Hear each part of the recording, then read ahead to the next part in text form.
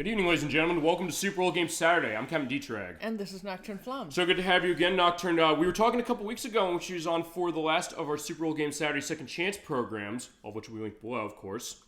We had this in a couple of days.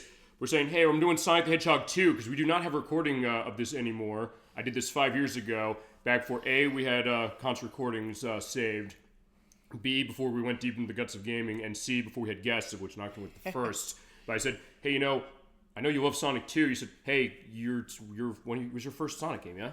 Yeah, it was the it was the game. It was the pack-in game that came with my Sega Genesis. Yep. When I was a little kid. So there you go. And then also the case that I said, all right, can we figure as far as the schedule for when I'm doing this, because I had to swap shows as far as from it was going to be last night, but then it's like this case. So I said, can you make it? And we realized, yeah, you can.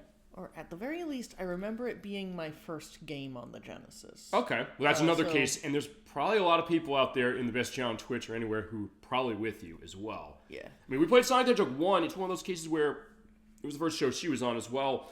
I think I might want to redo that because we had a good time for it, but also it was a case where the audio was kind of awful when I listened to it going backwards. That was with ancient tech, so we could have a reason to do it again. But yeah, we are playing Sonic the Hedgehog 2. I'm going to briefly show one way we could be playing this, or at least give it a little bit of a reflection of the actual case of it, because of course we want to have the Sega, going back to 1992 for this one, because I have the Switch Online expansion pack. It is on here, so here it is, Sonic the Hedgehog 2, Are You Up To It, which by the way came out on November 21st of 1992 in Japan, and then on November 24th, 1992 everywhere else on Sonic Tuesday for the Sega Genesis. There it is. Let's take a look at the details here of the second game in the series that came after the first one, which is not on the Switch Online expansion pack here. The only Sonic games that are up here are Spinball, Sonic 2, and Dr. Robotnik's Mean Machine right over there. And I guess, do you want to count Flicky? Fine, Flicky came around before Sonic did, but Flicky is in Sonic. And fine, that also is... Oh wait, Sonic 3D Blast is not on Switch Online expansion pack as of yet. Don't know if they're going to put it up. But point is that, yeah, this is a big case of a game developed from Sega, and it was specifically Sega Technical Institute. This was not exactly the Sonic Team case, because for this one, it was a mixture of American and Japanese developers, because Sonic the Hedgehog, the first one, was a huge hit. So can we do the sequel? Maybe it was the thought initially that, wait, is a year going to be too quick to do it? But stuff kind of shifted. We're going to go into history. That's also, I have Goombella from Paper Mario The Thousand Year Door as the profile picture up here. Yeah, we're going deep into the guts of this game, deep in the history of this game.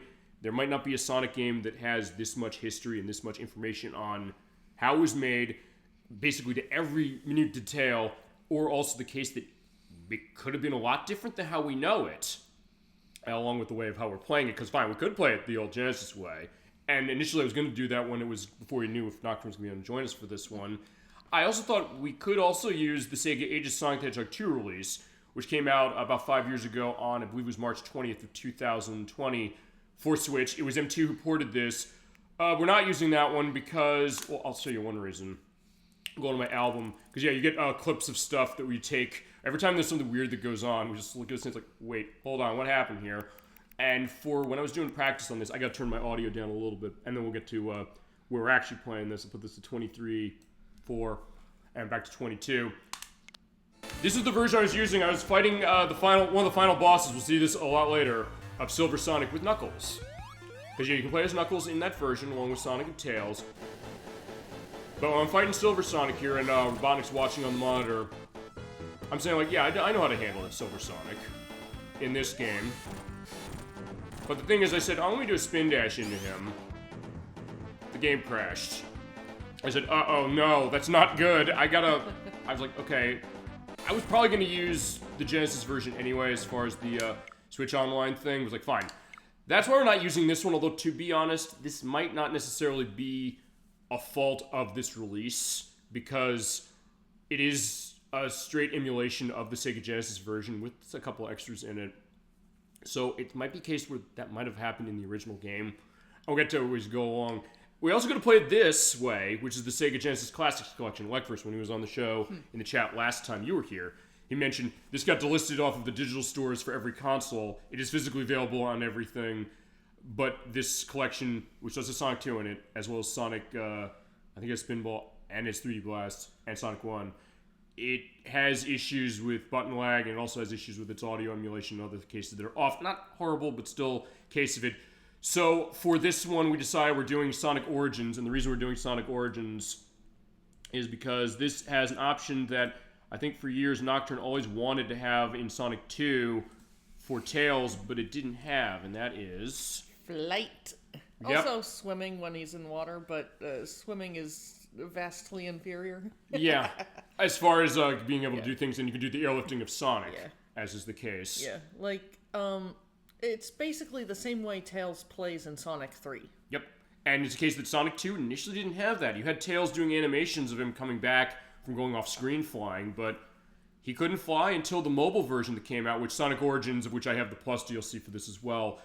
It does have that as an option, and also because her and I had played cooperative Sonic the Hedgehog on the show before with Sonic 3 and Sonic and Knuckles, and what was the other one? Didn't we do another cooperative Sonic game on this show? Sonic and Knuckles didn't Mania. we do Mania? Mania. Yeah, you're right, Mania was another one.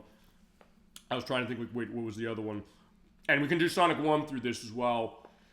Yeah. But since it's the only release that lets you do it for co-op for Sonic 2, including the mobile versions that they're based off of, this is the one we're going to use. And so I'm going to look forward to it. We're going to close the Genesis case, but do at least want to give a sense of it as we're running Sonic Origins. This is available, by the way, on all the consoles. It's Switch, Xbox One, Series S and X, PS4, PS5, and PC. When it launched a couple years ago, it had a lot of problems. Nocturne, you were in the chat when we actually showed those problems happening when we played Donkey Kong Country. I'll indicate that below. They've patched it. They did update it. They did give free, or fine, not free. It should have been free. Well, actually, no, maybe it shouldn't have. $5 DLC giving extra games of Game Gear stuff, and the ability to play as Amy Rose and Knuckles and Sonic CD. So they've made it better, but also that DLC was not on the physical media when they did a physical version. It was like, wait, it's 15 megabytes. You can't put it on the physical media? But I'll get off of that. But anyway, this is it. We've shown this a couple times before. For the purpose of this play, we're going to use this for Sonic the Hedgehog 2 running the anniversary mode. You also have classic mode, which will take the anniversary visuals. It crops it to 4x3. It gives you lives. You do not have lives on anniversary mode, as is this one you do. And there's also boss rush, which you can play, as well as mirror mode, which that does. It is anniversary mode. It completely reverses the game. So basically, instead of going to the left, you're going to the right. Or right to the right. Instead of going to the right, you go to the left. That's crazy. I mean, the thought that, I guess, does people say that, you know, Sonic always tended to be the joke of hold right to win? No, you're holding left to win now. So, does that also mirror the text that appears for, like, Sonic and Miles in Casino Night Zone? Do you know? Well, you know, let's take a brief look at that. I'll tell you why. Because I can put the code in, and we'll go to the show. Also, we'll show the intro cutscene that they added for this. Yeah, Sonic Origins does have these intro cutscenes for every game, and also an outro cutscene, which we'll see when we beat the game. But yeah, these mean foxes are torturing Tails, and like, yeah, you're a freak, you have two tails, but like, fine, fuck you, says some blue blur. Wait a second, what was that? And that's what, kind of a retelling a little bit of how Tails noticed, like, hey, Sonic, this cool guy, I'm admiring what he's doing, I want to do what he does, but also then, as we saw later, him finding his own way for things. Especially when Sonic Adventure came around, that was kind of his idea as far as what that was about. Because, yeah, what I'm going to do is I'm going to put in the code for that, the stage select, and then we'll go back and we'll play the full game. Yeah, because Miles Tails Prower, that is his original name, although we'll talk about this because of the way the development of this went. It was a case of a lot of the Japanese developers, up, up, up, down, down, down, left, right. That's the code, by the way, for stage select in this. There's questions on what do they think, what do they want for this game, and also cases where the name of Miles, which for Tails. Yeah. Japanese people on the Tev team said they wanted Miles Prower. The American team did not like it. So there's like, they compromised saying his name Miles Tails Prower, but now he's known as Tails. And even I think the Adventures of Sonic the Hedgehog show made a joke about that by saying they take an idea of like Tails is a baby. I don't know if you ever saw that episode of the show. I may not have. I mean, my memory of that show is pretty spotty. Mm-hmm. No, I get that, but I mean, I think maybe it's on a couple streaming services. I think it's on Amazon Prime. Was it on Netflix at one point? I don't know if it still is now. But anyway, for that, he saved Tails as a baby, and he says like, "What's your name, kid?" He says, "My name's Miles." "That's your name?" He says, "Yeah, I hate it." And then this is like, "Okay, then I'll call you something else. How about Tails?" So I was like, okay, and then that's kind of the idea of how they do it. But you're asking as far as like Casino Night, let's try that then. Yeah, I'm just kind of curious. Yeah, we'll see this in a second. Fine, this is reverse, here it is. If I Nocturnes, by the way, on Tails. Well, I think we can already answer that. Yeah, there you go, Sonic and Miles there. So fine, this is going the other way. We're gonna play the full game going the other way, unless you want to do it mirror. I don't know, if you want to do it mirror, we can do it. It's not gonna be a case of me saying no. It would be, like, it would be damn you muscle memory the entire way. Also, good job getting the jackpot of 150 rings off screen, which we really realized the 2-player does not go into Sonic's coffer, so fine, Tails got the money, and fine, going to story reasons later, fine, you probably played this game, but just in case you didn't, as the jackpot is also reversed, you get the jackpot on that, you get 150 rings, and in that case, Tails pocketed the money for himself, so like, he's gonna use that to fund something later. We'll get to that. And actually, while we're here, if Yeah. you could keep looking up for a moment. Sure, absolutely. Yeah, you hold up on D-pad. Fine, we're not even gotten to the game yet, but that's fine. Like, Tails, like... I like, every single time he goes, like, every single time Tails goes under player control. Mm-hmm. Oh wait, that's actually the first time he's missed. Right. So it's the case that, fine, it's not completely, lost. Also the case, like, when is Nocturne gonna come back, as far as, because fine, I'm Sonic, she's Tails, but also the case is that, fine, we'll let her come back. And they did fix the bug this game had when it was around, when it first came out, as far as Origins, which is that initially Tails didn't come back when he went off screen. So, actually, when we showed that the first time, I said, we're not playing that game this way until this. But he does still get tired when you fly. Oh, you want to do more gambling? Nah. Okay. Yeah, I think I've seen what I needed to, I think I saw, basically, this is what I was curious about. Yeah, so there you go. That's going to be the idea as far as what mirror mode is, but hey, that's also the other thing, because what we do on the show is we take a look at the guts of gaming. When there's a new way of playing a game, there's a new way of playing a game, and it is pretty interesting, honestly, as far as how this goes. And the fact that, fine, I had issues when it came out, there's issues with it, sort of still, but also cases that should have been done better. Even Simon Tomley and Christian Whitehead said, we kind of were screwed by Sega because they said they wrapped this in the Hedghog engine and there are bugs they introduced that we didn't have. And Sonic 1 and CD and 2 and 3 Knuckles and stuff like that. And story modes, you play through all the games at once and all the Game Gear games, every single one, including Sonic 2. I know you hate Sonic 2, which this is technically the first appearance of Tails by a month from the other one, because it's hard as balls. Yeah, well, I specifically hate the Game Gear version of Sonic 2. Right. Because of rather nasty bits of screen crunch relative to the Master System version. Right, it's also not like Sonic 1, which we looked at, which was saying, okay, fine, they at least redrew the sprites a little bit, so it's a bit easier to manage on the Game Gear set. They use the same ones here, and there's a case where, my god, this game was insanely hard. But you do get all the ones in here, including Chaos, which you played off of this. Triple Trouble, I love this one. I don't know if you'll like, you'll be begging maybe for Sonic 2 on Game Gear compared to Spinball on Game Gear. So Drift 2, they do have the 2 players, so the gear-to-gear link cable element going on. Tails Sky Patrols, by the people who made Shadow Dancer, interesting enough. It's a weird one where Tails is eating mint candies, which is canonical to the franchise, by the way. He has to stop Witch Cart, who's going around. It's kind of like a flight shooting game, sort of. You're tossing the ring out. Tails Adventure, we played this as well. I adore that game, my favorite game on Game Gear. Labyrinth, which sometimes a little bit of an iffy one, but also one that has some interesting case. Or fine, it's the case where Robotnik sneaks into Sonic's house, steals his shoes, and is like, fine, I'm gonna make him run slower. So, it's simultaneously the smartest plan he's ever had and the dumbest, because the case of people saying, like, if you're sneaking into his house, why don't you just kill him? Yeah. But also, it's like, hey, you know, he smartly thinks, well, Sonic always outruns me. He's like, well, what if I slow him down? So it's like, here's these boots, but he's like, don't worry, I can still use spin dashing to do this for it if you want. And Blast, which is not the same as 3D Blast, either of the 3 versions of that. Wait, I thought this was never released.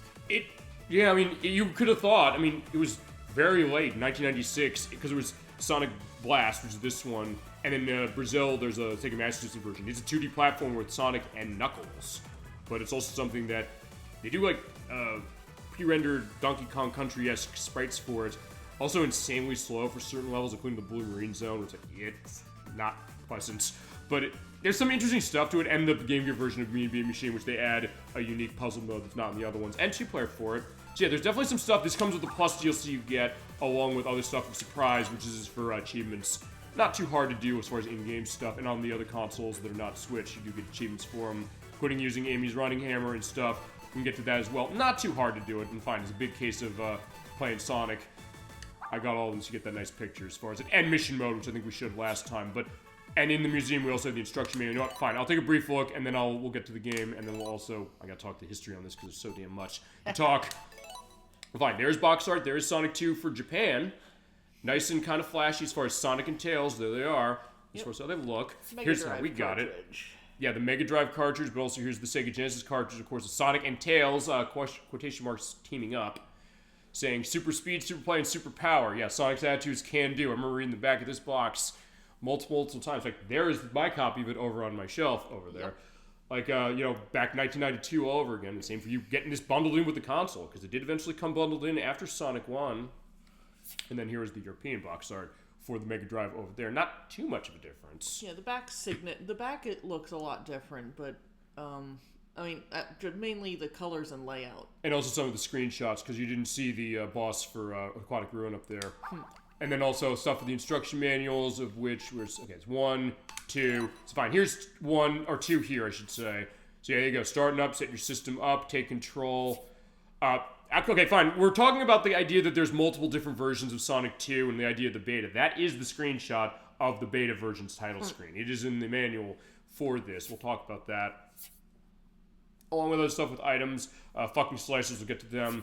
And of course, all the bandits we're going to meet and all the places we're going to go with good old coconuts of Dr. Robotnik's favorite robot, and many others like Masher and Buzzer, Grounder also from the TV show, Chop Chop, Wisp, not to be confused with Wisp from Sonic Colors, which spelled without an H, as you can tell, Crawl from Casino Night, Grabber, Spiny, Rexon, Spiker, Soul, Qualton, Flasher, Shellcracker, Slicer, Astron, Octus, Aquas, Turtleoids, Nebula, Valkyrie, and Clucker, who might be based off of scratch from the Adventures of Sonic the Hedgehog show. And then special stage, we'll get to that for sure, and also how 2 players going to go. Are you up to it? Yeah, that was how they went about it, so there you go. That is your manual, and the one thing that's missing also is the back of it, where it did have an advertisement for World of Illusion for the Sega Genesis. Yeah, also, on the Are You Up to It, if you'll go back to it, it's phrased as a question, but it ends in an exclamation point. Actually, I never noticed that until you mentioned it. It's like, are you up to it? It's like, yeah, you have to be up to it. Because that was the case of, like, the attitude of Sega case, as far as, like, the Sega Scream, the Sega! As far as that. Or also, if you ever saw the commercial for the Sega CD, the original one, where it says, like, yo, you still don't own a Sega CD? What are you waiting for? Nintendo to make one? And then they kind of, like, blowing people away as far as that. Although, depending on who you were, maybe questionable, were you blown away by it or not? But yeah, there you go. And I got tons of coins because we're running anniversary mode. No lives in this baby. Fine. We know this game well enough. It's not going to be much of a factor, but still. Lives wouldn't be an issue at all with us. Right. But it's just more fun this way. Okay. So you also have continue option. I'm going to, by the way, do something specific in a minute. You might have a quick go. Also, I'm going to go through this as quick as I can into, I guess, aspects of who made this. It's going to be... I'll go through as quick as I can. Because it's worth pointing out, Sega Technical Institute, as far as them. What's your experience with this company, aside from this? Wait, sorry, which? The Sega Technical Institute. They made this game. They're developers. Their other projects were Dick Tracy on Genesis, as well as Kid Chameleon, which came a little after this, as well as Comic Zone, The Ooze. They make a Sonic Extreme on Sega Saturn. That did not come out. We'll get to that as we go. Yeah, I'm not sure I would need to go through a list of the stuff they've done to know which games I've played. Okay, actually, no, I remember there is one they made that you played, Sonic Spinball. Yeah. Because they made that one as well. On top of NFL 97, they co-developed for Sega Saturn with Game Tech, weirdly enough, as well as Die Hard Arcade, or Dynamite Deck as was known. They devved that with AM1, who made House of the Dead. Here's the deal as far as this company. They were a mixture of American and Japanese developers, because after Sonic 1 came out, that was Sonic Team's case, led by Yuji Naka, who was involved in this, and Naoto Oshima, who I don't think was involved in this. But the company was founded in 1990 by Mark Cerny. He's someone who might be familiar to you if you're a Sony person, because he now is the the system architect for the PlayStation 4 and the PlayStation 5. But back then, he worked at Atari. He designed Marble Madness, and he also co-designed and programmed Major Havoc. And he did the mushroom growth algorithm in Millipede from Atari. That was his first indication. But afterwards, he said, hey, you know, I think I can get some big talent going on here. And said, like, hey, let's have a crossover as far as Japanese and American development. It's like, let's get the best of the best together. And later on, Mark Cerny, he went to Sony doing stuff like design on Crash Bandicoots 1, 2, and 3, Crash and Burn on 3DO, Ratchet Clank and Ratchet Clank Going Commando, and directed Knack on the PS4 and its sequel. And basically the idea is that they kind of are getting a sense like, hey, they were able to convince Yuji Naka to come in on this game, with a lot of Japanese developers as well. But it is worth pointing out that it was kind of a bit of friction going on in terms of the idea of the fact that, honestly, the Japanese developers did not necessarily have much trust or respect for the American developers. Usually think, like, hey, if there's going to be any kind of xenophobia, it's going to go the other way. It went the way as far as Naka's case of that. But it was also a case that was kind of a complicated one in some ways because of the fact that, well, yeah, maybe the idea, like, hey, sometimes you're in a work environment, like, hey, people maybe not like, or they don't have a case of it, but if they're doing good work, they might get a sense of that. Because that's kind of what happened here, because fine. Say what you will, Yuji Naka, of course, is in a jail cell now because of insider trading that he was doing on when he was working on Balan Wonderworld for Square. But in his case, he did do a lot of interesting stuff with the engine. You're seeing this with Sonic 2. How, with Sonic 1, the way he was kind of getting stuff going on with that is that he was kind of getting the way Speed was going when it came to that. The idea of being able to take a sprite engine he designed and basically run bitmap graphics through it. In fact, there was Tim Skelly, who was one of the art designers on this game, who designed the special stage, we'll see a little later, or did a lot of the graphics for the animations of it. They were kind of talking about that and saying, like, hey, he had some great coding skills and stuff he brought.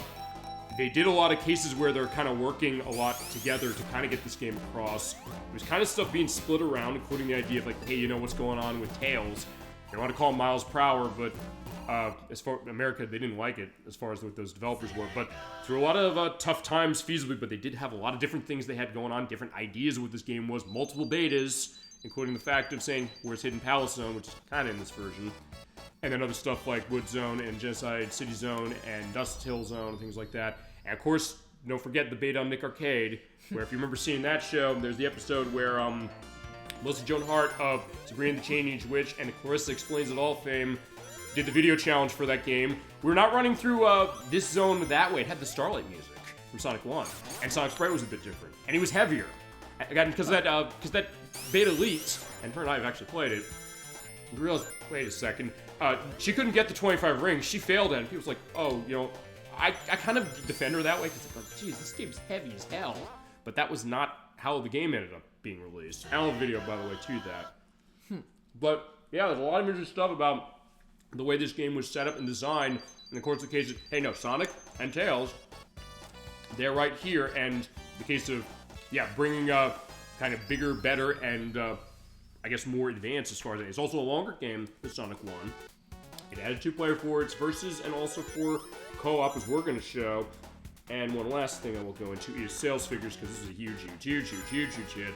This game sold about, on the back of a $10 million marketing campaign that Sega pushed for sure, because they realized, wait, Sonic was huge. We can get this going, even though there's a lot of disagreements as far as, you know, people who made it, and Yuji Naka was the chief programmer on this. The case that this thing paid off massively. This was 7.55 million units sold. It is the second best-selling game on the console after the 15 million that Sonic 1 sold. Some of those sales, of course, are because of the fact it was modeled in consoles, as you mentioned, Nocturne. And, yeah, so we did this show, by the way, a couple years ago, as far as 5 years ago. I didn't have recording, but we're going to do it. I think it wastes enough time. I'll tell you what we're going to do. Up, down, left, right. Hit start, boom, we're going in. Because the reason we're doing it this way is because I want to make sure we can start a new game. Also, an A on sound test thrice, on 0, 0, 0, 0, boom. You get your options as far as we can do with players to play as Sonic and Tails, Knuckles, Amy, Knuckles and Tails, or Amy and Tails, I should say. We're going to do Sonic and Tails. You have item selection, you have the normal shields. You can bring in the Sonic 3 shields. Which I think we want to do, is that right? Yeah. But you can also turn on random, for everything, random shields and the Sonic 3 shields. Flight, which is on by default, you can turn it off if you want to play it the Sonic 2 OG way. And then air cap, which we have to look up what this is. Yeah. Apparently in the original game, from what I understand, it was the case that when you're jumping through the air, Apparently it captures speed, I guess, so you don't go off the screen? I guess? Yeah, I mean, I know that there are like, this isn't this isn't related to airspeed, but no. I know that there are several spots in Chemical Plant Zone where you can get going on the ground so fast that you almost exit the screen. Right, and this game was designed around being able to do that because, as mentioned, Yuji Naka, he did get the sense like, hey, how do you do that for implementing the spin dash when Sonic 1 got re-releases that had it? Yeah. And it's not even hard to get going that fast in Chemical Plant. And I think that might be maybe part of the reason people really like this. Like, they said, like, we wanted to be bigger, better, and faster, and they definitely did that as far as what it is. As you also get in this great case as far as what's going on with the music. And all the places we're going to go, but we are going to start on Emerald Hill Zone. I have other notes I can go into as far as music and things like that. We'll do them later. Honestly, wasting enough time. Let's get to it. Sure. As always, we're starting in Emerald Hill Zone and Nocturne's Tales. Okay, so yeah, this is going to be, I guess, a bit of a relaxing game. Oh, wait, I forgot, right, if you turn on those shields, you also get insta-shield. And fine, there is the fire spin dash. Like, wait, we're playing Sonic 2 this way. Oh, right, by the way, they bounce off the coconuts. Alright, so we're guessing we're making this easier. Also, I think, let me see something here. Yes, you do have the drop dash. Origins added this, so if you jump and hold the jump button with Sonic in the air and come down, you have that. So fine, I have all these elements as far as being able to play this game the Sonic 3 way. Or about the Doctor as well, as far as the lead. And Doctor's going to be a little bit on you to say, like, where do you want to go, because, fine, she's on Tails' flight duty, which is always the case, but she also is really good at that, and as always the case with that in games that Tails is around to do that, I jump on her into her arms, and she's carrying me over. Yep. Easy rings. Yep. And we're going to go for every Chaos Emerald. Do not worry, we got this under control. We got all of them off screen a couple hours ago, so we have no issue going on at all. Oh, you want to go get coconuts? Die, you dumb monkey. Yeah. Okay, and when you hit 50 rings, get to a star post, hit it, jump in the stars, we go to the special stage. It's also way smoother in this version than it is in the Genesis version. I'll briefly show it at the end, but and people who know the game well will realize that something isn't happening right now. Yeah, she's jumping and she's not going in front of me. So yeah, for two-player, they did program this really nice as far as making it so that, yeah, Tails doesn't go out of the way. So it makes it so, like, hey, people sometimes say when it comes to this game, like, hey, if you're trying to go through and you're in trouble, or you're like, hey, don't get Tails hit by the bombs. If you get hit by it, it's a 10-ring loss. If you get enough rings, you get the checkpoint. Hello, everyone. Hello, Jolly Finn. So good to see you tonight. I got Nocturne here. We were playing Sonic the Hedgehog 2 for the Sega Genesis, but we were using the Origins Plus edition on Switch for it. Going over history of this 1992 2D platforming classic for our Second Chance show. So good to see you tonight. Feel free to let memories flow on Sonic 2, Sonic, Tails, anything Sega, anything gaming you've got, and we'll go. As we're cool again.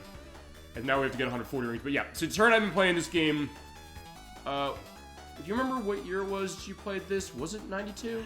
Like around when it came out? I know it was...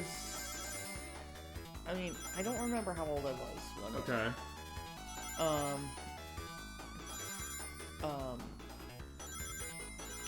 But, I know I was still pretty young at that point. Okay. I know, like, really young. Okay. But it was the 90s, I would think, yes. Yeah, it was definitely 90s. Okay. Yeah, because in my case, I think I mentioned this we played Sonic 1, but in case I didn't, I'll go into this. I got the Sega Genesis in 1992. I think it was before this came out. So I played Sonic 1 because it came with it. Or fine, that version of the Genesis it came with. And by the way, also in this version, your rings do not go away when you're when you come out of a special stage. Which they also didn't when you were Knuckles in the lock-on version of 2. Oh, that was nice to see. Okay, fine. Glitches just happen on this show. It always happens, doesn't it? But although that's something that that's something that could happen in the original Sonic 3. Too. Oh, in 3. Actually, I don't know if I've ever seen that in 3. Or fine, if we've ever seen that in 3 when we've cooperatively played it. I was like, yeah, there you go. I was like, I think we can get coconuts over there. Also, by the way, since we do not have lives in this, you get a coin every time you get 100 rings. Also, yeah, I was gonna say, like, hey, when it comes to these things, I don't know, do we get all the emeralds on Emerald Hill? Sure, let's at least aim to get one more of them here. Okay, which is over to the left. Okay, so yeah, Special Stage 2. So yeah, my experience, as I mentioned, I had the Genesis in 1992, played the first, And then I rented the second. But I didn't get I didn't buy this until I think it was 1994 from an old toy store that is no longer in existence where I was living. But I know that I did pick it up. I picked up, in my case it was interesting because since I got Sonic 1 with the console, it came in the box that had like not for resale on the box and also in the cartridge. Sonic 2, I got an aftermarket one, but there were, I think, like stickers that were on it that were marked that way. But it's not like, hey, it was like plastered onto the game as far as within it, like I think Nocturne your copy is because it came bundled in with the system for you. And was that the Model 1 or the Model 2 that you got that with? Model 2. Model 2. Because it's one of those things I didn't remember if, hey, actually, I guess it might have just been Model 2s they bundled in Sonic 2 into. I don't know. Well, that would make sense. Model 2, Sonic 2, but yeah, I don't know necessarily if there's cases where there's variants of Model 1 where it's Sonic 2 in it. Because honestly, as I said, I think we talked packing games before on Genesis, which were fine. The first one was Altered Beast. That was when the system came out in 1989. Whoop, there we go with losing some rings. Yeah, it's fine. We're gonna be. Oh yeah, we understand this game fine. I can even take my hit as well. Yeah. And we'll survive no issue. Yeah, it's just a little embarrassing on the second special stage. It's if we fail it. Although if we do fail it, this version does add a perspective where in the normal game, if you got to the end, it just would hold there and you wouldn't get it. In this one, it holds there for a second, but then flies away. It's like, yeah, you're not gonna get me. Fuck you, I'm out of here. I mean, we do need to show that at some point. We should, yeah. So maybe we should just fail one intentionally. Yeah. In fact, you know what? Do you want to fail the other one intentionally? As far as, the other one as far as in this act? Because we're going to have more than enough opportunities to get all of the Chaos Emeralds. There's 7, by the way, in this compared to the 6 that Sonic 1 had. Although, fine, in Origins here, Sonic 1 does have a 7th special stage that they added. Okay, sometimes you gotta wait for her to come back. Yeah, wait a second. Why should I come? Okay, good. There we go. I was gonna say they fixed the problem that says like, yeah, you know, she doesn't come back or Tails doesn't come back, doesn't it? But they did fix it. I know they fixed it. Yeah, like I have noticed that it sometimes takes a little bit longer. But at least they did fix it, and they also fixed the other bug, which I probably should have known sooner, which was, what is it? Right, when you go in the water with Tails in Sonic 1, the game crashes. Took them a year and a half to fix that. Okay, so fine. We'll get to the last leg of it, and then we'll fail. Yep. Like, run into every bomb we see. Yep, pretty much. Deliberately, of course. Well, and hey, we can at least do it this way, unlike, well, fine, a sort of port of Sonic 2, actually. That is Sonic Pocket Adventure on the Neo Geo Pocket Color. I still wish they'd re-release that, just because I'm curious about it. Have you ever seen that game? I don't think I have. Okay, yeah, if you're really the Neo Geo Pocket Color, it's a portable unit that was of SNK's, like around when the Game Boy Color was going. And they had a portable Sonic game. Actually, it was the first game of DIMPs. We're going to make Sonic Advance and Sonic Rush and Sonic 4 Episodes 1 and 2. And for that, they kind of had like remixed areas like out of Sonic 2, except with the music of Sonic 3. But that one is that you do have the same special stages as this, except there's only 6. And unlike this, you only have 6 opportunities to get them. Entirely. So if you mess up once, you have to reload that save point. Where bombs? We were looking for bombs. Boom! Whee! And also you're seeing how smooth it's going, but also like sometimes like tough to see where it is. Like, boom. 58 rings to go. It does look at that flash, by the way. How many? 69, 80... 90, there you go. Okay, so fine, if you don't have enough rings at the checkpoint at the end, it just goes away. It's like, yeah, bye-bye, Emerald. Also, okay, fine, that's the other thing, right. If you do, in Origins, if you do fail at doing it, you can spend a coin to retry it. Do you want to retry it, or do you want to say no? Why not? I mean, we know that stage so well. Yeah, true. We did do that on purpose. Also, by the way, if you failed the other checkpoint, you get the thumbs down, it goes beep, beep. It's like, I do love that. But I kind of don't really feel any need to show that one. Yeah, fair enough. I'm fine. What I'll do is when I do that, I'll edit in, or actually, no, I'll probably just edit in the sound of it at the end, even though we win it, just so, like, fine. You'll get a sense, like, wait, how did I fail? It's like, no, don't worry, that's my editing. I promise. You're probably like, why is it when the music goes silent for a second, it goes the beep beep? It's like, you're saying you get the emeralds. Like, okay, fine. Yeah, because this is definitely, I think, an easy breezy one for the both of us. Yeah. But one thing you were saying to me is like, hey, you said you hadn't played this game in, well, not a while. What was that? When was the last time you played this? Oh. At least 5, 6, 7 years ago. Okay. I mean, fine. The last time I played this one was getting ready for the show a little, just because I wanted to get a sense of it. But even then, as far as me sitting down and playing it, okay, fine. I tried to over the holidays. That the game crashed when I was fighting Silver Sonic. But having said that, as far as like just sitting down for it fully, I mean, I tend to come back to a lot of the Sonic games as far as this every so often anyway. But also something that I don't know if I necessarily have come back to this one more recently than some of the others, like Sonic 3 and Mania and things like that. Games where, yeah, definitely is always a good time, and this version is a fun time, no question. And it's really smooth how it's going. That's pretty nice to see. Like, on the one hand, I said this earlier, but not during the show. Yeah. But like the smoothness and the like, just how smooth the special stages are. I do agree it makes them a little bit harder. It just makes those special stages look gorgeous. No, it does, and it's something that, even as far as Genesis, the case of the fact that, think about this, as you're bouncing off. Oh, there you are. Oh, but she comes back, because remember, we've shown on the show multiple times, she's very good at getting tails moving even when off screen. Like, I knew roughly where I was. So it really wasn't that hard to figure out how to get back to you. No, I get that for sure. But I just didn't expect to get knocked back by the spring. No, I get that for sure. Okay, and you do get 3 coins instead of a continue whenever you get to 10,000 points at the end of the stage in Sonic 2.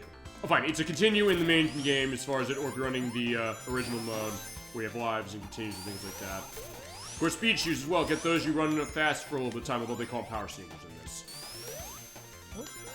You enjoy this great music, which is by Masato Nakamura, who is actually of the band Dreams Come True. I'll go on that at some point when I have a little bit of downtime. Let's see if we can avoid losing rings here.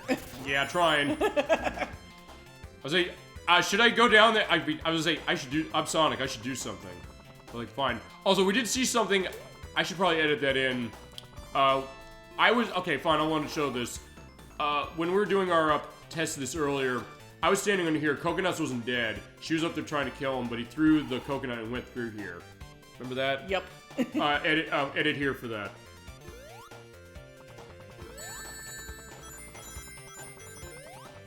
And that's how that happened, and it was a bizarre shit. But fine. Good case of... I was like, yeah, I didn't want to get that. Okay, good, you got in, good. Okay, yeah, it's weird sometimes how you get into it's that like hall. It's like you have to do the lowest possible jump to get in there. Yeah, but here's the other thing. As soon as you do that, well, fine, there's a ring box. You get 10 rings off of that. But then when you jump on the spring, if you hold right against it, then you can go in. Yeah. If you just jump on it normally... Not always, though. No? For holding right. Even after you get in once? Oh, maybe it does work after you get in once, but...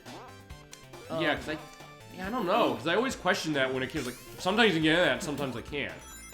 Yeah.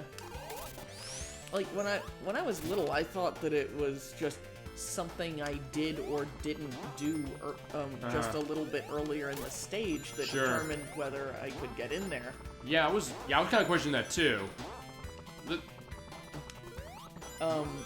Where it turns out to literally be a skill issue. Yeah. And that's, I guess, the interesting thing about Sonic 2 being a skill game as much of it is. I mean, fine, a lot of Sonic games are. But especially this one, also the great sights out here as far as how Emerald Hill looks. Like, look at this looks beautiful. Kind of the idea of, like, kind of the, like, the sort of grassy, foresty area of, South Island, but a little different. It's almost like an island-like case. Until we got the actual island with Angel Island in the third game. Here's Special Stage 4.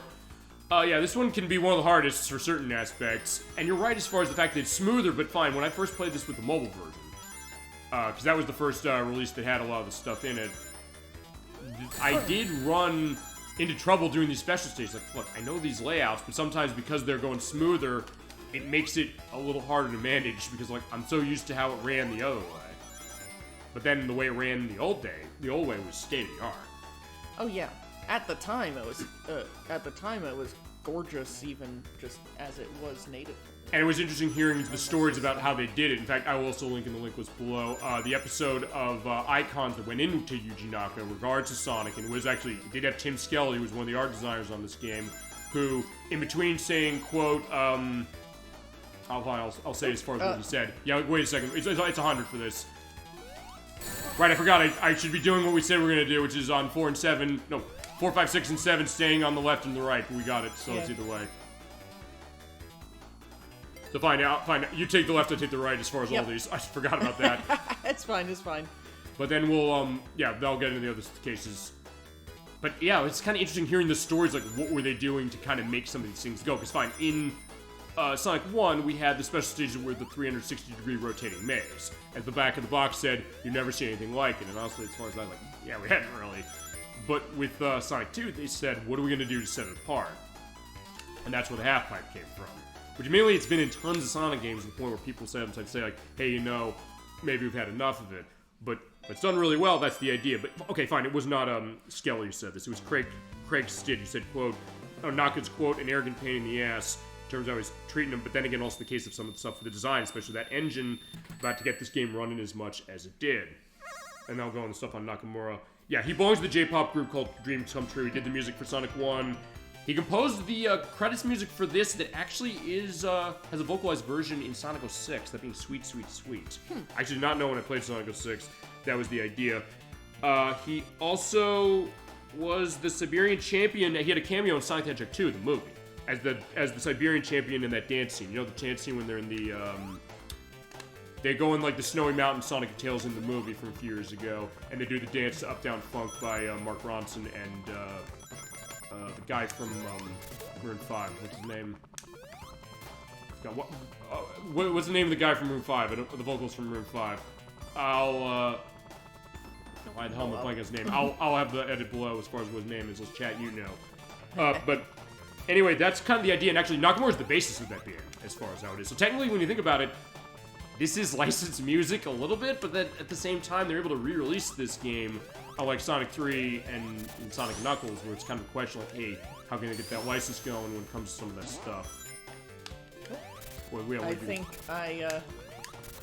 Oh. No, you're there. Because as you mentioned, I think also when you go off screen, objects don't do that. Oh, wait a second, we got, Pop Goes Rock Band. Okay, I can get that down as far as playing the first game I ever played. So good to see you tonight. Welcome to Super Bowl Game Saturday. I'm Kevin D-Trag, and we got Nocturne here.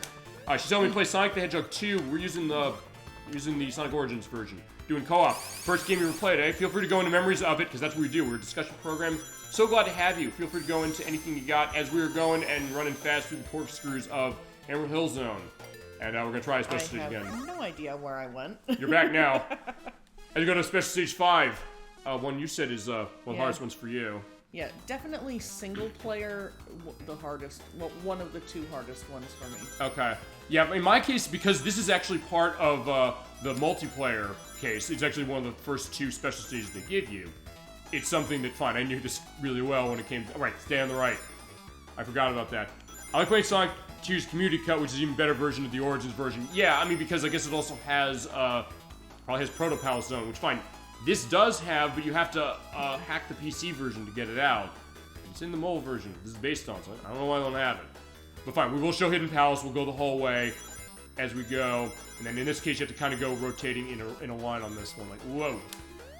Yeah, there you go. Sonic and Tails just going off each side. Yeah, it's great stuff. And yeah, that's an interesting case of that. And fine, in the case of, the Sonic fan community. I missed that one. Oh, we got enough, though. Don't worry. Get 200. Good news is that after the first set of bombs here, or this set of bombs, everything else is rings. And they all go the same pattern, which is left, center, right, left, center, right, left, center, right, left, center, right, and then in a circle. Oh, right, up on the top. I forgot about that shit. And as far as getting those ones on the top, you have to run on the top and kind of stay up there, and then in that case, I kind of just jump that way and like, whoop.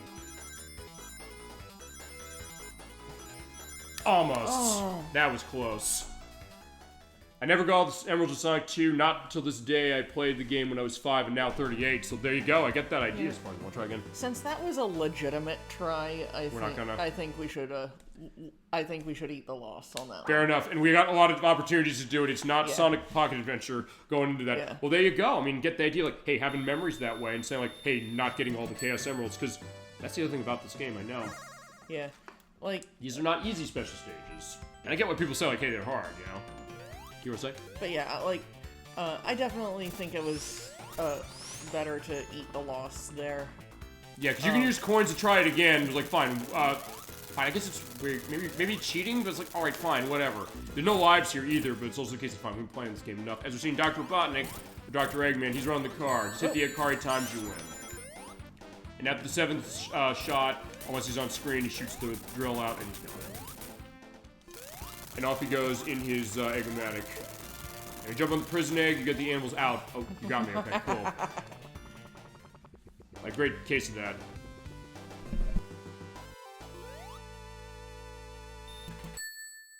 Alrighty, so yeah, there we go. We're done with Emerald Hill Zone, and next up is the chemical plants. The one I was talking about, well, one of the ones I was talking about earlier. Yeah, feel free to go into Chemical Plant. Memories of Chemical Plant, chat all you as well. Yeah, I have plenty of memories of getting stuck in the liquid. Oh yeah, the Mega Mac. We'll get into that as it is. And drowning. Yeah, I think a lot of people do. That was my memory too. And it's not like you can get air in this case. Fine. Sonic Generations you get air out of that stuff. Are you playing this one co-op, online, or split screen? We were running Sonic Origins Plus for the Switch. We were locally playing this, by the way. So we were doing local co-op on this. Wait, I was gonna say there's nothing over here. That's bullshit. Yes, there is. We're playing this locally. I'm using the Sega Genesis controller. As Sonic, she has the Pro controller, playing as Tails. So yeah, we're playing it locally as far as it, because fine, Origins doesn't have online, but fine, I know that. Actually, what? Okay. You were standing there, I noticed. Yeah. Should I? Yes. Hold the. So you hold the capture button on Switch, and for a few seconds, and it saves as a clip. Yeah, but I definitely was standing when I went in there. Yeah, it's also worth pointing out this, which is that, going back to that, as far as online versions of Sonic 2. Okay, fine. Sonic 2 has been online, well, fine, the Switch Online expansion pack version is online. You can play it online against another owner of, well, or someone else who has the expansion pack. By the way, we have, the Sonic 3 shields turned on, because you have an option for that in this. So, okay, that one's online. The Xbox 360 version was online for its, multiplayer component. And then also there was, I don't think the Genesis Classics one was. Also, I have a modded Switch and playing Sonic AIR and Sonic 2 Community Cut, both amazing. I've heard of AIR. Have you heard of that one? No. Yeah, I know that's like a community take on Sonic 3 that basically does as much as it can to pretty much, I'm getting Lightning Shield, replicate the original experience of the game, but also have a lot of the enhancements and perks that came from some of their other re-releases, like the one in here. And it does mean that since they don't have to I guess they don't have to answer the license cases for that, they can have the original music, which Origins, by the way, does not, because they have license cases with Michael Jackson's estate, and then also with, what is it? Brad Buxer. Oh, Brad Buxer did the music for Sonic and Knuckles, and, Sonic 3, and he was in good cases with Sega, so, yeah, that's kind of weird. Okay, so let's try 5 again. Yep. We'll see 5 again later. Yeah, but I've seen some of those, like, fan mod cases, and fine, fitting that comes up as well, not least because it goes to Sonic, but also because, remember, Christian Whitehead and Simon Tomley and a lot of the team who made the versions that these are based on, they did start in the Sonic hacking community. They basically would say, like, case of saying, hey, we have these ideas we want to do with Sonic, and then Sega noticed, and they kind of got hired by them. I also do not mind the music change, by the way, but find the quality of the Sonic 3 Knuckles soundtrack on this to be low quality. Yeah, I mean, because that was something people said, which is that, yeah, they took the beta tracks for, because of the only things with the music for Carnival Night and Ice Cap and, what's the other one? Launch Base. They took the beta tracks that were in the game before it came out, and the beta did get revealed a couple years ago, which actually showed that the drop dash existed in before Sonic Mania, actually. But yeah, Jun Seno did redo them here, but they sounded maybe a little, I don't know, light, or maybe not as, maybe because the Genesis bass sound, it sounded maybe a little empty. You know, I'll tell you what we'll do. Since we're gonna end on the music of Hidden Palace Zone, which we're not gonna completely hear for this. I'll play those Sonic and Knuckles or Sonic 3 tracks from this to give a sense of it. It did seem kind of weird because I mean, I first heard them actually in, I don't know, Nocturne, you ever played this version, the Sonic and Knuckles collection on the PC. I haven't played that one, but I know it. But I was aware of its existence. Yeah, that had those tracks as well. I was like, wait a second, where are the other tracks? These levels. Turns out they were the beta tracks. And that's where they came around. But the case like, hey, you know, if they're going to redo them fully for this, in case it would sound maybe a little richer. And also, I guess it's this, because fine, it's not like Jun Seno, who did the music for, fine, for those things, actually did work on Sonic 3's music, actually one of his first contributions.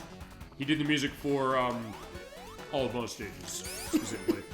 But, in his case, it was something that he kind of did, like, remixed tracks that were, you know, cut out before.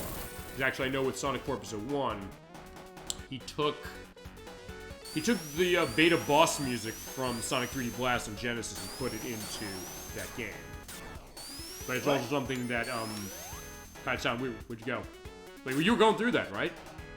Somehow I went backwards. Oh, okay. I was Sonic Adventure 1 and 2 as far as running this way, as far as Switch, which they work perfect as far as the custom firmware. Yeah, I get that as far as it, because sometimes there have been questions on how Sonic Adventures 1 and 2 reported. Although, yeah, we haven't done Sonic Adventure 2 yet. We played 1, we played on the Dreamcast, and 2, I think we'll play on the Dreamcast as well, I think.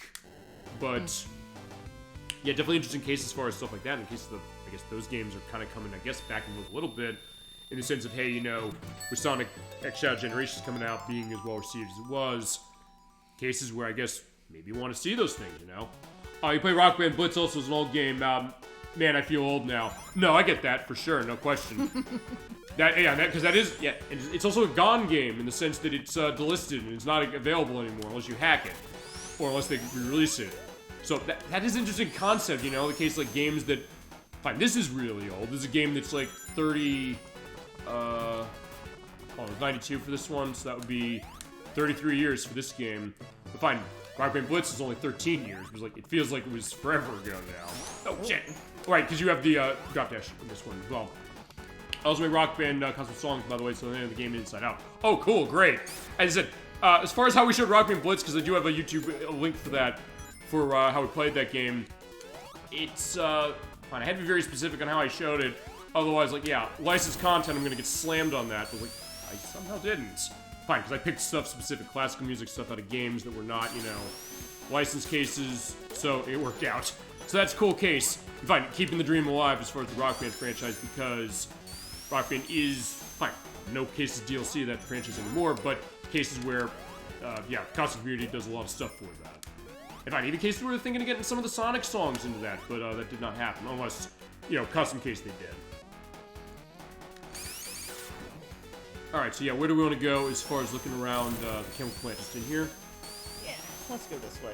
Yeah, what's your case on the chemical plant zone? I like it, but as long as in case you're right. You have the memories coming up soon of, hey, you know, we're going to be running...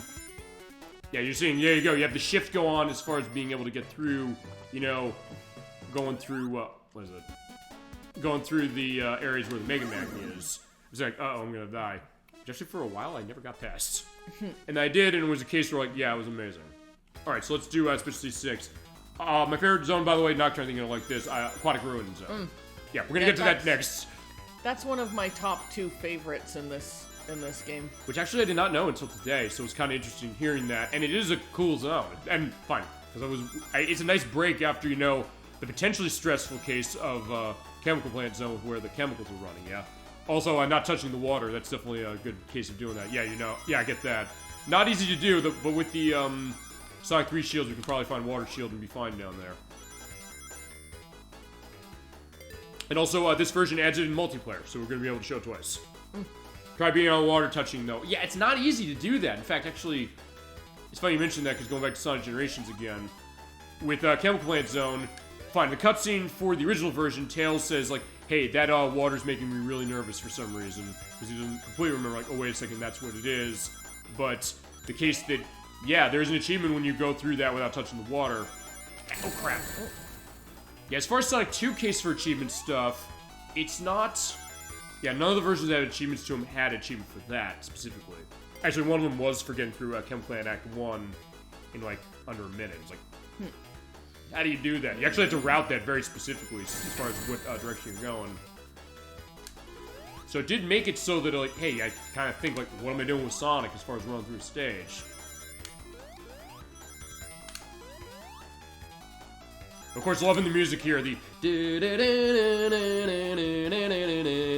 It's good stuff. Whoa, crap. Wait, how many... Okay, we're just gonna make it.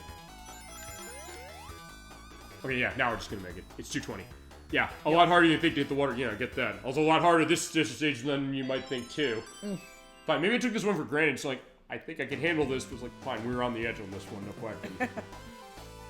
Part was my fault, but the case, like, there we go. It's Sonic's rings, Tails rings, and Gem's bonus.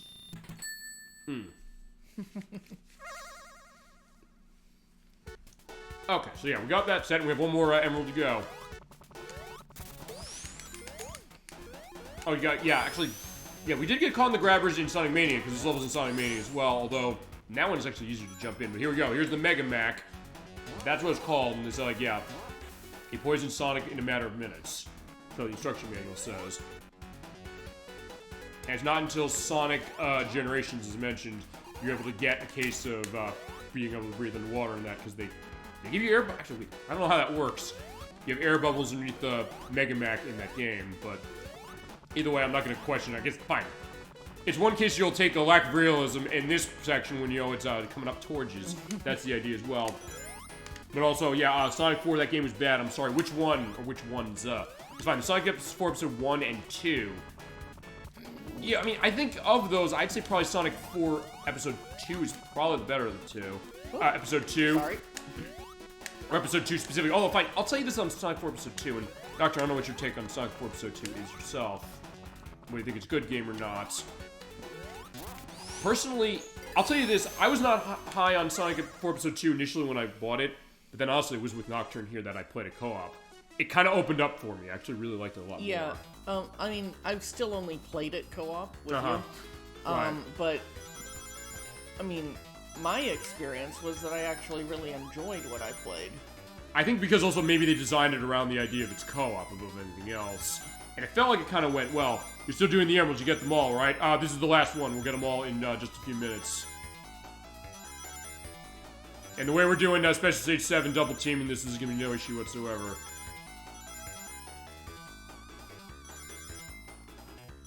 Yeah, we got 144 out of the first section, which with 2 players, you definitely do that. No question.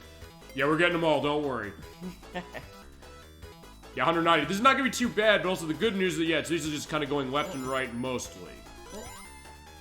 Just go left and right. Oh, fine, right. Fine, you go left, then I go right, then you go left, I go right. Yeah, and this we did in perfect unison. Okay, no, we don't want to do that. Because then they're all, right, they're all on the left for a while, and then on the right, and the left, and the right. There we go. Okay. Yep. And the next part that looks insane, but something that, well, it's not too bad. Fine, we only need 2 rings left. Yeah, because they're in a totally random pattern. Like, just rotate, repeat left and right. That's all you gotta do when you'll catch enough of these. But just be careful when the bombs start showing up. Whoa. And also, yeah, the dips are kind of different in this. So it's like, yeah, you can almost barely see them. Shit. Okay, I'm gonna take a stop on that. It looks like I want to see. I did trigger you getting hit. I'm not saying no, you didn't get hit, but it looked like you either just hit that or just missed it very slightly, but still enough to get it triggered off. But we got it. We win. And so our flashlight wore at the top, but not much. As we got it flashing nicely, and there you go. Boom. There's Chaos Emerald 7. Yeah, Pop Goes Rock Band, that's all you had to ask. You just said, like, hey, we're getting all the emeralds, you get them all. Now we got them all. Here we go. And now we have Super Sonic, but remember, in this version, normally in Sonic 2, Sonic can change to Super Sonic, you get 50 rings and jump, and it turns on automatically. This version, you can turn it on whenever you want. So we're gonna take advantage of that. It's like, fine, I'm jumping, I should be turning into Super Sonic, right? But no, you have another button. Which way you want to go? Through here? Yeah, I'll probably use... I think I clipped through the stage. Yeah, thank God they put that there. Otherwise, yeah, you're probably gonna die. I think they intend that there. Oh, where are you? I kind of, Here's Robotnik. He loves getting the chemicals in there, although it's blue chemicals. Also, I think there was a version of this game somewhere, a planned thing where you could jump on the.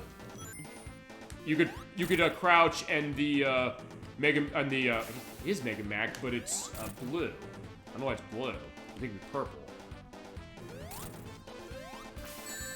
Uh-oh, crap. And fine, there he is laughing it up. This is not an easy battle, and like, fine, it's something fine. I guess I was careless, but either way. Fine, we don't have problems with live. I'm sorry, we waiting for you? Yeah, I got stuck behind something. Okay. Yeah, wait, she comes back. Alright, fine, I'll be a little more careful on this. I was thinking, like, maybe I'll show Supersonic there. I was like, fine, I guess not. Like, probably should have. Also, it's a wider view, so actually, in some cases, it's a little easier to hit him, but also kind of harder to hit him in some ways, too. Okay, in that case, good job. Thank you for getting that taken care of. I wasn't gonna take that chance. No, fair enough. And there we go. So we got the bunnies and the eagles set. Okay. So that is Chemical Plant done. We're going to Aquatic Ruin, favorite of yours in chat is the case. And at some point, I'll also go into some other notes. I'll probably go into those as far as end of, either end of play or end of, you know, zones thing. Here is Aquatic Ruin Zone. Third zone with this great music and great look as far as the green look and also like the way of the water. And the appearance of Grounder. Remember him from the Adventures of Sonic the Hedgehog, except in this game, he is blue. Oh no, he's red instead of green. Yeah, except he's not going to flatten us into a Sonic pancake. But yeah, he's just going to be going around. But he does come out of the walls. So in some ways, this is probably the most threatening Grounder's ever been. Yeah, right there. Yep. Whoop. Yeah, you're right. Yeah, hitting the water is not easy to avoid doing. I was waiting on those bugs. Like, yeah, also we gotta try and see if we can find a water shield down here. Well, I don't know. Do we want to go in the water? I would imagine that there probably would be a water shield down there somewhere. Let's find out then. There's also air bubble pockets. We're gonna grab those or miss it. Yeah, Tails is swimming, so yeah, that's something. Because he didn't actually have that animation even in Sonic 2. No, he didn't. There's a ring. But also, if you try swim lifting, same situation as in Sonic 3, doesn't do anything. Although, fine. At least in Sonic, I'll say in Sonic 4 Episode 2, Tails can swim lift you in that game. And actually, it's an interesting mechanic with the way they're running. Honestly, that's a game I like that game better as far as that, and also they did enhance the physics over the first one where it's weird. Okay, fine, it's the Sonic Rush physics, which worked for Sonic Rush, but as far as that, that's kind of a question. I know also, I guess the other thing about Sonic 4, I think maybe this, oh, there we go, just had to ask. The only thing about Sonic 4 is that that physics set, it's weird, A, for that, and B, them calling it Sonic 4, so I think maybe that's the thought, like, wait a second, hold on. Would we expect more from Sonic 4? I think maybe the Sonic 4 case, that probably was Sonic Mania. I think, like, what's the Sonic 4 that people really would want as far as how the feel went, and all that stuff. There we go. So yeah, we can enjoy this now. Fine, this is not how it goes in the normal game, but I also do love the fact they give you that option. It's like, hey, you love Sonic as far as you want to be able to kind of have that set of it. And I'm honestly surprised that Sega hasn't necessarily mined that more. Almost like a... Hey, want to try to get the ring box? Sure, why not? Where is it? Oh, the one up there, right. Whoops. Oh, you okay, drowned. wait for me to respawn. And, I see what you're gonna do. I mean, swimming Tails isn't completely useless in two-player, but...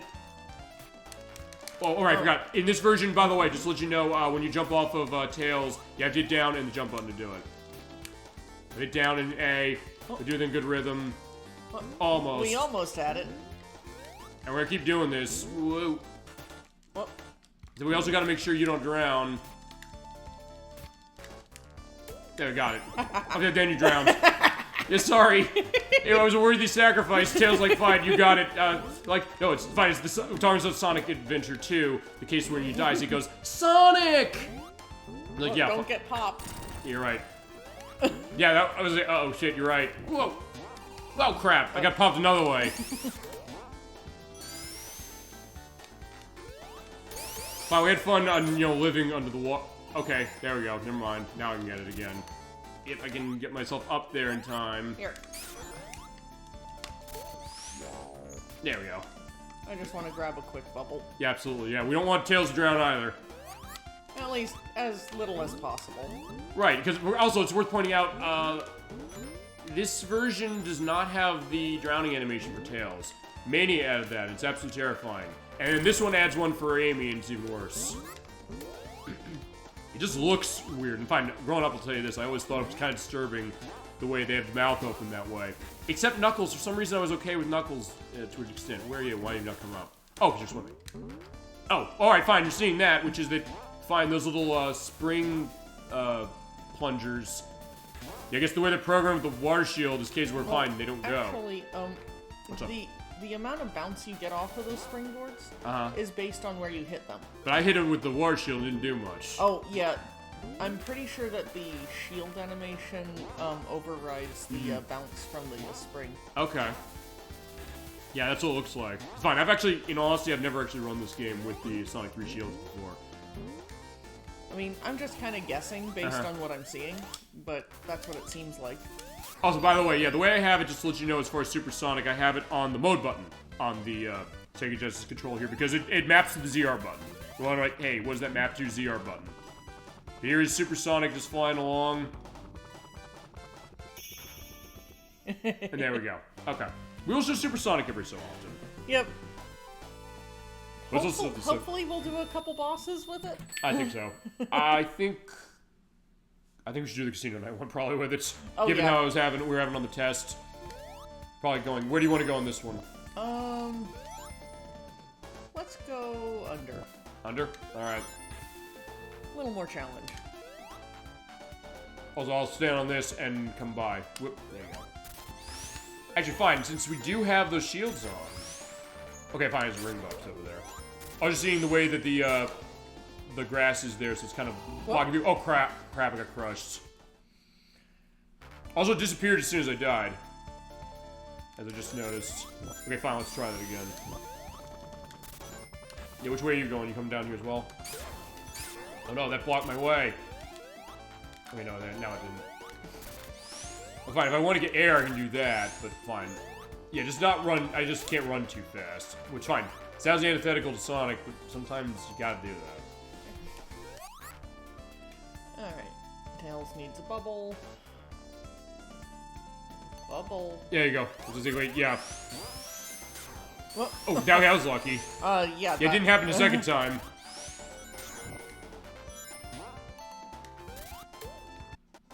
Also, yeah, fine. I'm invincible. That it's not going to save me from drowning. You get bubble. Yeah, when one appears. Oh, where's that? Come on. Ooh, that was inches away. That was way too close. Yeah, the tension of that is insane. Okay, here's air. I could have come up here. Fine, where are you? I'll let you come up. I was stuck trying to get a bubble. Okay, fine. You got a bubble another way. Yep. Actually, I did not know that was up there. And also, as we're pointing out, there are some new areas of these stages. We'll show them off a little later.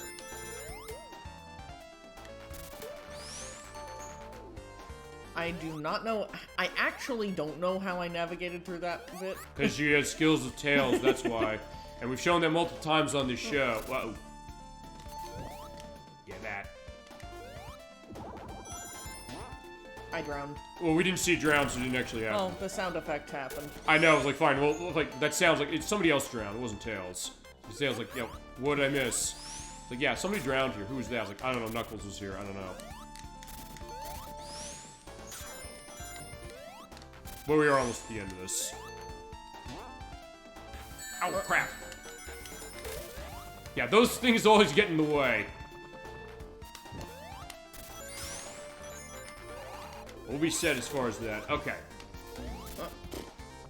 was like, yeah, where'd you go? Oh. I was like, yeah, fine. Now we're having too much fun as far as this. Like, yeah, avoid that. Avoid spam. Bye. Yeah, as far as the stuff in chat, no, I get that. Yeah, fine. We're just going through here. It's like, fine, avoiding that and avoiding dying. We're just like, fine, let's just look around. It's fine. Now that you have the case of Tails doing this, Nocturne, you said you hadn't played the mole version or this Origins version. I don't know, what's your take as far as the idea of saying like, hey, I can fly as Tails in Sonic 2? I love it. Yeah, I know. It's like a childhood dream come true. Or a question, because you saw that animation, like, well, Tails can fly, right? Yeah. Not in the game, he can. And in 3, he did. Although, fine, I guess we can talk about the idea of other cases they had planned, because one other thing, I didn't necessarily take explicit notes for this, but I do know one thing with this game is that this and Sonic CD were in development at the same time. So some of the ideas that they had for one were kind of put into the other, sort of, and also stuff for Sonic 3. Because fine, we'll see Hidden Palace Zone later. And it is in Sonic and Knuckles, or Sonic 3, which is going to be one game initially. The thought was going to be it was about the significance of the Chaos Emeralds, which the movie Sonic the Hedgehog 2 went into. But Sonic CD, they said, well, okay, we're going to do the thing about time travel, which was also going to be a part of Hidden Palace from this. The idea that Sonic was going to travel through time. And you're going to see remnants of that as it is. So the idea that they had some different ideas as far as certain things of, maybe the thought of, Tails would have been in that game, or maybe Tails would have flown, And considering all the different betas they had of it, I don't think there were any betas that had Tails flying, whether it was the Nick Arcade one, the Simon Y one, or anything else. And we got the Robotnik boss here. He's hitting his hammer onto the totem pole statues and shoot out, arrows. But he also doesn't have as much of a delay on this as when you're playing the Genesis game. But yeah, none of those betas did have something like that. Also, the way this goes as far as flying, his fire is not going to be a hurting case. If your Tails in this case, you can just fly right into him and you're fine. Good job. Yeah, What's up? Just, which zone was it? Marble Garden in Sonic 3? Yeah, what about it? Playing that with Tails, or Sonic and Tails. With the boss at the end. Right. It's also hardest with Tails, honestly. Because of the fact the fire does hurt you in that one. Yeah, but that boss fight really trained me how to, use Tails, in flight. Maybe that's the idea, because like, hey, this is the big gameplay mechanic they added for him in that one. Well, fine, now it's in this one. So now you can play Sonic 2 with this way. You can also play Sonic 1 this way, as far as playing with him. As we're in Casino Night Zone, we're going gambling. Again, pretend we did do that earlier in the show. So let's look at a mirror. Let's go gambling together. Sonic, that's 30 rings.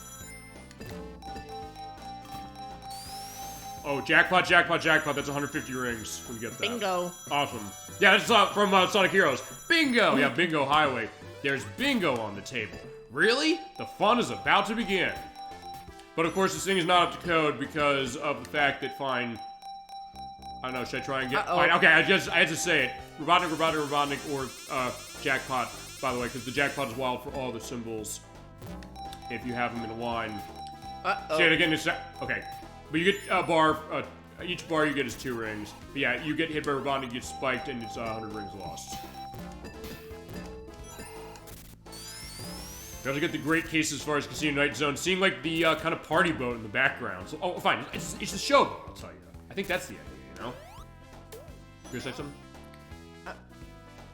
No, just, I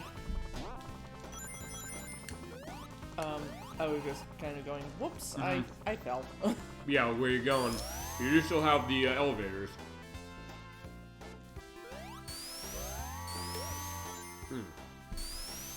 Alrighty. Yeah, there's the crawler, the only enemy that's here, but yeah, if you bounce on him, unless you hit him in the back, yeah, he's indestructible. In this case, you showed where its weaknesses.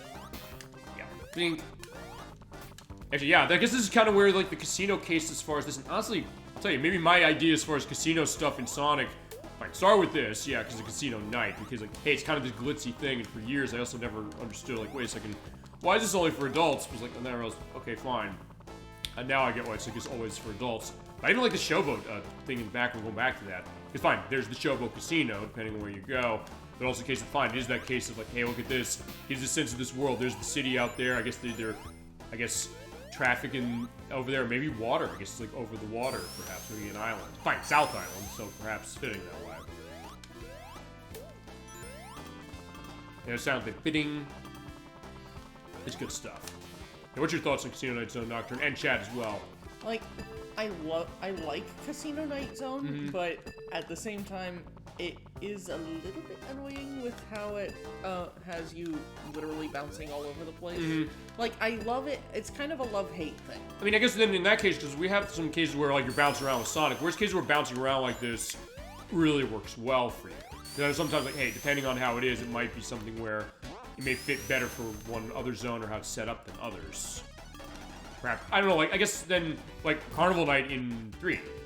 I don't know what you take on that one. I know we talked about when we played it, but I don't know if that's the case. We're fine. Maybe there's less going on as far as kind of going crazy with it. Yeah. I'll say wait for you to come back. Yeah, Carnival Night. Yeah, Carnival Night, I actually really love. I think Carnival Night is an improvement. Okay. I guess because maybe there's not as much going on. Well, I got yeeted. Also, you do have the spring thing. You hold the jump button down and shoot off. Boom. I'm gonna go BAM! I do love the sound design here. No question on far that. Whoa. Oh, and you did it as well off of your sets. Where are you?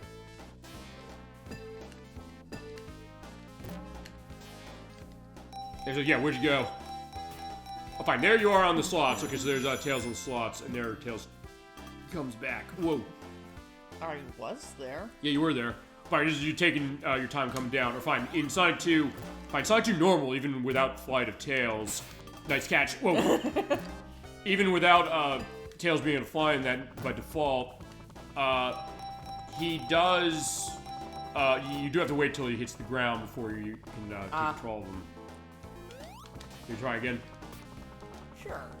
That's the other thing, you just kind of sit around and explore the levels. Oops. By Tails saying, like, fine, I want to gamble, Sonic. And you won something. Oh, you won. Oh, right, you won the jackpot in the ring. By the way, it's worth pointing out. It is a wild card as far as the jackpot wins in a combination, but I believe it does double your win. So if you got, since it's 10 rings for the 3 rings, you get 20, I believe. Okay, fine.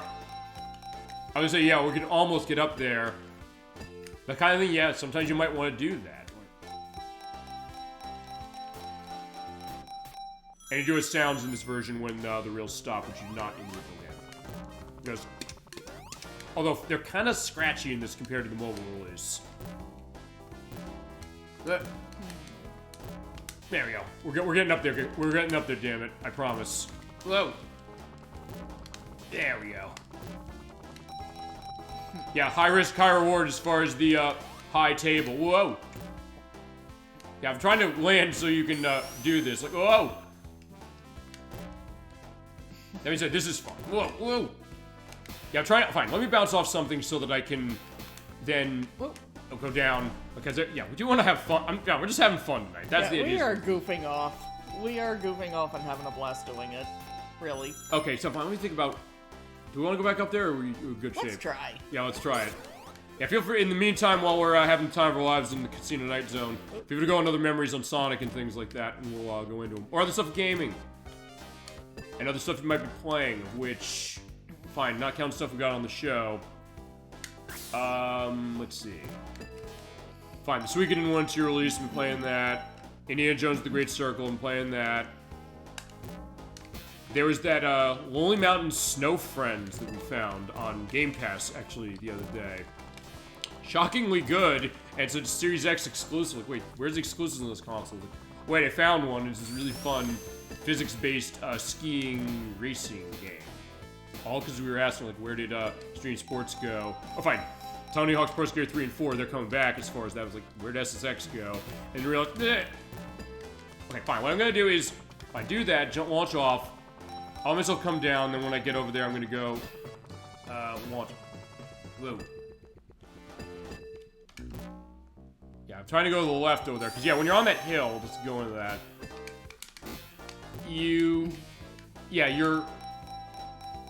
Okay, what am I trying to say? When you're on that hill, it starts sliding you down on your own. I don't know if we're gonna be able to get up there. Yeah. Final. I mean, I think that's probably supposed to lead into this area anyway. It is. Alright, either way, yeah, spend 7.5 minutes in Casino Night. Yeah, Casino Night. Mainly because we were goofing off.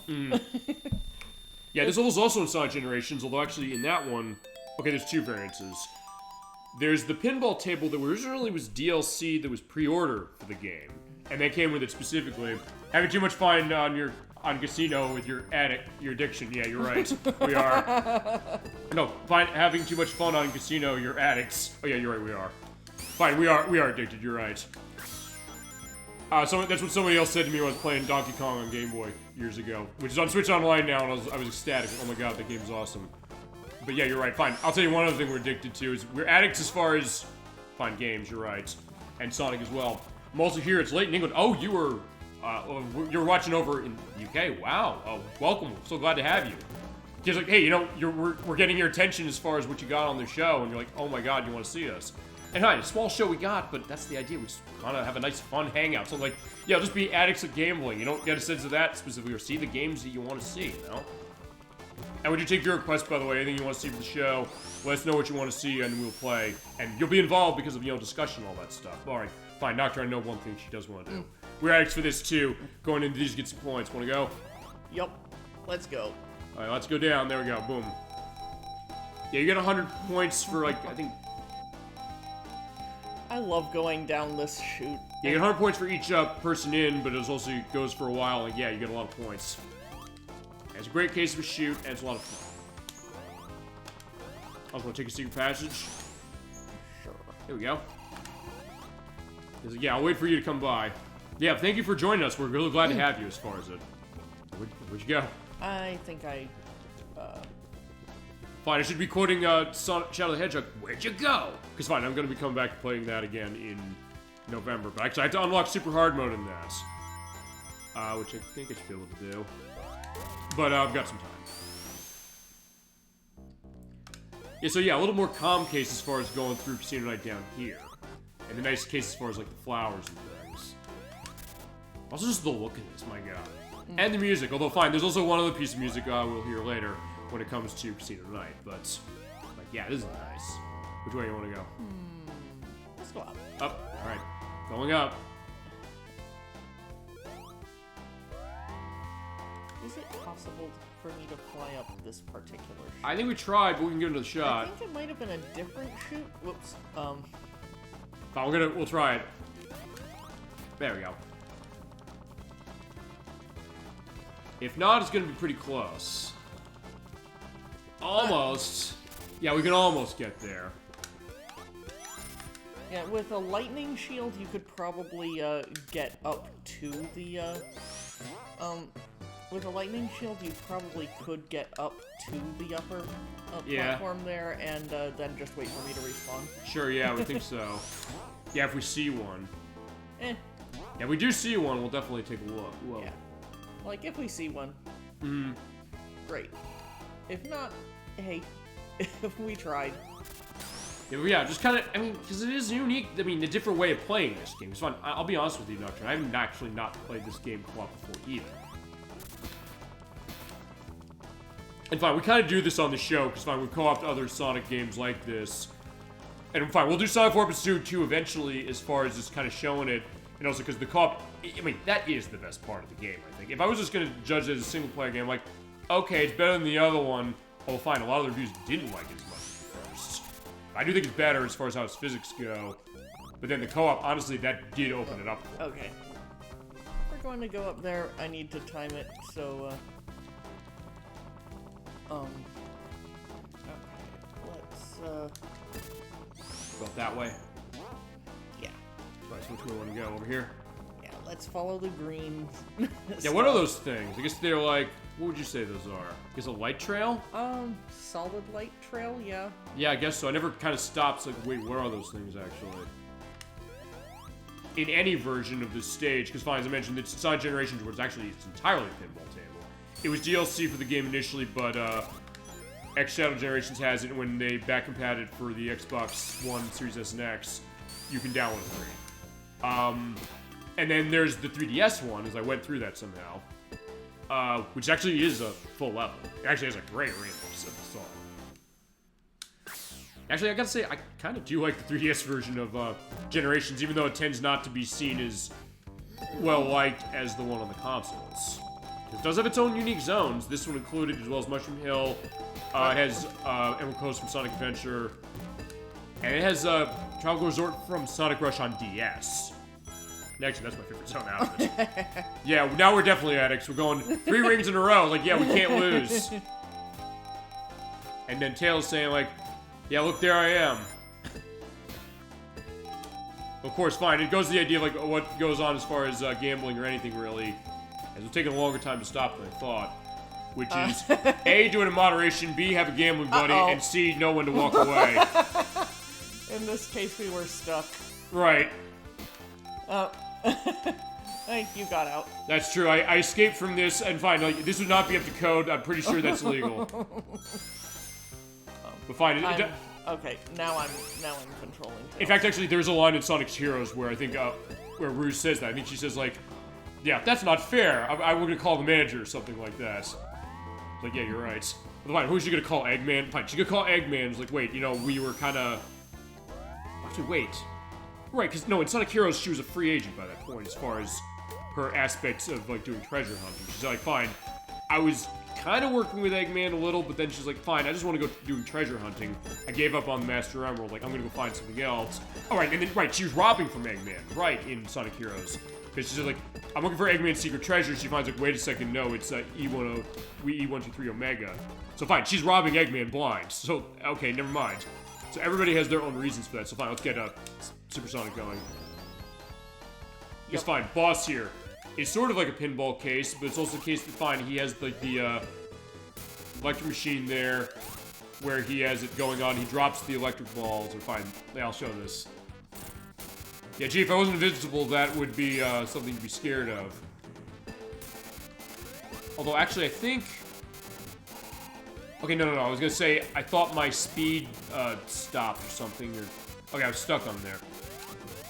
Okay, because you do run faster and jump higher when you're in super form. But first, wait a second, am I running fast enough? There you go, got it. And also, more smooth perspective of... Oh. But as soon as you hit that, you turn back. Good job. Alright, so yeah, we got... Yeah, go free to gamble, my friends. Yeah, we had our gambling fill probably for... I'm trying to think the next time we have a game of gambling in it. I don't know if Shadow Hearts Covenant has gambling in it. Actually, no, I think it might. Edward Hilltop Zone. What? Oh, yeah, don't worry, she'll live. Yeah, Hilltop Zone is, yeah, for your case, this is another one you like a lot. Is that right, Nocturne? Yeah. I mean... It also just has good music. Yeah, music's awesome. It kind of has this kind of nice twang to itself, and like ding ding. Which actually, in this version, the fact that the way they sequence the audio differently, this is not sharing sound channels the way it is on Genesis. You do hear it not inhibited by the sound effects. Although, fine, you might like it being inhibited by the sound effects to a degree, as far as how it goes, because it kind of muted a little bit. You can go, it's not the bling ding din din din din din din. You can jump and go boop and not have the twang, but it's nice to hear it, you know. And it is kind of quintessentially Genesis how it sounds, even though, well, fine, it is. Fine, I do associate stuff like this from Genesis as far as that, but also other like audio drivers of Genesis that were utilized, like gems and things like that. Which, honestly, the only game of Sonic to use the gems driver was Spinball, because by the same people. Although, fine, this one they had Nakamura do it. In fact, actually, I think with this one, as I think we're gonna go up here. Yes, we did. I hit an area. Actually, I think they were.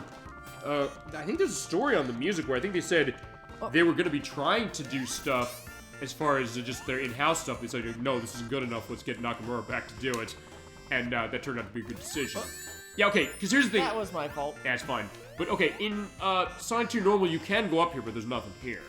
But if you're playing this version, or you're playing the mobile version, there's the slough. Oh, wait, that's right. Yeah, there's the slough. And so you can go through here. This is totally new. So they add new areas. Well, let's let you come down. Because there's an area we're skipping, but don't worry, we'll show another perspective. Where are you? I think I despawned. There you go. Okay. But a good case as far as like, hey, you know, you have snack break as far as all the fruit, cheese, and everything we got on it. Because like Shadow Hearts Covenant last year, we had tons of fruit going on. Oh, wait a second. We didn't go. Wait. We didn't. Did we not go down this way? I don't think we did. Then maybe we should fly back up then. So I think we can make this. Right. Oh, hold on. Oh, wait. Did we? Oh, wait a minute. Okay, right. We flew over here. Okay, so if I actually no, that is a different area I think down there still. But fine. This is the way that we saw earlier. Because I believe it's intended to go in this way with Knuckles. It's fine. Sonic can't get past this. Actually. Unless you want to do both. Do you mind doing a little test? Let's see if the fire shield protects you from lava like it does. Yep. Thank God it does. It'd be weird if it didn't, but fine. Sonic 3 often didn't.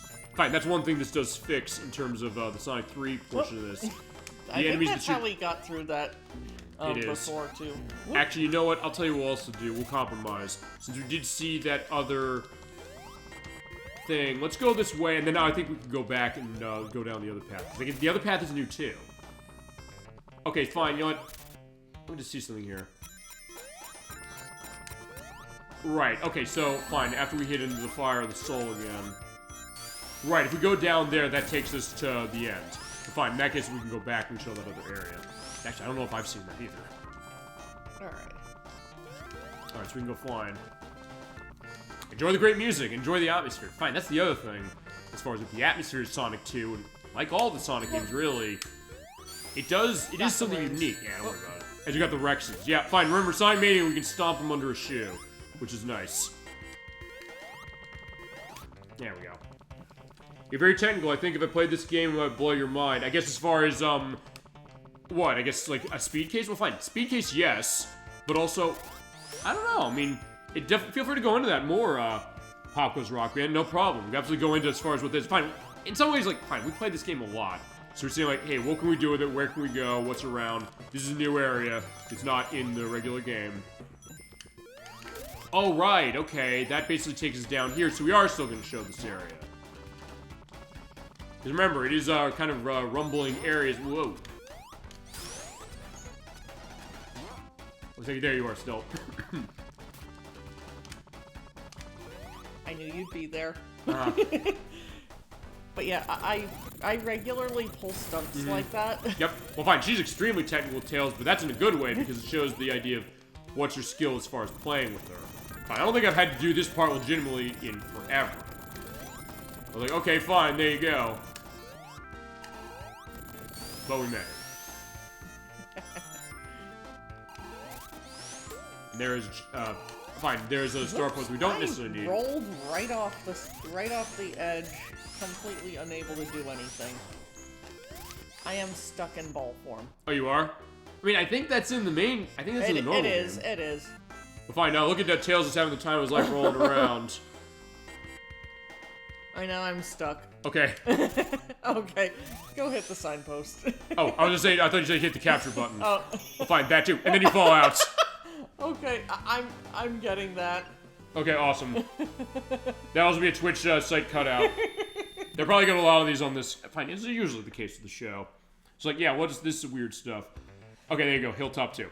Because, did you notice that I kind of fell through the floor? Yes, I did. Well, Just as I was saying, hey, let me record, let me do it. Fine, I guess I don't have to because we're recording the video, but still, if I can do all this weird stuff we see. Fine, that's what I did with Mario Sunshine. It's like, fine, I was doing practice on the game before we did that last year. I said, what's all this weird stuff happening? I gotta go recording this. Thank God we're playing on a console that does this, which is fine. All the new ones. So it's even your old favorites. You're like, fine. I saw this weird thing, and people say like, no, you didn't. I was like, yes, I did. I have video evidence of this, and I can pull it out at a moment's notice.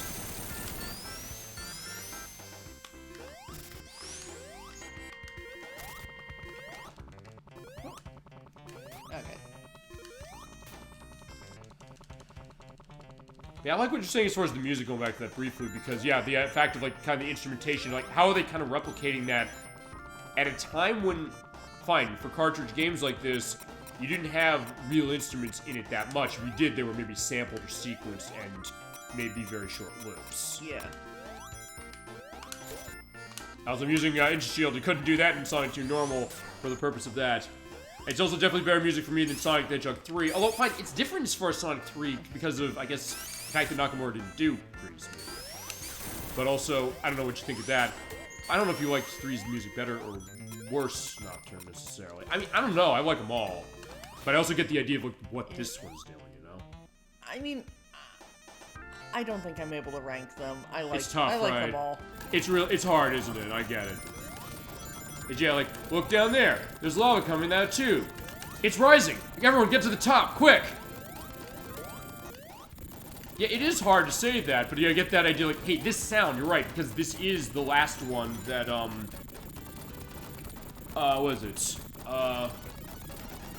Fine, this is the last one Nakamura did the music for, so that sound is definitely different than how 3 did. My favorite Sonic music for me, though, is Sonic 3D Blast, except, shame I don't like the game that much.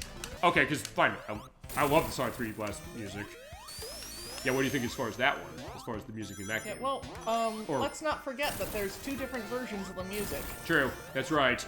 The Sega Saturn music, which is by Richard Jock, and the Sega Genesis version, which is Jun Seno is involved, but also a couple other people who I don't have named because actually I've not played it on the Genesis yet. I've played the Saturn version.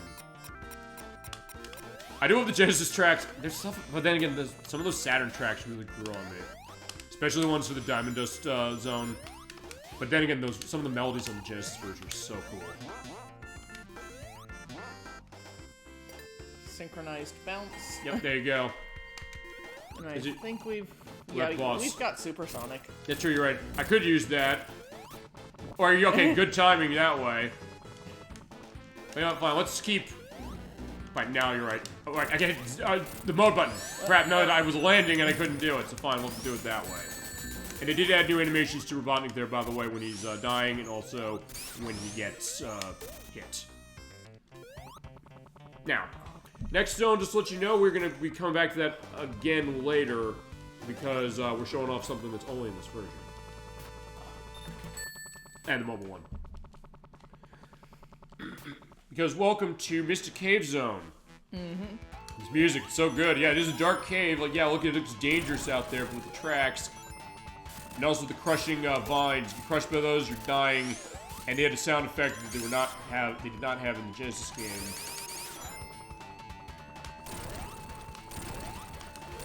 I got you saying this because look, I love the Sonic 3 music myself. But also, I get the sense why people.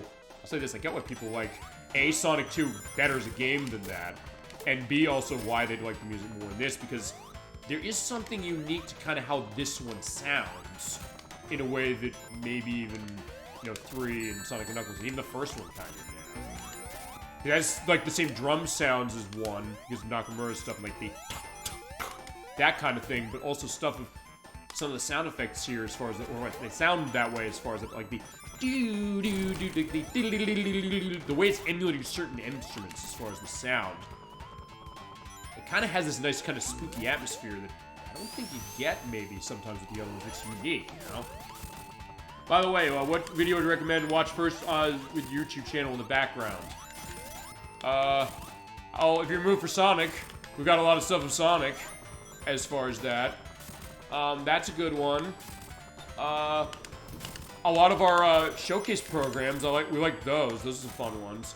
Other stuff Nocturne's been involved in, which I know she fine, that's sort of supposed to happen. In fact, let's show how it works in this. Oh yeah, because you can pop out the top.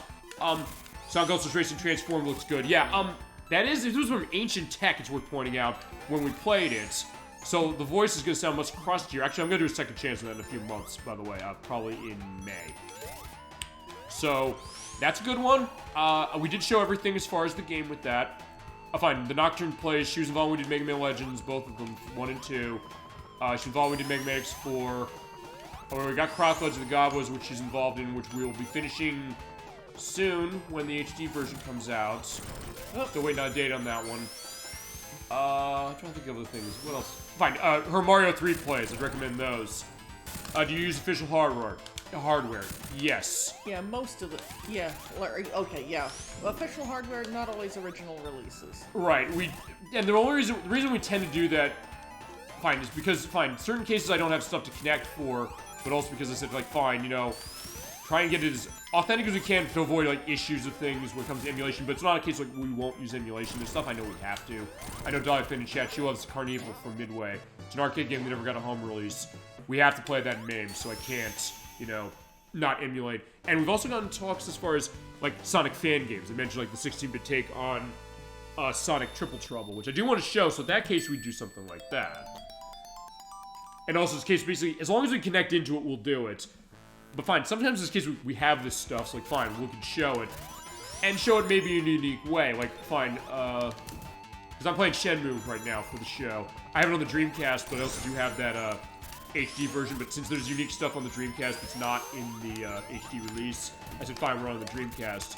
And same also with her when it came to Mega Man Legends 2, because she has all the games, all three of them, on PlayStation, so we can show that, we can show the demo of Mega Man Legends 2 that came with Misadventures of Tronbon, and things like that. Fine, we have people in our circles who have stuff that is that way, it's like, hey, we can show it to you that way when we can do it, you know? So yeah, in that case, we will try and do that, you know?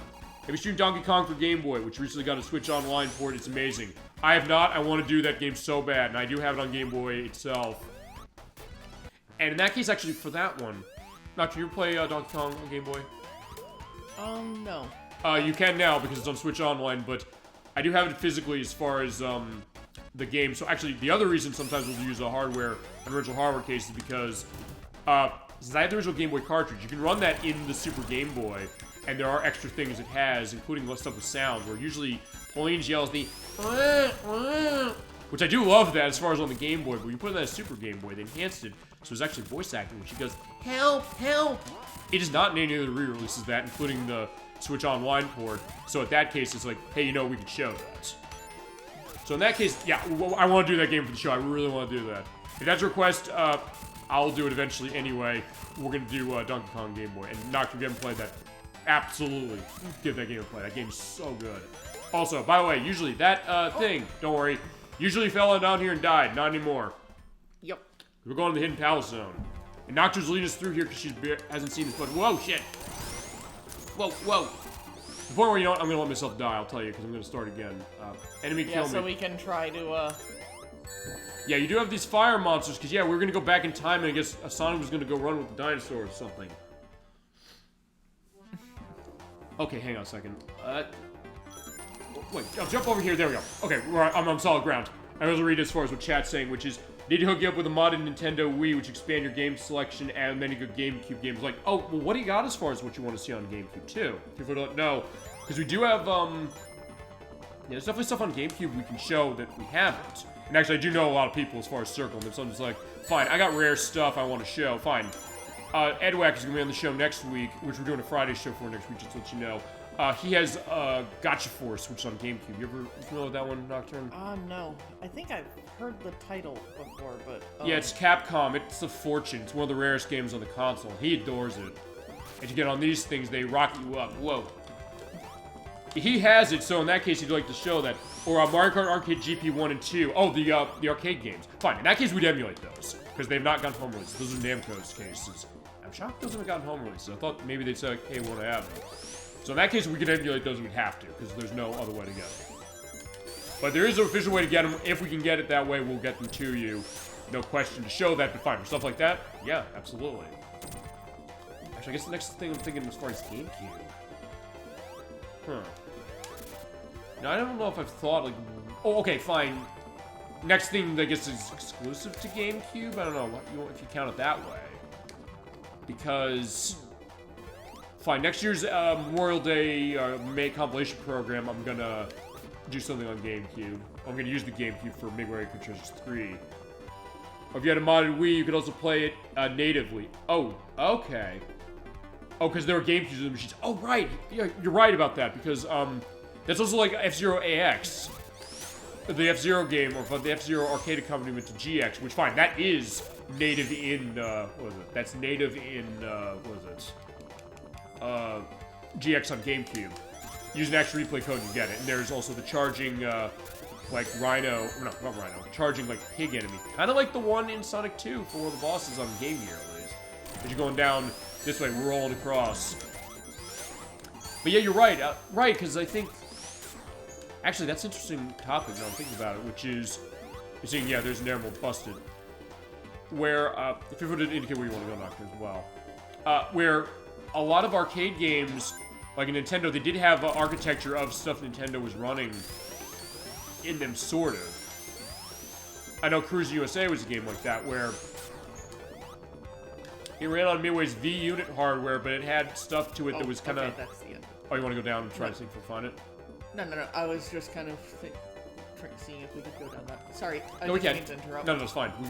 Feel free to lead wherever you want to go. If you want to go down there, we're going down there. No, I mean, I think that might be an exit only.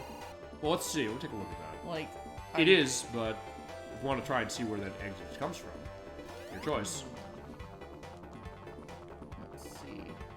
I think we'd probably need to go the lower way to find it. Okay, let's do that. That's the benefit of something like this, and I'll also wait for it to go back. Also, I like a ROM hack called Super Mario Sunburn. I play it quite a lot. I like Super Mario Sunshine, but you don't have to go back and forth getting stars or shines, and it runs like Super Mario Odyssey. Okay, that's interesting. Because that's fine. That's the idea of like booting out when you get something. There's always, I guess, the question on that. Oh, there you go. Bouncing up in the water, so that's what took us. Nice. There's another breakable emerald here. Yeah. That's cool. I've not heard of that, actually. So, I mean, yeah, we'll definitely take a look at some of that stuff, no question. It's fine. We will get a case of being as original as we can, but when, you know, there's stuff that's not, we definitely show that off. Because, I mean, technically, fine, this Dart is a fan game, really. Or fine, Sonic 2's, this version was a fan game. That then Sega options. As far as how it was, saying like, hey, you know, you can do this, because what happened with that, I mention this every time Christian White and Simon Tomley come up, which is, they did stuff as far as hacking stuff for Sonic, or the Sonic community, and then they said, we have a proof of concept of getting Sonic CD running on an iPhone. They showed a Consumer Electronics Show in 2010. Sega saw it and they said, wow, this is amazing. You built this custom engine that you were using for your own games. Hey, maybe you can make this and make it into a commercial product. And that's also what we got Sonic Mania from.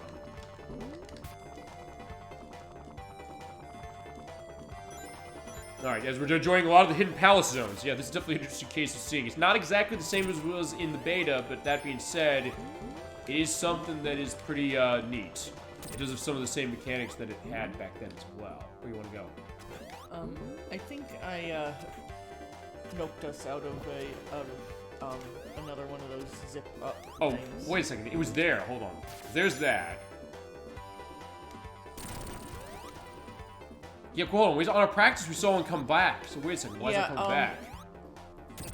I think I glitched it. Also, speaking of that, where'd you go? Oh, there you are. I don't. Did you know you were controlling yourself at that time? Oh,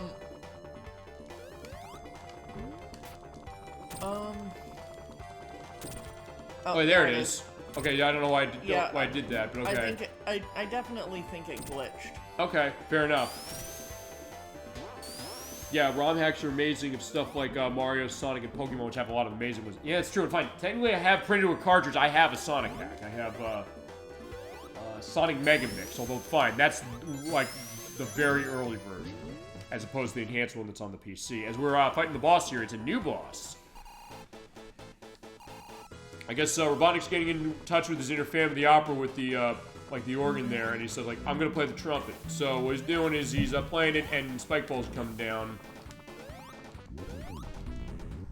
And with Tails, it's actually pretty easy because you just fly into it, except in this case the fire does hurt. And what happens is that eventually, the place is coming down, it blows his horn, and a big spike ball's coming there. And if you get it so that it explodes at the right time, and he's in it, he gets stuck, he comes down. But if not, you're gonna have to wait. And also, you can't, cheese this when you're Sonic. So like, hey, you know what? I'll just jump up and do that. Okay, fine. I guess I kind of can.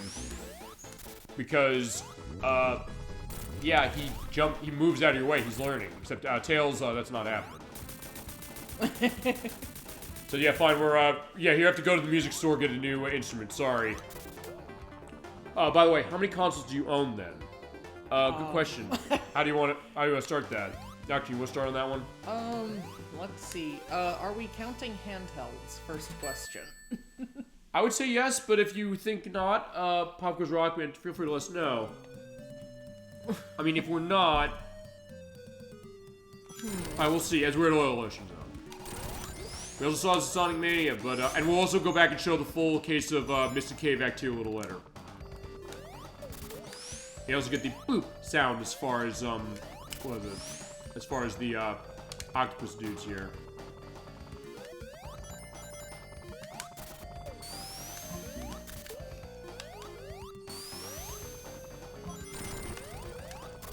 So far, okay, fine. I guess I'm not getting a no. Okay, basically, right now I own Wii, 360, Switch, Mega Drive, and that's it. Okay, Let's so see. fine. Switch is it's both a handheld and a console. So fine, we're playing on a handheld that's also a console, so it's kind of a little bit of a mixed case. I'm not hearing a. Okay, fine. I own two Nintendo Switches, one that's modded and one that's legit with units. Okay, gotcha. Fine, Edwek has like 5 of them, or if not 4 of them, I think. I'll have an actual count next week when he's on the show. I'll say, hey, last week chat was asking how many Switches as far as owning. So fine, in that case, fine, feel free to count consoles or not, or fine, portables or not, Nocturne, as far as how you want to go on that one. Yeah, let me chill. So let's see. As far as my stuff goes, NES, Genesis. Actually, I'm gonna count Nintendo first, then Sega, then Go ahead. Sony. Yeah, go ahead. Okay, so let's see. NES, Super NES. I have a GameCube somewhere at home. I don't know exactly where it is. Wii U, Switch, Game Boy Color, Game Boy Advance. Well, actually, no. I no longer have an original Game Boy, but it broke a long time ago. But yeah, Game Boy Color, Game Boy Advance, DS. Well, technically DS Lite, but DS line. yeah, 3DS. Well, 3DS. No, my original 3DS I sold. But I do have a new 3DS. The normal size one, not the XL. Which the faceplates are really cool on that thing. And they cost a lot of money, so hold on to those things. Let's see. How many is that up to? Like 11, 10, something? Let's see that. I have actually not been counting. Fine, so let's, I'll go through it again. NES, Super Nintendo, GameCube, Nintendo 64. That was my fault. Fine, NES, Super Nintendo, N64, GameCube, Wii, Wii U, 6, I think. So yeah, Switch. NES, Fine, you do it. GameCube, Wii U. I'm gonna put my controller down and let Go ahead. on the CPU. I'll just walk around as far as it does you, Miguel. Oh wait, I completely skipped over N64. Right. How did I do that? Okay, so NES, SNES, N64, GameCube, Wii U, Switch. That's 7 consoles on Nintendo alone, plus Game Boy Color, Game Boy Advance. Actually, technically Game Boy Advance SP.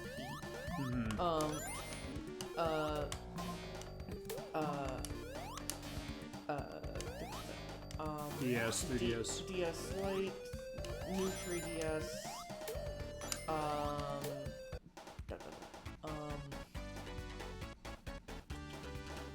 then for Genesis, for Sega, we've got Genesis, Saturn.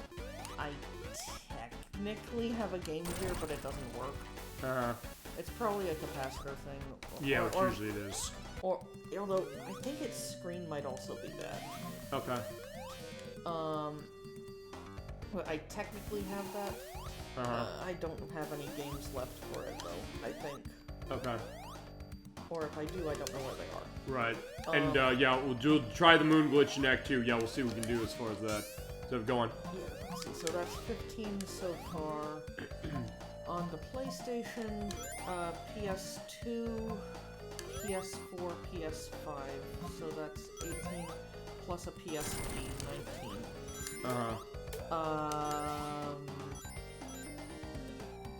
And 360. Yes. then Xbox 360. That's 20. And it's not really an official console, but I do have an analog pocket. Okay, I get that. Oh, you know how to do it. I guess I'll see as far as how I know to do the moon jump glitch. As far as it, so I'll have to see. Actually, you know what? Honestly, I don't remember how to do it. I'll have to find it. Fine. Fine. That being said, fine. So that's like 20. Oh, here's another thing. I'll ask one question. That was an adventure. Yeah, it was. But actually, counting console, do you count consoles where you don't have the console, but you have games for it and a console that runs it? It's fine. If I have PS5 but I have PS4 games, because I don't have PS4, how's that go? I mean... It's fine. By that standard, yeah, but... you can count anything, really. Yeah, by that standard... Like, I would say counting just gets kind of weird depending on how you're counting it. Fine. In that case, I guess I will do that. Because fine, if nothing else, will just show also... Fine, because if that's your case there, that means you also technically have PS1 and... something else. So PS1... Yeah, PS1... No, PS1, I think. Oh, original Game Boy, technically. Right. So fine, I'll count that way as far as myself, which is... As we're almost at the end. Let's see. NES, Super Nintendo, Nintendo 64, GameCube, Wii U, Switch. Game Boy Advance doesn't work with games for it. Game Boy Color, which still works. Game Boy in terms of games that I have for it. DS, 3DS, Genesis, Game Gear, Saturn, Dreamcast, Xbox, Xbox 360, Xbox One, Xbox Series X, PS2, PS4, PS2, PS5, by extension 1, 2, PS3, 1 by extension, 4 by extension, so I think that's 25, I think.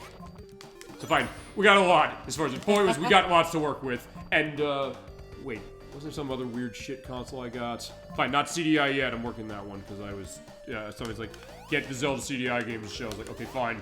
I'll have to hold that up as far as it for Crusader 64, okay, fine. Okay, fine, as far as the, what that moon jump glitch in Act 2 is, let's go up to the start of Act 2, hold the... Oh, right, that one. Hold right when you're... Stand on and keep holding when you're launched out. Actually, you know, we'll try that because I don't know if they fixed that in this one. Because, fine. Or, I don't know. Hogwarts Rock Band, you'll play either the mobile version of this or the Origins version. Did they fix it in that? I don't know if they fixed it. Maybe they did, maybe they didn't. It's not patched in. Gotcha. Okay, so it is in this. Okay. Then, I guess I did know how to do it, it's just that I don't... Fine, I've done it, I don't know if I don't know if I knew it had a name. Fine, good news, yeah, those assholes, they gotta go away, they're gone. I got you a ring. Thank you, appreciate it. And she did it off screen, I think, right? Yep. I was gonna say, yeah. Okay, so fine, as saying... Yeah, cause fine, you jump on these normally. That one by that does not, you know, it just launches up normally. These launch up at an interval, so... you launch that one, so I'm gonna jump... Holding right, okay, it didn't work. Actually, that being said, I'm gonna try and kill myself again just to see. Yeah, Super Bowl games out of context. Yes. Out of context is... Oh man, that's not... like, it's not even funny, but... You should have seen last week's show. Last week's show, we were going like crazy. It's fine. I guess that's almost every Crusader 64 show, but even then, just by its own nature. But this is the case that's fine. We had tons of them going on that one, as far as stuff. Including, fine, the item of, Keith, of Joachim Valentine's in Shadow. Okay, I held right, it didn't go. Hold it when you're launched. Okay, I'll try that. Fine, you know what? Since I don't have to worry about death, we're dying constantly. We're gonna try and show this. Hold it when you're launched. Okay, so fine. I'll go to the right of it. Okay, so I have to be right. That's right, I have to be on the other edge, because otherwise, right, you need to miss it. Yeah, thank you. It's like, yeah, we're gonna show, and we also, fine, here's the thing. We're gonna show, fine, we're, by the people, for the people, we swear. So, we're gonna do what you want. Like, you wanna see something on the show, goddammit, we're gonna give it to you. So, including games itself. So, alright, let's take a look at that. So, hang on a second, let me try... Fine, I'll jump on the very edge of this one. There we go. Except that, okay, it was on the edge, but it didn't work. They didn't patch it out of the... Fine, just out of curiosity, just to let you know. I'm using Origin Plus on Switch. You sure they didn't patch it out of this one? Maybe not on the mobile version, but I don't know if they did on this one. Oh, fine, we'll see another one of these later. I'll see if I can try it. If I can't, see if we can do it off screen, or... Oh, it works on the one on the right, or the furthest to the right. Okay, so fine. Time to kill ourselves again. I have to find a way to die. Fine, actually, I realized growing up with this game, or growing up more recently now in my older years, I die on this level all the time. Yeah, okay, I'm running out of, like, they don't want to kill me? Okay, they don't want to kill us. It's fine, you want to kill me. I see it in his eyes. He's like, he's giving me the angry look. And I love the fact that I don't want the ring. Fine, I'm dead. Yeah, you have to try hard to kill yourself, I guess, right? Oh man, I know. This is... I know, it's gonna be down below. Terrible. Super Bowl Game Saturday out of context, right? I know. Well, fine, I don't know. Fine, it was that and, like, the croc line I had, which is, like, fine. You said, like, that sounds dirty. Like, yeah, you're right. It sounded like something else. Okay, fine, not that one. I tried not, fine, I got hit in the other one. You got, yeah. Fine, there you go. Sonic's not having a good time. We're gonna do this. You were saying? I forget. Yeah, well, don't worry. Oh, right. The damage from the one thing caused you to get knocked onto the other one right as okay, it there launched. you go. Okay, that's good then. Fine, you took that one, so that's perfect. So, taking that one. And unfortunately, this does not have, like, a save state concept. So I can't, like, stop it here and do it, although you can also try it on the Genesis game. Yeah, okay, I was at the edge and missed. Fine, I'll see if I can't do it in the Genesis version. We'll try a little later. Because I do have the access to the Genesis version here. I'll boot that up. We'll put in this H-select code. We'll try it later. Yeah, don't worry. It's like, but hey, if you want to show it, we want to show it. Or, fine, the other thing is that, I'll tell you this. You were asking as far as the YouTube site shows. We do edits for them, and we are going to have another edit going back to, in Palace Zone again. We're going to show it played in the Genesis version, garbled as hell. Yeah. Yeah, it's 1 a.m. here, so I'll watch it there. I was like, oh, of course, no problem. I was like, hey, but that's the idea. Like, hey, the stuff we want to show, we can't show it, we can show it off screen, and we'll have it as a full record. But as I said, I'll try before the end of the show. I'll boot the Genesis version up. We'll see what we can do, because there is save state on that, so if it doesn't work, I'll just keep trying it. Okay, so yeah, Oil Oceans, though. What do you think of Oil Oceans on Nocturne? Yeah, I mean, I do enjoy this zone, but I would argue that it's like it's one of my less enjoyed. It's one of the levels I enjoy less, but that doesn't mean that I dislike it. If that makes sense. No, I get that. Oh, by the way, how long have you been mates then? Love to have a local game mate. Well, I mean, we've known each other since 2007, so almost 20 years. Yeah. So it's been, her and I go back a ways as far as that. But fine, it's the case like, fine. I think there's a lot of cases like, hey, people around like, hey, have stuff as far as gaming for that. Especially, fine, well, like, older stuff. Although, fine, that doesn't mean we don't play new things. That's the other case, you know?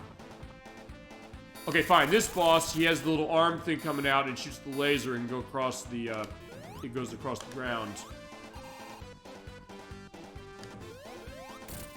But he does stay up a little longer in this than he does in the original release. Or in Sonic Mania, which also has this boss in it as well. Actually, that's an interesting thing, because I think of all the zones we've done so far that were in Sonic Mania, which were this, Chemical Plant, fine, this and Chemical Plant. And, oh, sorry, Tails. Tails died in the explosion. Find out Tails was a worthy sacrifice, but he's back now. I was gonna say, fine, this is the only one that used the original boss, so fine, even Sonic Mania's version of this boss twists it with the Lava Reef Fact 1 boss with Sonic and Knuckles. But we got through it. Do you have a community? Oh, I guess we've got a lot of communities as far as our gaming go. As far as the show, we have the show. In cases as far as other people, as far as what we know. Actually, that's a good idea. Oh, actually, I'll tell you one thing, is we're seeing Astron's War Metropolis Zone. The only zone in the game, by the way, that has 3 acts to it. Just going back to the Sonic 1 case. I have been working on the Discord site of this show, but something I I've been so busy, because fine, we do this for fun. This is not something we do for pay, but something that I haven't had time as far as that to, put that together. Fine, I have it set, but I gotta do stuff as far as prepping that. We gotta get that going, you're right. And now I think I've got more of a reason to, like, hey, we'll have the Super Bowl Game Saturday community, or the Super Bowl Game Saturday family, as it is all you, and you're a member of it now, by the way, for joining the program. So, like, hey, people just like to come by, talk about games, share their memories on games, because it's gonna be different depending on who it is, Different between what I got, what Nocturne's got, and all that stuff. Is we have fucking slicers. You know what the Some Call Me Johnny show, he hates those things. But in our case, like, we sort of know how to deal with it, but also, yeah, rare you have cases running with a lightning shield here. Although for this zone it makes sense, because we're kind of in the factories. And it's great music. Which actually, I'll tell my own story as far as it, which is... I want, yeah, I do want this, because I want to check something. Oh, so you can... Yeah, the Astron's spikes bounce off you, as far as that. But I don't think the shell crack... Oh, yeah, I was gonna say, the shell cracker, I don't think I could survive that if I hit it. I was gonna say, actually, fine. For parts of this music, I'll tell you. This goes back to my cousin Ace Riverside, who actually he's been on the show before, as far as in the chat. One of my memories actually is we played, going back to our days, back in our day, 1993, he visited, shit, no! As there goes my fire shield, but either way, we got another. He came by and visited, and we played through most of Sonic 2. He was the one who kind of helped me understand how to get past this. It was getting later in the night. We got to Metropolis Zone. We kept the game on overnight so we could finish it the next day with the TV turned off. But I remember the case, actually, I'll go on this. When it comes to parts of this music, I'll mention the part that it goes. We have a bit of an Irish background as part of my family, and cases where we're like listen to like Irish folk songs about things like, Finnegan's Wake and things like that. Or like boats like the Ely Alley O. I'm trying to remember what song that is. I'll have like a link list item to that. But yeah, this part here, the music.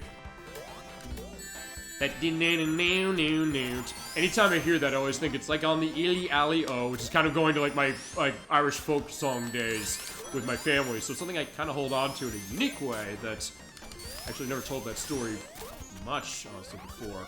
As far as Sonic, actually, I don't think I've told that story before at all, actually. You think I would have. Fine, fine. Even when I played this game years ago, when I don't have the recording for it, I didn't even tell that story. Okay, fine. That's the other thing. I know in Sonic 2 itself, that happens where, as it's moving, Tails can't land.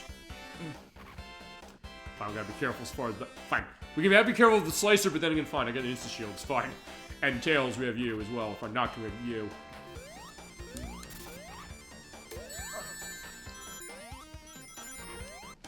Alright, which way do you want to go?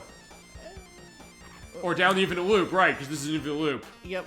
Or Scottish roots. Oh, that's like, it's part of it's Scottish, part of it's Irish. Or, Dolphin, you're saying you have Scottish roots. Feel free to go on that. I need to sleep, I'll be back soon. Of course, Pop Goes Rock Band, so good to see you. By the way, just to let you know, fine, you found the YouTube site, we're always there. But also, we do our shows, fine, varying times. Next week's gonna be Friday, we're playing Smart Ball on Super Nintendo. Edwack and Nicky are coming for that. It's a game that they love, or he loves. And he's gonna show it off. So good to have you. Thank you for joining our show. We're so glad to have you. And thank you for all your insights and for spending your time with us. And yeah, standing up late to spend time with us, Yeah. It's a great honor. We appreciate it so much. Okay, and we'll definitely edit in that thing with the moon jump, I promise. Because I do know what you're talking about, and I want to make sure that goes. No question. Alright. I'm pretty sure the fire shield will work here, but I don't have it. Or we don't have it, I should say. Also, yeah, like, fine, as I say, yeah, we've only been playing this game 2 hours. It feels like we've been playing this 5 hours, which I'm fine with, but it's also something, whoa! Yeah, avoid that nice. It's something that, yeah, feels like it's been later as far as the case that, fine, go back to my family case, because, like, yeah, fine. Time just seems like it's slipping away as far as just enjoying this, and seeing how smooth the rotation of the gears are in this version. This level is hard, and sometimes annoying with its enemy placements, but I get a nice feel on this level. Nocturne, what's your take on Metropolis Zone? Oh, right, as if they got stuck. It's something that can happen in the regular game, too. What? I don't think the rings popped into existence. You see that? I'll look back on the video. We're going. I'm not sure. Wait, what was the question? Fine. I know it's like it looks like the rings Oh, disappear. right. My opinion on this. And that, yeah. So, I would say this is probably my least favorite zone in Sonic 2. Probably because of what specifically? It's a little too obtuse with how it does some things. Like, I guess stuff with the enemies, stuff with like the layouts of Yeah. things. No, I get that. Fine, I'd probably agree with that, but it's also something that, fine, it is the point where the game's not screwing around anymore. But yes. But I get what you mean as far as that. Which way? Here. Yeah, right. That's smart. Yeah, because you hear the spikes coming out of the ground like a wave. Yeah, they're doing the wave. You go to a concert or something, you hear that. Whoa! Okay, fine. It has that path trace thing as far as like going over the hills. But fine, I was just crouching down the hill, just going down the hill. And that is, by the way, a wall to go through. If you want to go through that, or you want to go up. You said this is... Down here. And rolling on the screws. Which does go faster when Tails is on as well. Does the bouncing on these, which, by the way, you bounce higher if you hold the jump button whilst you're doing it. Whoa. I do love the music here, I'll definitely say that. Oh, yeah. Clearly, I have a personal... Metropolis Zone has great music. I'm just not a fan of the, I'm just not a fan of the, level itself. I'm just not a fan of the zone itself. And you're not the only one, so I understand it. Actually, what would you say is some of your favorite music in this game?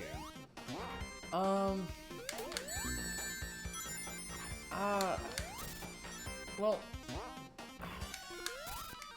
I mean, if we're counting sound test only... Hidden Palace Zone? Yes. Well, it's part of the game. It is in the game. We're going to be, by the way, we're going to be editing in Hidden Palace Zone in the Genesis original that's garbled as hell. It's still in the code.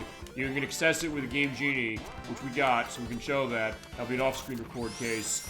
It is part of the game, and it is in the sound test, so it does count. So is that one?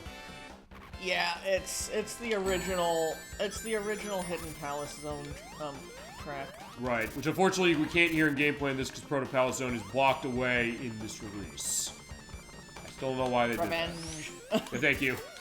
I still don't know why they blocked that away, but this is porting that version as far as the mobile ones. But that being said, we're not leaving you high and dry. We're going to show it. And also a video, by the way, of what Proto Palace Zone looks like running the mobile edition, because I do own the mobile version of the game, but I don't know how to stream a mobile game.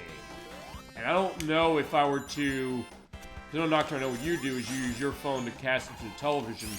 I don't know if it sees it doing that. It would have to, I think, connect into like a capture device equipment, like the stuff we use. So I don't know if I could actually stream it from my phone or another device I got that has it. If I could, I would do it. But that might not be the best way to go.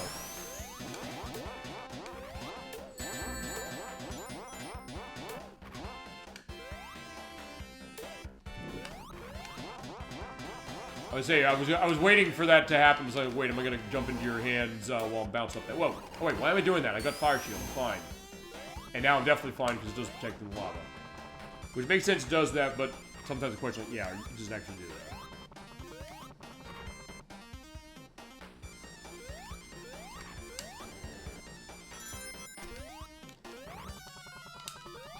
Oh shit! There was a good. Why am I going that way? It's like I should be following that way, following the path. Fine, even though you're off screen, she knows exactly what she's doing when it comes to Tails. And a minute. Awesome.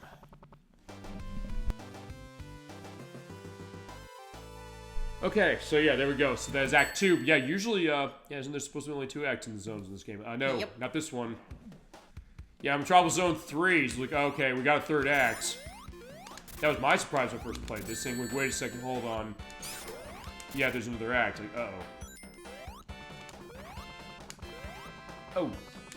Actually, I don't know if I've actually ever seen, because I think, yeah, those things do move when you jump. Actually, I never jumped on them to have them move like that before. Okay. Yeah, I learned something new as far as this game today. As I have, yeah, the pistons and the gears going there. You bounce on the pistons that way, but then jump on the top. Like, yeah, you're over there, but okay, good, there you go. Yeah, I was trying to get up. Yeah, it was not easy to, although I do like the way that looks. It's like, yeah, it's kind of rotating that, like Like the gear grinding, I can follow you. But yeah. What's up? Ah, no. I was just going, oop, I missed the grab. Also, yeah, gotta be careful there. If we get crushed by that, we die. Fine, I had that happen all the time on the practice, but it's a good case that it didn't happen now. Actually, I was doing my practice a few weeks ago. Just saying, like, let me just play through this. I was playing as Amy in Tails, as is the case, but also I'm I was like, if you can't make it all the way, I'll always have the screw come back to you. Okay. I didn't have all the emeralds actually at this point. I was like, yeah, fine, I'm fighting to get them. And even AJ42 was saying, like, I'm kind of disappointed almost that you don't have all the emeralds this place because you're the Sonic guy. Well, fine, yes and no. Yes, I am as far as the Sonic guy, but also fine. Ultra 94T is on the show in a couple weeks. He might out-Sonic me. And we're not even playing a Sonic game with him being on it. We're doing a Zelda game, or Zelda game's sort of, kind of.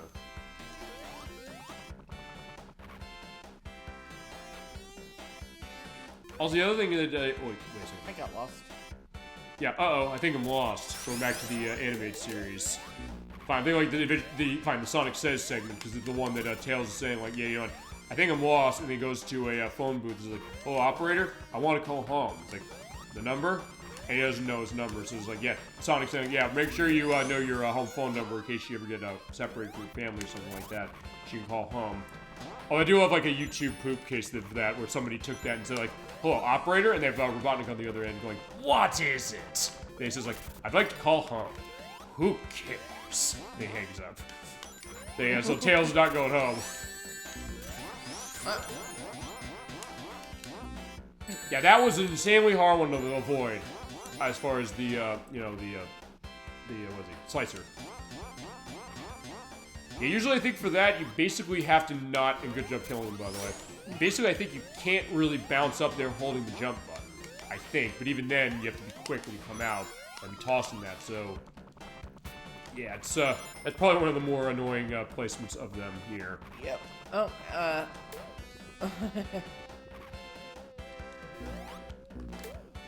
I was trying to kill it. No, it's fine. I was saying where to go. Where's its hooks going? Got it.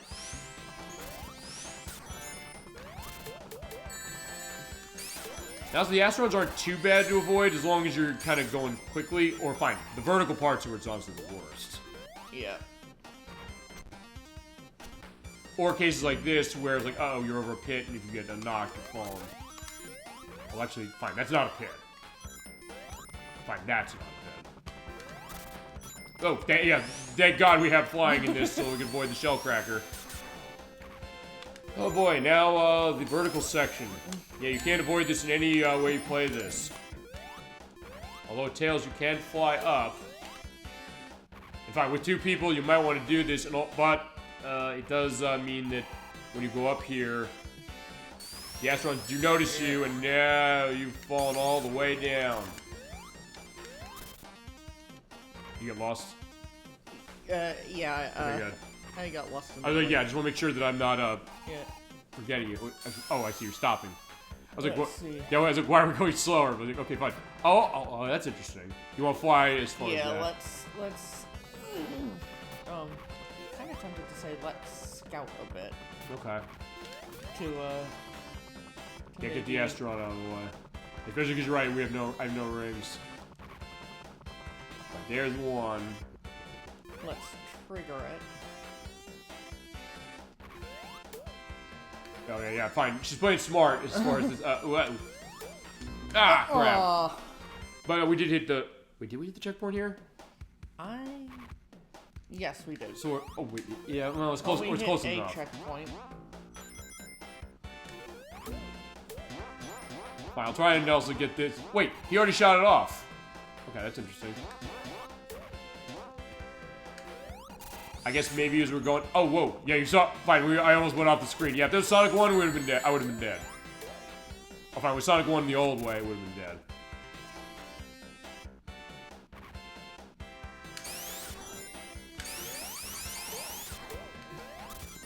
There you go. So I was waiting. Yeah, I was waiting for you to come by because I knew you lived. I was actually waiting for them all to trigger. And then go. And then spin dash myself. Yeah, smart move. Actually, I think... Oh, right, fine. There's something right there.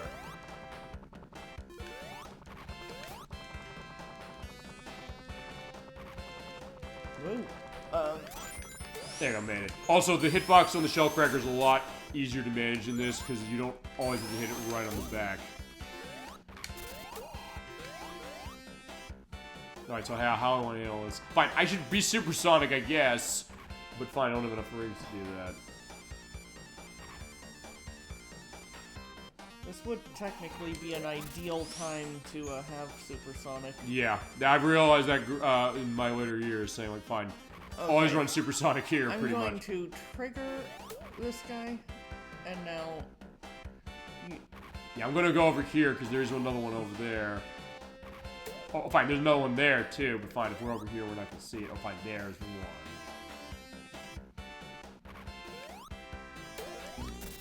Okay, but yeah, it's fine if it hits me. It's fine if it hits me. I think that... No, is not the last one. Fine, I guess, yeah. Either he didn't have claws to begin with, or he was like, fine, I shot him off too early. But thank God, we're safe. Yeah, it is one of the harder areas here. With that, we don't have to do that ever again. Yep. Okay. Got through that time without getting hit. Yeah, not bad.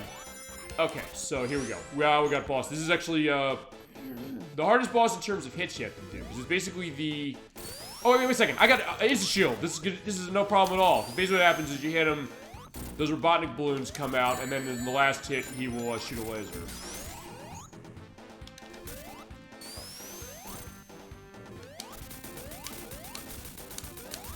But either way, we're set. In fact, that boss also was in Sonic & Knuckles, as it was as well. Yep. Because Mecha Sonic tossed that out when it came to Sky Sanctuary. Actually, as far as favorite music, we're going to this. Well, my favorite piece of music is actually this zone. That was coming up. Sky Chase Zone. Although Sky Chase is also fantastic. Although, fine. Nocturne's probably not playing this now, unfortunately. So fine, I don't know. How do you want to balance out the end of the game? Every time we die, we toss off? I'm fine with you doing it. How about this? If I die, I toss it to you. It's fine. The rest of the game, Tails is not a factor. But yeah, it is kind of a plain auto-scrolling case with very dreamy music. And you know the sounds be boom, which they did add for these enemies here. That being said, you can outrun the plane if you go too fast, or if you have supersonic, or if you spin dash, and even in this version is oh yeah, case. like I sometimes deliberately get hit on this stage if I'm playing with Game Shark and I've basically made it really easy to get supersonic. Right. Yeah. I will sometimes just use just take damage and lose rings to avoid getting supersonic. I mean, granted, that wouldn't be a problem in this version. What? But, like... Oh, because you don't have to turn it on. Because you have an option of not turning it on. Yeah. But it's also true that, in the original, Yeah, you just jump and it turns on. Yeah. Like, you basically can't play the stage, if you activate supersonic without supersonic literally makes the stage 10 times harder. Right. I mean, I guess that's probably... oh, shit. I shouldn't be doing that. Why am I spin dashing? Well, fine. You can sort of spin dash if you don't have a whole lot of distance going on. Although, the one nice thing about this stage, as I recall, it has no boss. It doesn't. You're correct. It's also not that long. Yeah. So it's kind of a nice, relaxing breather, because fine, the context is that Robotnik's taking the sky. We gotta go find him. So yeah, we hook up the tornado, which is Sonic's plane, but Tails knows how to fly it. So we go following the Wing Fortress Zone, which is where we are now. But as we get there, laser blasts hit Tails, and he gets knocked off. And you get launched. You do have a sound effect for that launch that you do not have in the original game. This is the final area, sort of, kind of the game. Yep. Yeah, what's your take on Wing Fortress? I like this place as far as kind of getting you a sense of like the finality of the end of the game. Also, I took a massive shortcut that way. Which, fine, I guess it shouldn't do. I should show probably the intended insanely hard way you're supposed to do this, which is down here. Yeah, what's your take on Wing Fortress? Like, I personally, I like Wing Fortress, but it is a very hard stage. Right, because yeah, that thing, hanging on to those things, also for some reason the frame rate seems like it's tanking here in ways that I don't remember ever seeing it do. Well, in ways it doesn't in the original version. But, having said that, yeah, it's not easy. Yeah, like, I love its challenge. But it really is a very hard stage. In that case, like, of course, the Sonic 3 shields are, of course, making this significantly easier, it seems. Sure, yeah. Actually, in that case, what would you say is the hardest of the I guess of like the 2D Genesis era Sonics? You know, screw this, we're going back the other way. I'm gonna do it the hard way. Yeah, so Genesis era Sonics,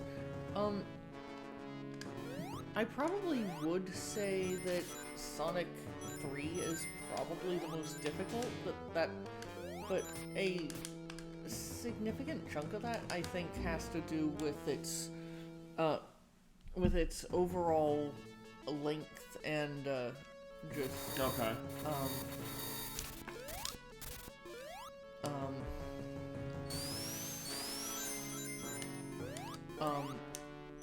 Like some of the stages in Sonic 3 are actually quite difficult. Yeah, maybe more than this one, I Yeah. guess, to a degree. Although, fine, we know it so well, it's fine. It's not hard to us anymore, but in case of fine, remembering that first time you played it. Yeah. Like with this game. Like, I wouldn't... Like, would it be difficult to me? Probably not. Well, to me now, I guess. Like, would it be difficult to me now? Probably not. But,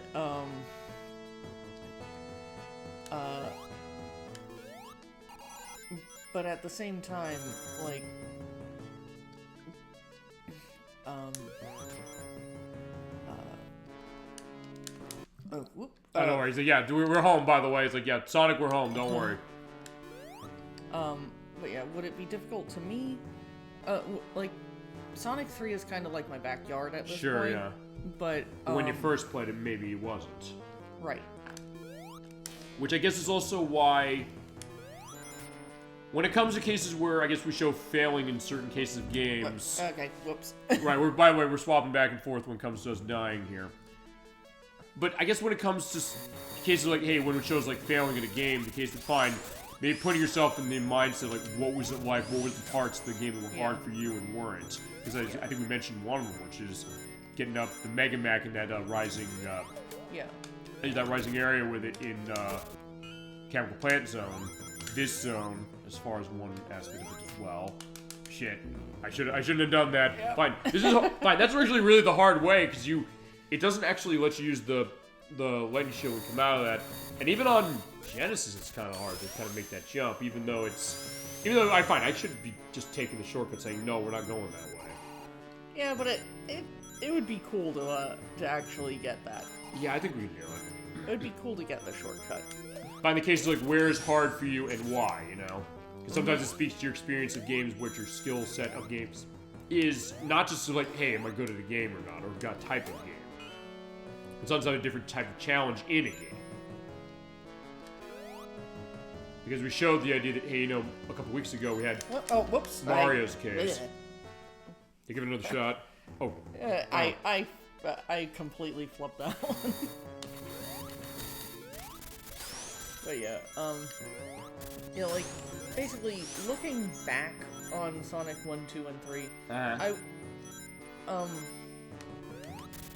I would say I overall had the easiest, like,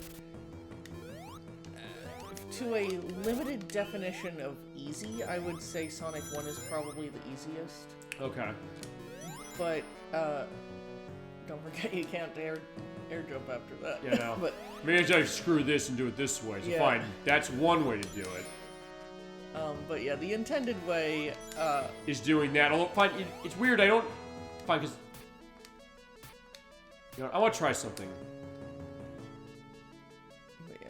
I'll tell you what I'm gonna try. I want to try doing this because I just want to make sure that, hey, you know, right? Because I think you still hang on the bar, so I guess it's the case of just get yourself off to the edge of the bar that way, and then do it. Because fine, my thought was like, wait, you're on that once and you can't grab on it, which I think that was in the original. I think you can do it this way in the original. I think that's probably how you're supposed to do it in the original. Yeah. I mean, it's just a thought that fine, to do a jump, like fine, to just go on the side, but fine. That I guess that's how you're supposed to do it. Be very slow and specific. Yeah. Which makes sense. Basically, not fast. Although Rather slow is fast. Right, but even you said we played Sonic 1, the case that fine, that game, the thought is like, hey, Sonic should fine. The thought sometimes is that Sonic's always supposed to be fast, but then you said with that, like, hey, sometimes you need that stop to go, so that then you have that precision, and since you have that, something that makes it kind of more of a complete experience and makes it so you're not on autopilot maybe the whole time. Yeah, like, back to the question of difficulty. So like, I would say Sonic 1 is probably, in fact, the easiest of the three. Yeah. But each game has its own difficulties. Sure, I mean, fine, even in Sonic 1, we have the Labyrinth Zone boss, sort of, that climb. Especially if you don't have rings, my god, that's insanely hard. Yeah, and in Sonic 1, you also don't have the spin dash. That's true. At least original Sonic 1. That's true, yeah. And, fine, the Genesis version, the Game Gear version, you don't either. By the way, the shooting out eggs, which I think it took me years to actually realize, wait, that's actually what they're shooting out. But it probably should have been obvious, I guess, but either way. But they also bounce off of the fire. So they don't get cooked on the fire. That would be an interesting attention to detail if they do like another 2D Sonic game, so like, fine. I think those segments are really cool. But yeah, they look great. And they also kind of have this great sense of excitement, like, whoa, I'm being blown away off the ship. Also, yeah, those things, when they kind of go out. This actually gave me a lot of trouble at first place. Like, uh-oh. They're going out that way, and then they're going to come back in. Yeah. Oh, I hated that whole segment. Yeah.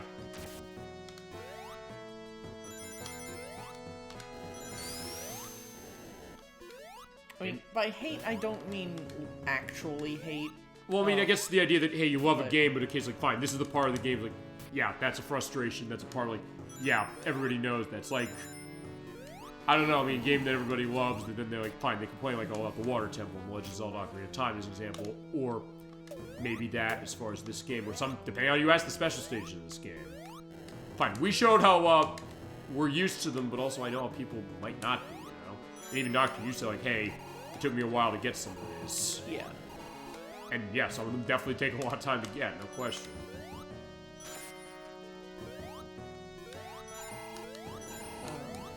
So yeah, I probably would rank them in difficulty in order of release, from easiest to hardest. Yeah, I mean, I guess it goes along as we're having this buzz in.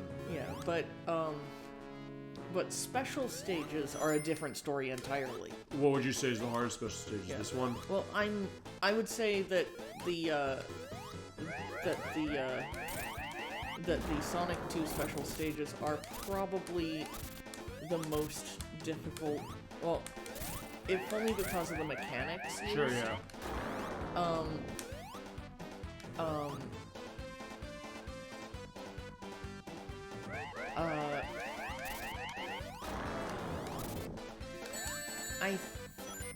I'm not certain on this, but Oh, yeah, probably should hit this thing. By the way, you wait till it opens and then hit the side of it. But yeah, go on.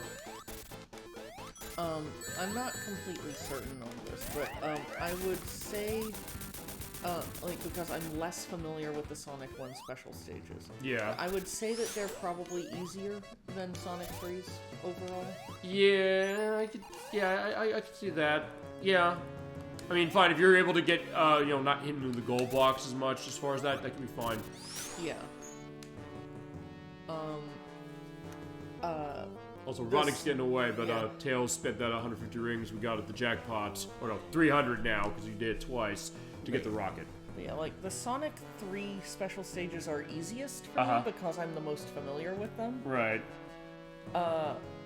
but between Sonic 1 and Sonic 2, even though I'm less familiar with Sonic 1s, I would say they're easier than Sonic 2s. Sure.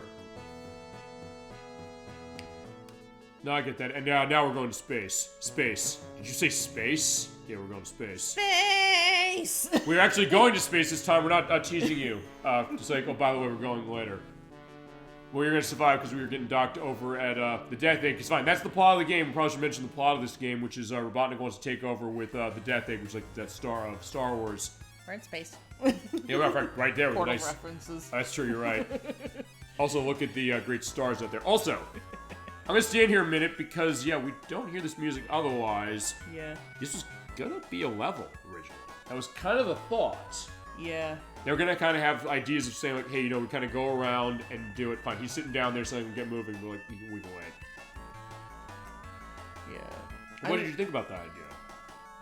Wait, what? If this was going to be like a full level. It would have been, I think it would have been really cool to have a full level.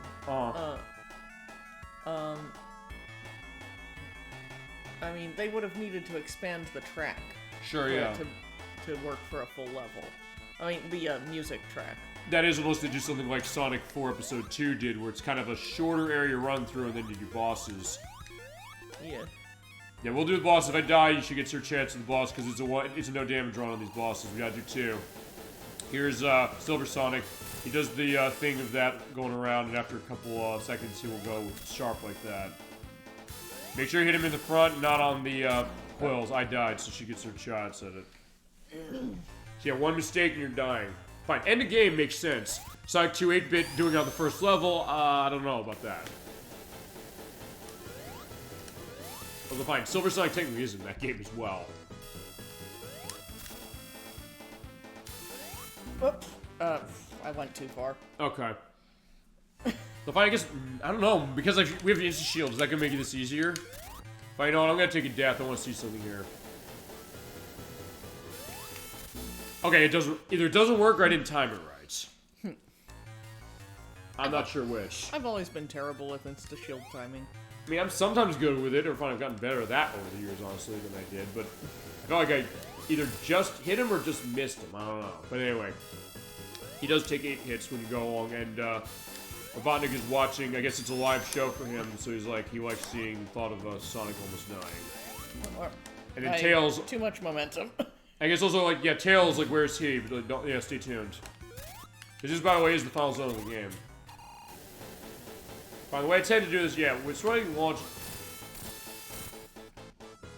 If you do a short hop, you can hit him a maximum of 4 times, and sometimes maybe cut your losses. But if he does that dash, that's actually the easiest case. Should I tap Fate again? I was gonna say, because it crashed as far as the other version. If I rolled into it, that was not the last hit, so fine. It's on you.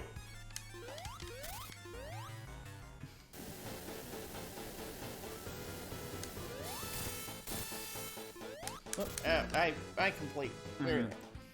I've never been good at the Silver Sonic boss fight. Alright, well, let's talk about that. What in particular gets the fact that it's a one to kill, or the case like where to hit? It's the fact that there's no rings. It's the fact that there's no rings.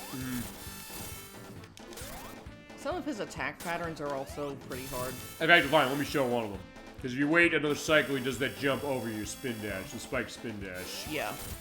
Actually, I usually don't ever let him last that long, but... that being said... Oh, yeah, I haven't necessarily let it last that long either, but alright, fine, the feed's out when you hit him 8 times. Yeah. Yeah. I've always been pretty terrible at that fight. What about the Death Egg Robot? This, by the way, is the final boss of the game. It's 14 hits and you win. Good luck.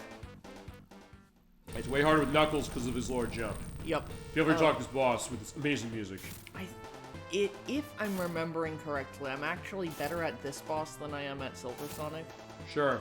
But maybe you should have your shot. In fact, you know what? I'll tell you, you're going to have your shot.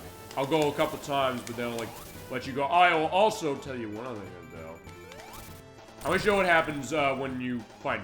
When he comes down on the front, he throws his arms out. But... I got to get this very specific. I think I'm going to do it there.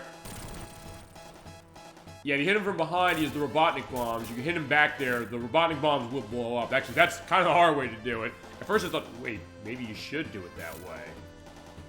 But that's fine. I just at least wanted to show that one way to do it. And in that case, fine. How about this, Doctor? You want to fight this boss and I destroy Silver Sonic? Sure. Alright, so fine, let's run on that and die. So fine, I'll get Silver Sonic and then you get this. Sure. Unless you want to try Silver Sonic again. Okay, yeah, fair enough. Yeah. I mean, I'll beat Silver Sonic when I'm playing the game on my own. I guess if you want to, unless you're like, fine, you know, I want to destroy this thing now.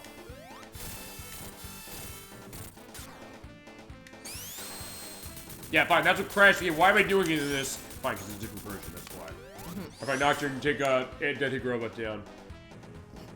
And also see Robotnik run faster than Sonic, but fine. It's out of fear. And he's not, he can run, but he's not gonna hide. That being said, I don't think it's completely unreasonable saying I can find one hit for both of these things. I mean, even compared to something like Ninja Gaiden, it's like, yeah, this is not as insane as that, but still, like, yeah, you gotta be on your A game. It's definitely a harder final boss, I would say, than Final Zone is. And Final Zone's not easy in first game. I should have taken a shot.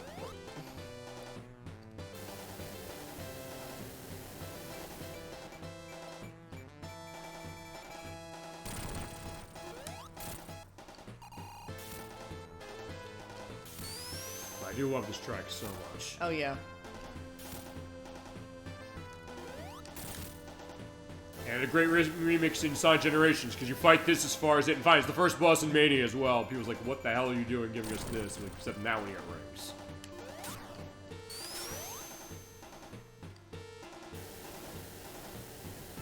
Yeah, like... I do love this boss music. Yeah. How about getting you in that sense of finality of everything we fought through, everything we played through? In case, yeah, Earth's in trouble, the Death Egg could destroy the Earth, that's what Bono wants to do, and now we can stop it. So there's that sense of menace, but also the case that, yeah, kind of hopeful, yeah, you can do it as well. By the way, good luck doing this with Knuckles, because this is the lower jump, you have to wait until he does the bow down when he drops. Yeah, you have to wait till he does that, and it's very specific when you can hit him with Knuckles, so that's actually the very hard way to do it. Or you hit him in the S, the way I showed before, but I've never been good doing that. In fact, I survived even doing the way I did, I'm amazed. Yeah, but like, this boss is really not actually hard. Right, when you understand the pattern. And kind of understand, like, what you gotta do, because that's usually the idea. It did take me some time to beat this boss, although, in all honesty, it didn't take me maybe as long as other critics. Yeah. But, like, it's one of those bosses that that pattern recognition makes it really, really easy when you're playing as Sonic or Tails. Right, and even patience, because fine, there is a 10-minute time limit in this game, it's pretty late to be mentioning that, but still, you're not gonna hit that 10 minutes here unless you really try to. So you'll be set. So you can kind of wait, and it's like, okay, fine, risk assess, see when is gonna be safe for me to make a jump to make a hit. Because you can do it while he's walking. There's like, hey, if you can time when he doesn't have the arm ahead, you'll be set. Oh, crap! Jesus Christ. That was close. You know what, fine. You want to do Silver Sonic or not? Nah. That was too close. You have Silver Sonic down to a... Science. Yeah. In fact, that's the science right there. You basically jump right when his feet are gonna hit the ground very lightly, and hit it 4 times. Oh! And then I say that, and then I get myself killed. That being said, since I did fail that, I'm going to let you have Death Egg Robot again, just for that. Fine. Basically, you wait till he goes that hop little 1, 2, 3, 4 hit left and move over. There we go. Okay, so fine. Yeah, that is the science of Silver Sonic. She's showing the science of Death Egg Robot. I'm showing this one of Silver Sonic. So there you go. Yeah, you have Silver Sonic down to a science. And, I mean, really, both of us can probably do this one pretty easily. Yeah. No, it works pretty good as far as even Silver Sonic kind of getting that going. Just fine, you're right. Getting what the pattern is. It's not easy, but fine. In this case, he takes 14 hits to kill. Yeah. The rule of 8s does not apply to him. Yeah, but I thought you were so close on that last one. I thought like that would be the last hit, but like I don't think it was because it went like flashed. That's also how I used to play, counting out like how many hits do I have left. Well, initially at first I was like, oh, it's gonna be 8 hits. Like, no, it's not. Not in this game. It's not.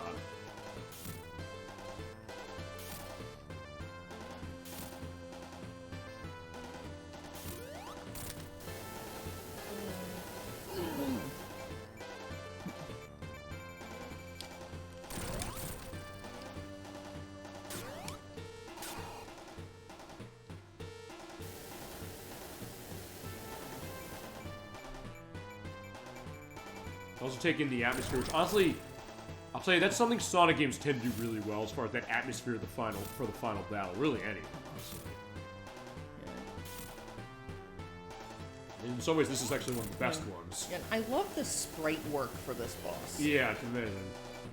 Yeah, they clearly are saying, hey, we want to go and show everything we can with this game. And show that, hey, we're upping it over an already great game with the first one.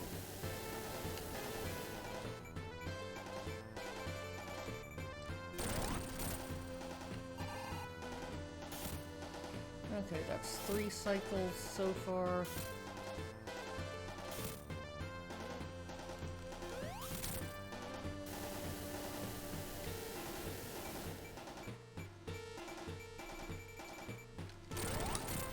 There you go. Wait, you got 2 hits on him? No, that was 1. Okay. I mean, two hits for this cycle. Okay. But There you got him. Good job. And we beat the game. And the place is blowing up. Yep. Good job. And it's too bad Tails doesn't get to be part of that. That's true. Also, Supersonic is completely inaccessible on that stage. That's true. And actually, fine, we'll get to the differences at the ending, because fine, Tails is usually this way. You get this beautiful end credits music. Like, fine, this is one of my favorite pieces of music in the game, no question. When you see the explosion, it says like, let's get the tornado going, the flickies are going. It's like, yeah, we're ready for liftoff, we go. And with this kind of black and white perspective, he's flying off to go get Sonic. Actually, fine, it's something that people also argue the bad ending in this game 10 was the better one, because the only real difference is that, fine, we got all the Chaos Emeralds, so Supersonic's flying down. But when you don't, Sonic's falling down, and the idea is that Tails comes by and catches him on the plane, which reflects the idea of, hey, you know, the friendship of Sonic and Tails, like, they're going to be there for each other thick and thin, you know what? That's a good point. It's beautiful music. Yeah, it's when you realize there was a vocalized version of this for Sonic 06, you're like, really? It'll be in the link list as far as what that is. But yeah, the storytelling is definitely better when you don't get all the emeralds. Yeah, I mean, it's a nice case. But either way, I don't think it's necessarily lost, but you're right, it is nice to get that sense like, hey, Tails is there. I'm like, hey, I'm going to be there for my buddy Sonic. Because fine, he was there for me when I was in trouble. Yeah, but I mean, there's something super satisfying about just demolishing the game with Supersonic. Yeah, absolutely. And you get this great credits medley music. I do love it. Yeah, fine. We can also talk about some of the stuff as far as the people who are involved. But yeah, because Hayao Nakamura was involved as far as the executive producing. Talked about the stuff in the music. Let's see.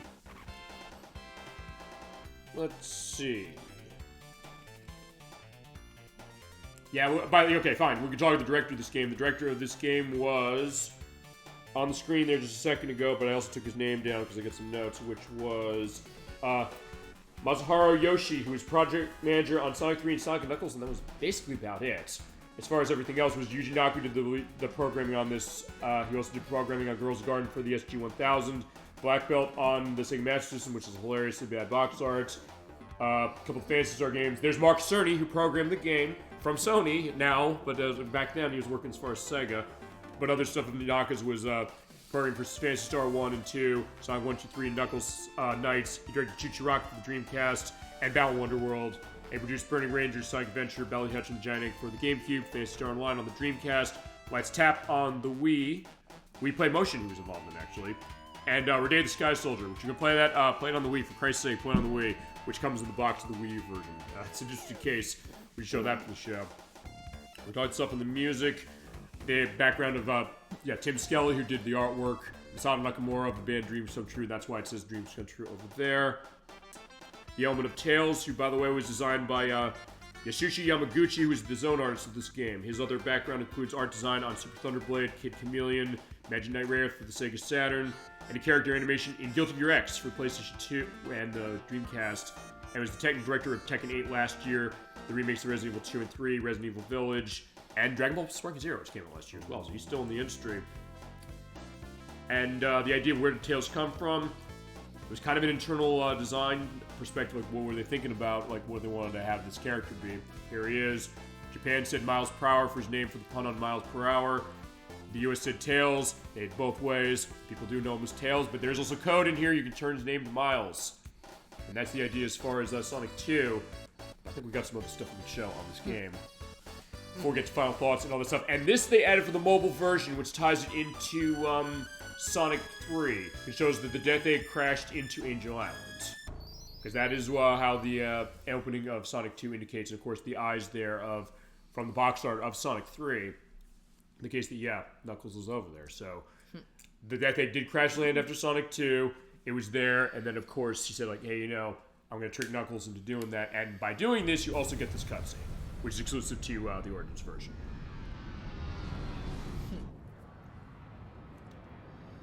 So there is Angel Island with a great kind of painterly perspective.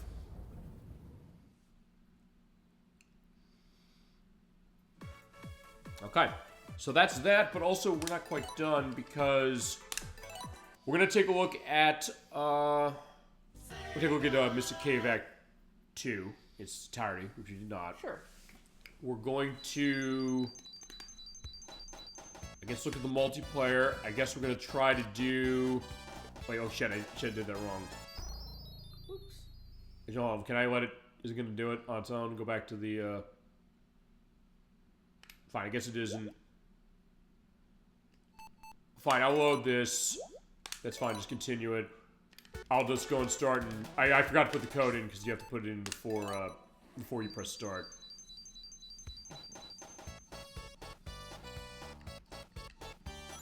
There we go. So yeah, let's get fine, it's Mr. Cave Act 2, and this time we will go the other way. I just want to make sure that we're showing off Hidden Palace. But fine, in this case we're not showing Hidden Palace. We're just gonna go the whole way. And then we'll show the moon jump. I'll probably do that, I think, last. And then with that, we'll also show Special Stage for 2. I think that's basically gonna be the end of it, I think. Still down there? Oh, there you are. Over there.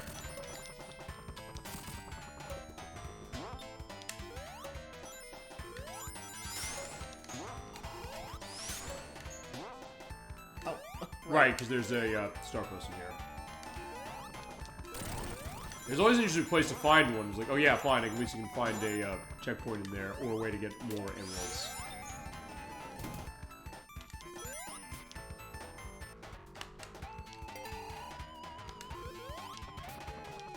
At this point, also, since we started a new game, it's like, yeah, we don't have all the emeralds, but either way, we did do that, we proved a point, and we were in a good case of that. Okay. So yeah, Nocturne chat, what other things you want to go into as far as Sonic 2 or anything on your mind game-wise? Oh, before we get to the end of the zone.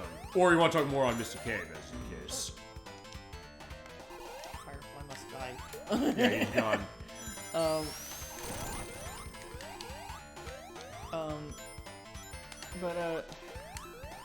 Yeah, I don't know. Like, it's...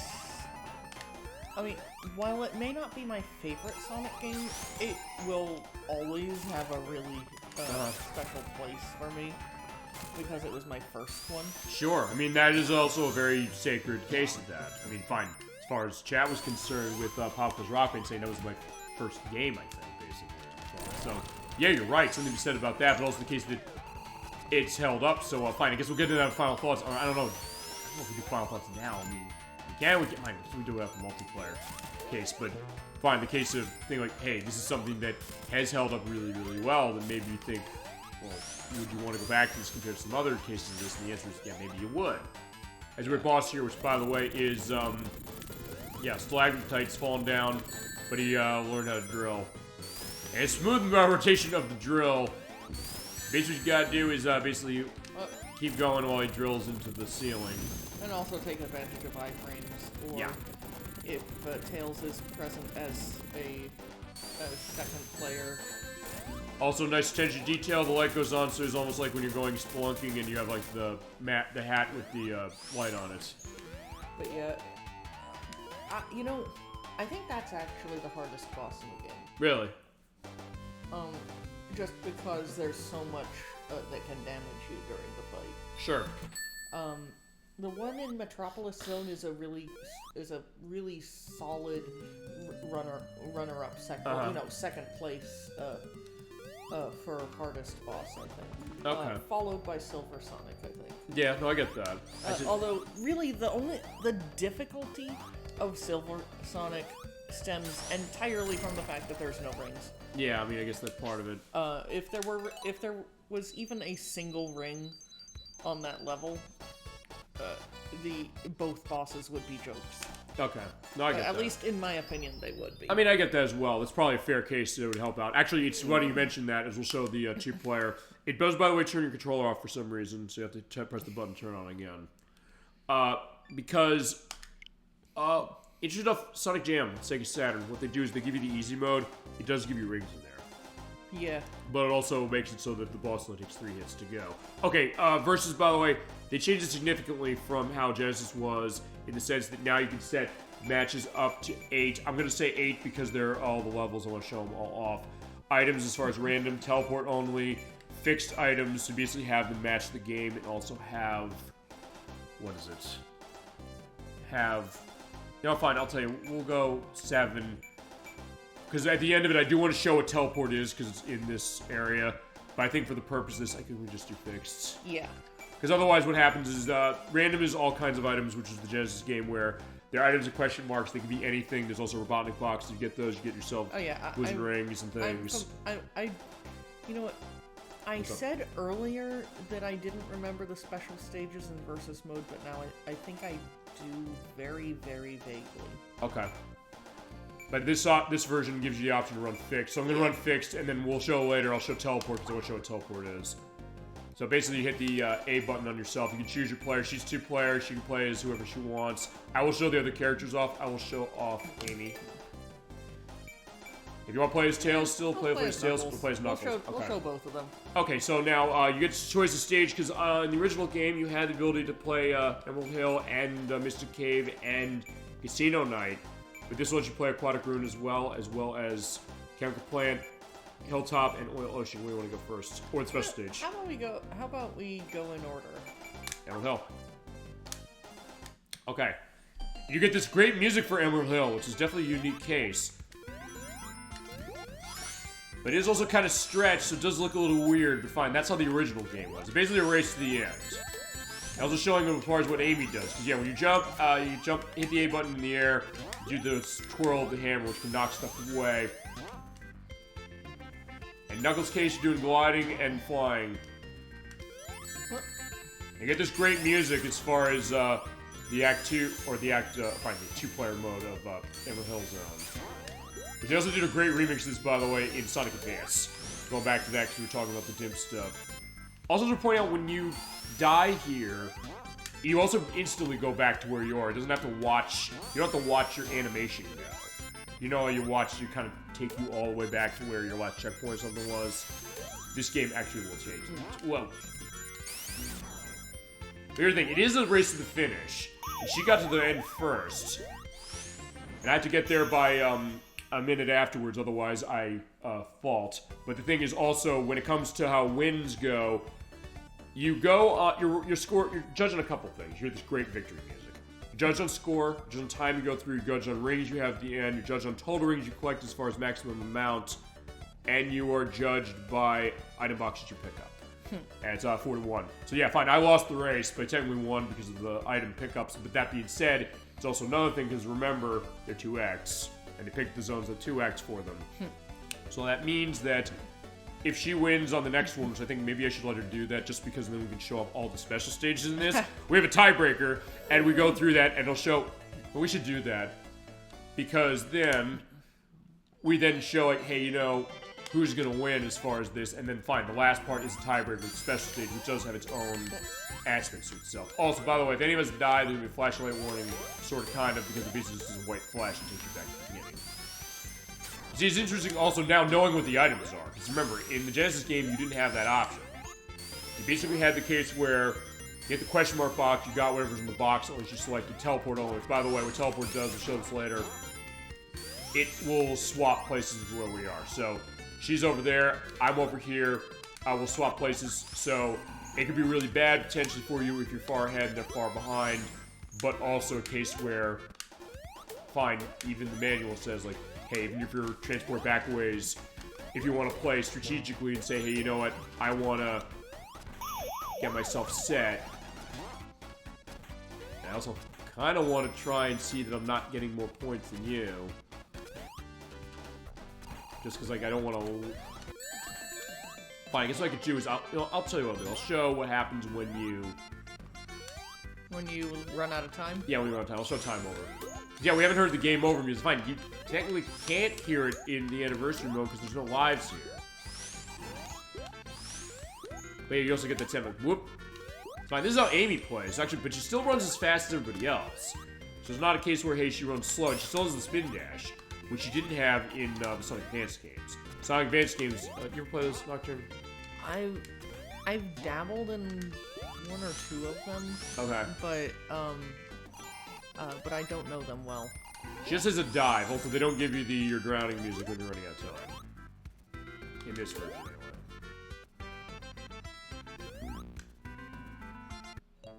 There you go. There's your time over. It is the same game over music as you mentioned from Sonic 1. And under normal circumstances, the only time you can hear it, the only way you can hear it. I just hope I didn't win because of, like, points and shit. Okay, didn't. Good. Oh, fine. You got more than I got anyway. Fine, I won on points, but you won on everything else. Okay. And since it's a tie, you know what that means. Special stage. Player versus player. And fine. Actually, wait a second. Okay, we still can go.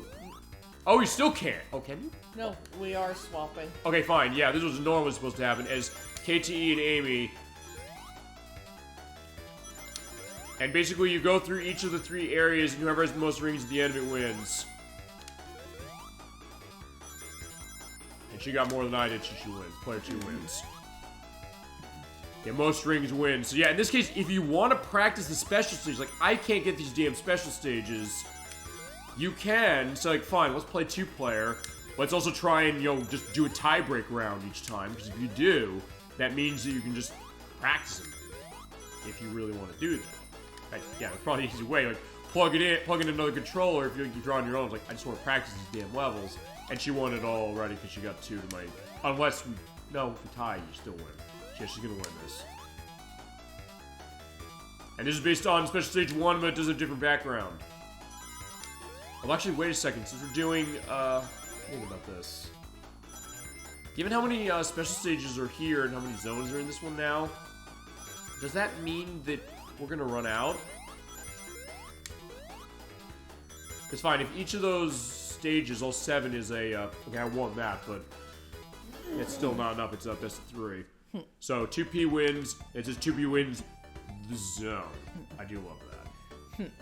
You get that great victory music. This is another one of my favorite pieces of music. It's like, that's the other thing. Every time I really, what's your favorite piece of music? We're like, wait, there's another piece of music that's really, really cool. And did you say let's go in order? Fine, let's play the one we... By the way, fine, there's that beep beep noise you're gonna hear earlier when I edit. Yeah, Chemical Plant, never played this in 2-player. I always play Sonic Mania. But, I haven't even said that.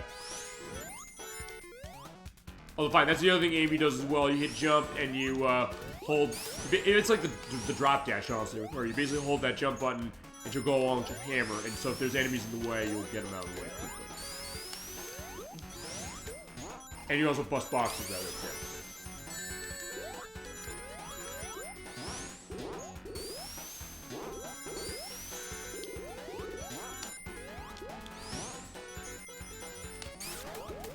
I also realized the other thing that's interesting about Amy, doing this is, fine, we're running really fast now, and in Sonic Adventure, she says to Sonic, saying, no fair, I can't run as fast as you. Except in this game, she totally can run fast as Sonic.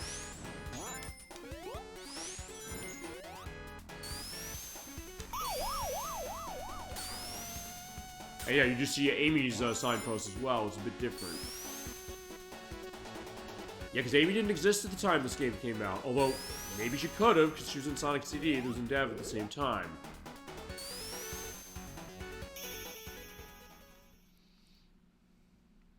That 1P wins as far as on... Okay, ours was pretty close, because fine, it was time, total ring, and item boxes.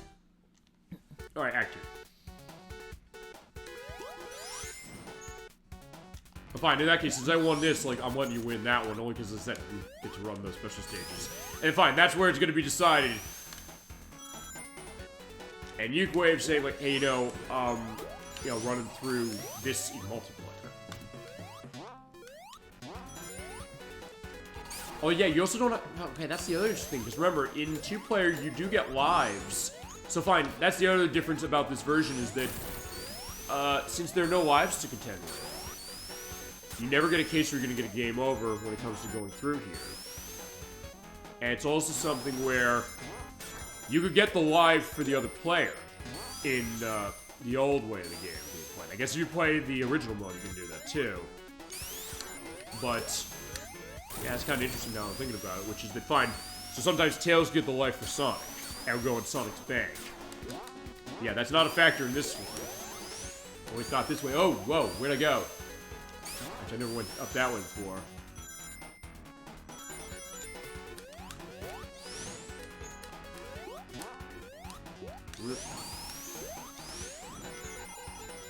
I should probably just show what happens when dying at first. In fact, you know what? I will do that. Just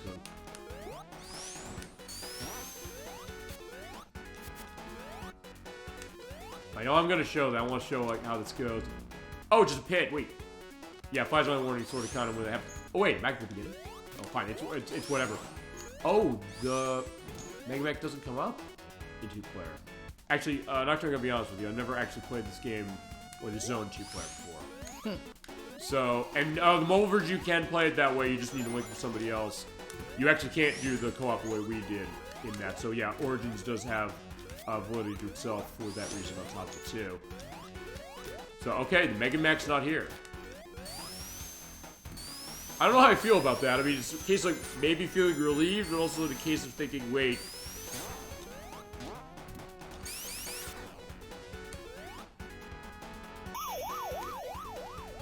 Alright, this is gonna be interesting. Now I'm in a spot. If anything else, I just want to see if I can get myself back to the beginning. Although, actually, wait a second. Maybe I didn't hit a checkpoint? Oh, no. Well, I guess I didn't. Fine. I guess I gotta use the shortcut we used when we played the main game, which feels like it's been a while ago, but it was only a couple hours ago. Alright. Whoa. I had the idea of, like, time sort of flying, but also sort of not flying in this weird way. Okay, no, I'm not making that jump. But, alright. Oh, shit. Oh, crap. I'm back at the beginning. Although it is instantaneous, so I don't have to watch, her going, all the way back as far as the rewind. That looked cool in the Genesis game. Well, it's also something that, fine, it was not something that, was that conducted to it. Like, fine, you know what? I'm trying to think about Amy. What's the better way for her to go out? Running out of time or... Fine, I think it's gonna be me running out of time anyway. I was gonna say, can I have a crush before that happens? But either way, you got it. Okay, yeah, clean sweep. Okay, but till special stage, let's see, special stage, let's go. Yeah, look at this. And they do have different color palettes, by the way, even on Genesis.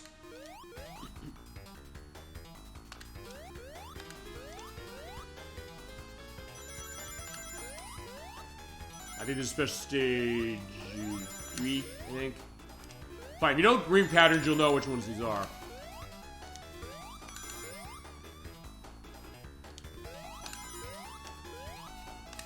Whoa. Yeah, you're really good at grabbing the rings quickly. Oh yeah, just doing, jumping around, whoa. Actually, in all honesty, when I first played the special stage, I'll tell you, this is actually kind of was my introduction. It was not playing the single player for them at all. It was actually just playing this, actually gets my brother as far as how it was. Whoa. But yeah, this is close. Yeah, most rings wins. Alright, so yeah, this is decided.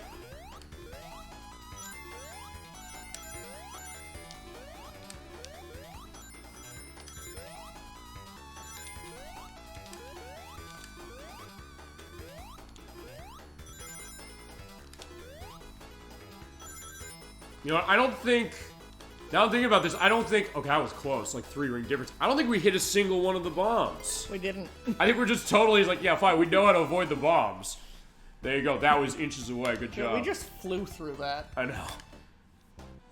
Okay, so there you go, that is round 3. There is actually What's I would, like, the specials, the 2-player versus special stages, I would actually argue aren't exactly fair. Why is that? Because whoever is in front has a massive advantage. You can also jump out of their way. It's like, mine, you're in front, no anymore, you're not. Except that, that's not the advantage I'm talking about. Like, if you're in front and the second player tries to jump,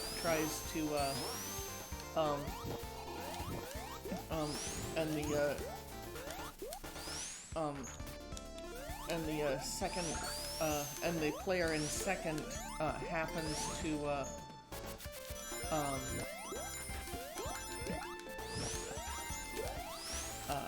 happens to jump, you just instantly jump yourself, and you're back in front. Oh, I see. You're saying that they jump, you just jump as far as them. Right? Yeah. I know it's like the game's not automatically jumping. Shit, that was close. Oh, we definitely have the same time. But because you can tie, it's worth pointing out, depending on how you do, and you won that one. Depending on how it goes, you can tie. And it does count it feasibly as a tie at the end of it all. You can't have the game end in ties.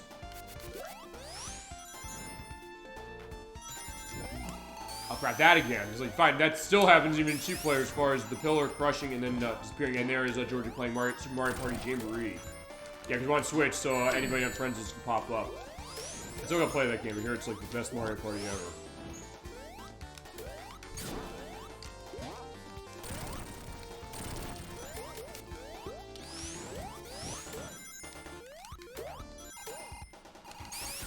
I think you're winning the item box challenge. Although, it's worth pointing out, when it comes to fixed items, it does include the shields from 3. As far as that. So yeah, you can run them as far as in this game. Yeah, Knuckles is probably looking at ground, or it's like, who's this?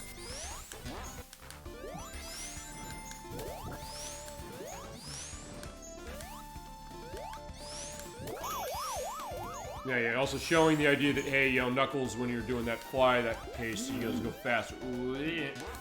Yeah, Knuckles loves wide open areas to glide. Right, wait till you play Superstars where he doesn't speed up at all when he does that. Fine, that's one of the reasons I hate Superstars. Fine, I hate Superstars for a lot of reasons, but that's... Fine, that's not the only reason I hate it. But, we still haven't played Superstars. I still haven't put you in front of... Well, okay, that's known as a horrible game for co-op for 4 players. As we tied.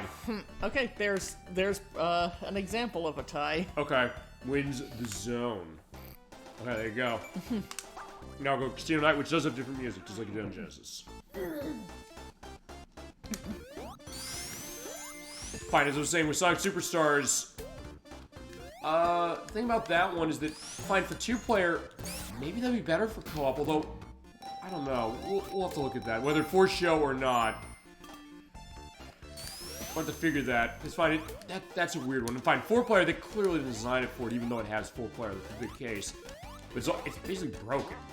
I watched someone call me Johnny play that, and I was like, wait, I was getting angry watching it as far as what they were going through. I was like, fine, I didn't like it playing on my own. I was like, wait, and then they're playing it 4-player. Like, oh boy. Fine. I think you'd still do airlifting as far as it entails in that. For 2-player. Maybe it's better 2-player, you know? It might be one of those that, I don't know, I like it better that way than going for 4. Fine, yeah, it's not. It's weird as far as how it goes. And fine, the last boss is insanely frustrating. Like, insanely frustrating. Like, I'd rather fight the last bosses of Sonic 06 and Shadow the Hedgehog and, I'm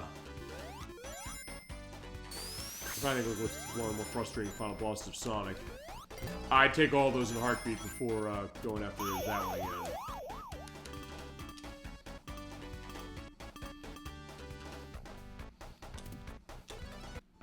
Also, I just realized, yeah, we'll come back here, so yeah, we can't stop our gambling addiction. Chat was right, clearly. Oh, fair enough, I'm not against it as far as what this is. Fine, yeah, fine. Getting kids addicted early, fine. As a kid, just looking to say like, hey, this is fun. Just like trying to see getting rings and kind of seeing all the color and all that, you know.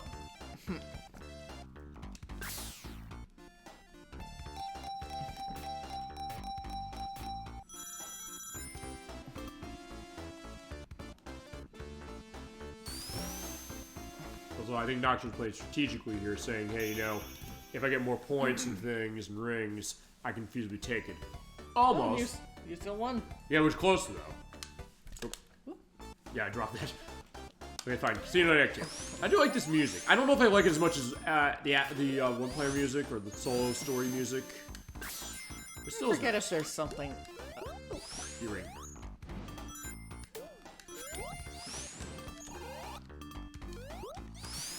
Also, in this case, based upon how the screen is set up, I'm not gonna do what I usually do, which is put down a what is it? An indication of name of who's on top and who's on bottom. It's me on top and Nocturne on bottom.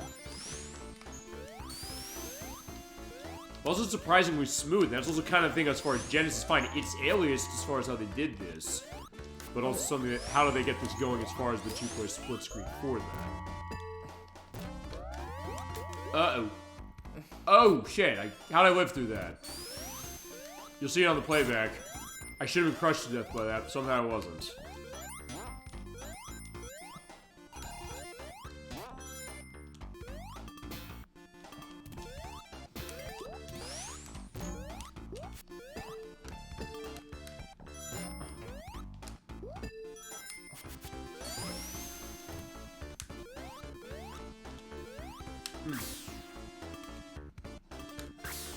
I know the sound design when you launch up that spring thing over here. Just sounds so cool. Whoa. If I also want to look back at that, I felt like the camera jittered for either you or me out of nowhere. Damn, maybe just me, I don't know.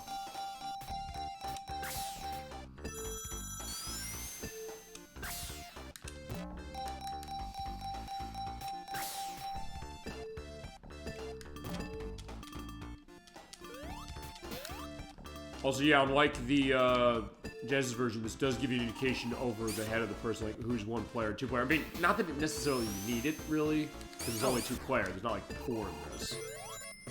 That's sounding maybe there's four.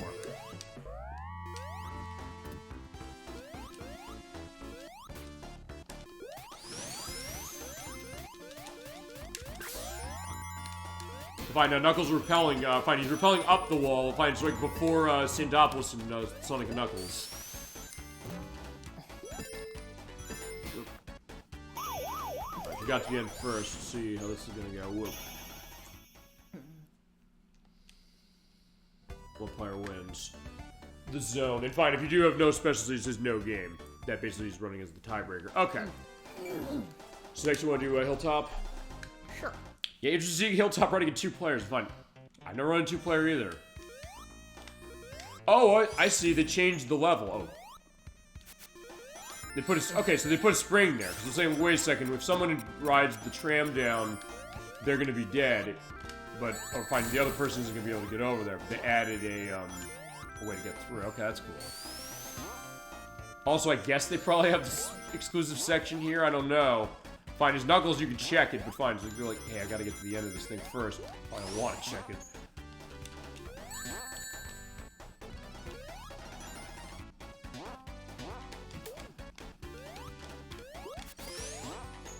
I don't think Amy can just get there as far as it with just her stuff. Well, yeah, no, yeah.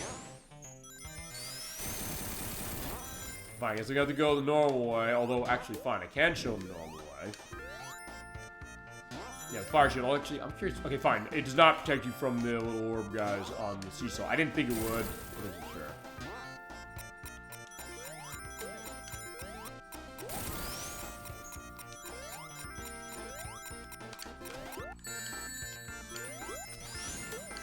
Oh, you are going the other path. Okay, awesome.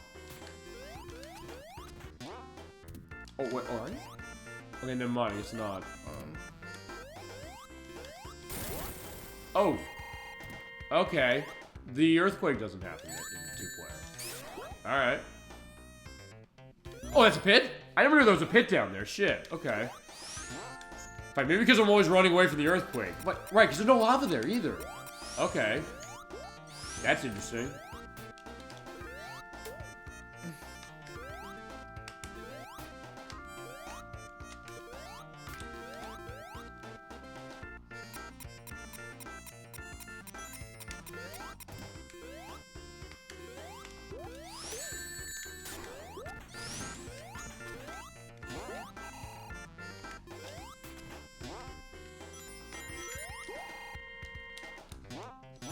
Actually, in that way, I do like the strategy this gives in the sense that, hey, you know, you can go for rings and items to kind of get more of a case of it. Although, in all honesty, I think, in some ways, I think this is like maybe one of the only Sonic games to do that with its multiplayer.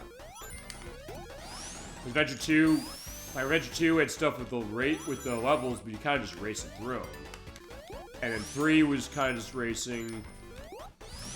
And then find co-op stuff as well, of course. But outside of that, it's kind of the only one that really has a multiplayer that's really mirroring the main game in terms of how it plays and maybe in terms of how to kind of get stuff going on.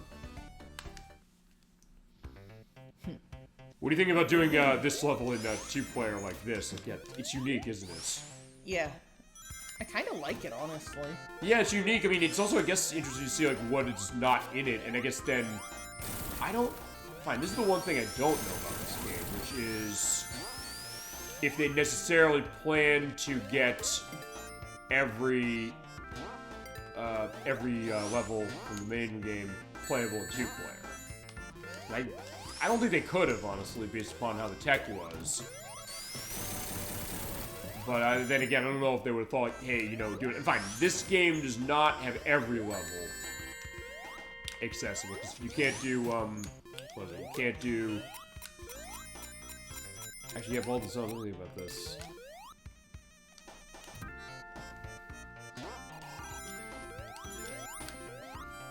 Well, fine, it changes the dynamics of here, because fine, it's a bottomless pit down there, because there's no lava. Okay.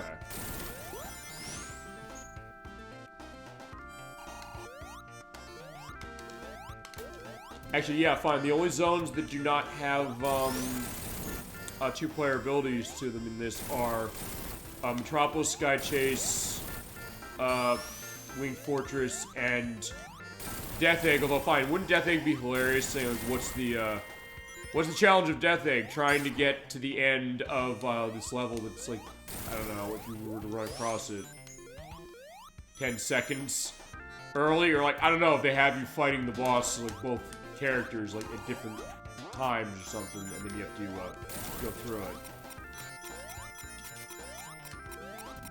Yeah, this is interesting. Yeah, you don't have the rising lava anymore, so you actually have to kind of make platforming cases. Like, wait, be careful because there's a bottomless pit down there. That's kind of unique, honestly. I would think that probably is the reason why maybe this wasn't in the original game. Because it's like, we don't know if we can put it all into the cartridge.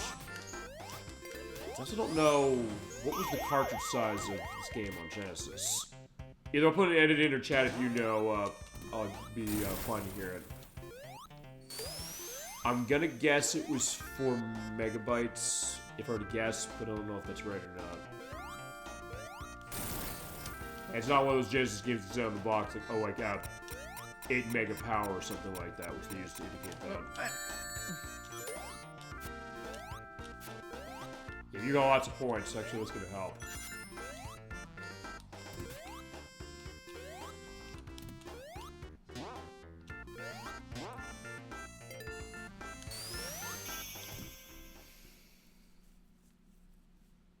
Alright.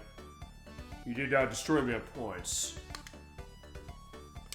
Okay, so we're almost at the end. Okay, so fine, let's do what's this? Mr. Cave.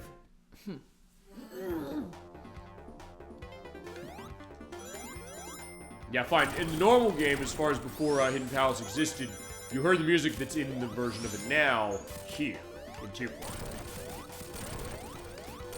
Another one where honestly, I think I like Act 1 better as far as the music, but I also like this music too, because I know people love this one, but something about Act 1, that kind of that sound of it, as we mentioned when we were at it a little while ago, that's really appealing. Also, it's worth pointing out, fine, even though in the main game that hit in Act 2 was, you know, was continue the in-palace zone there. Here it is bottomless pit with spikes in it, so yeah, don't go into it. Oh, whoa. Alright, look at her standing on the edge of nothing.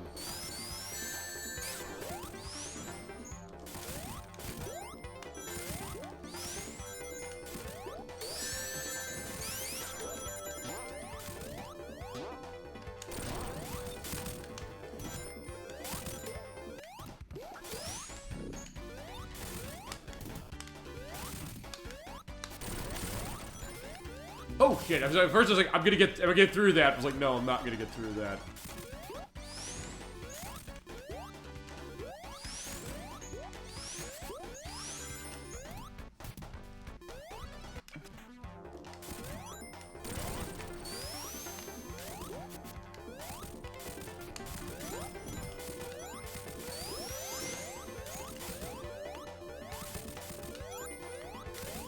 Also, I think this game is kind of decently suited to two-player, honestly, because of the fact that you have a lot of different paths with the levels to go through.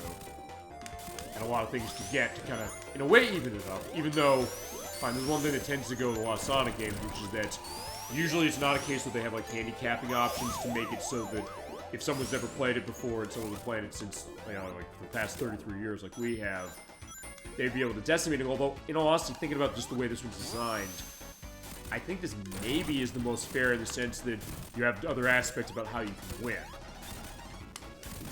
So it's not necessarily just about, you know, getting to the end and being the first one to get there. That is something you're judged on, but other cases you might be in case like, fine, get boxes and things, maybe it'll help out. Maybe. We'll see. Okay. I did? So, like, I'm surprised I did. I felt like I did way worse than you did. Fine, I guess I hit as many boxes as it did. Let's try Act 2 then.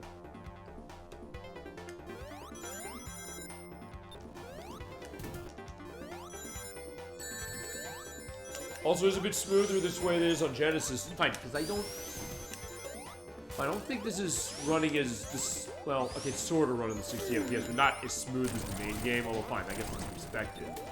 But it is smoother than it was on Genesis. Although, fine. Given the tech stuff they had to do to make this go on Genesis, I totally get it.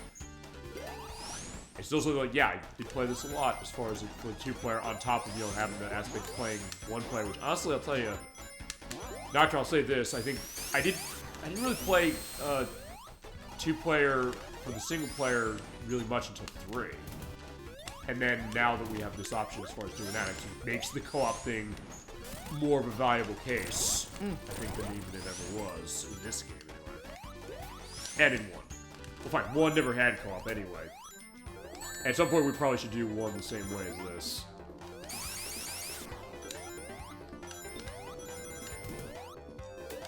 I'd be up for that. Alright, there you go. We'll have another second chance in that for some case for doing Sonic 1. Oh! I'll pause on that. It looks like I thought I got crushed again. Okay, fine. Oh, it just... Oh, okay, so... Alright, fine. They cut out the middleman entirely. It's not even a spike pit. It's just a bottomless pit. Okay. Which, I mean, I guess makes sense because it is a bottomless pit there now. Except it just takes you down to a different level. And now it just kills you.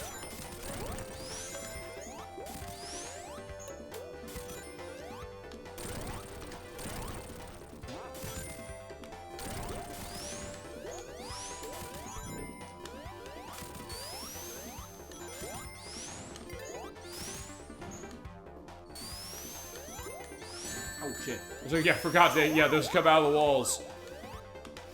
Fine, I'm not having a good time here, but it's like, yeah, fine. Amy will be fine, she can make it.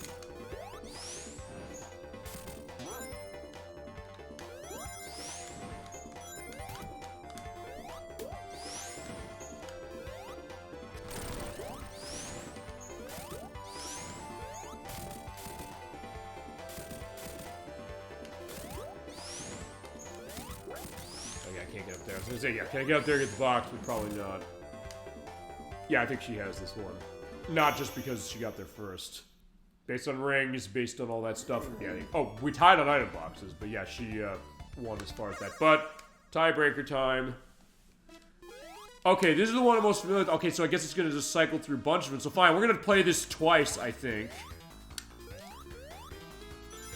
Or, okay, no, never mind. I'm wrong about that. I thought it was.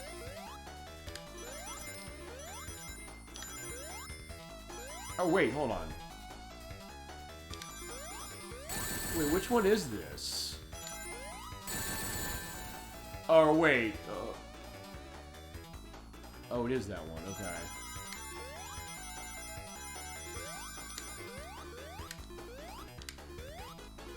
Okay, it is, 6? Yeah, this is, no, it's 3, sorry. But it has the same background as how 5 looks when you're doing 2 players. Like, wait, that's why I'm confused. I was expecting 5's layout. Fine, you get 5 and 6 when you select special stage, Oh, wait, it is 6. Okay.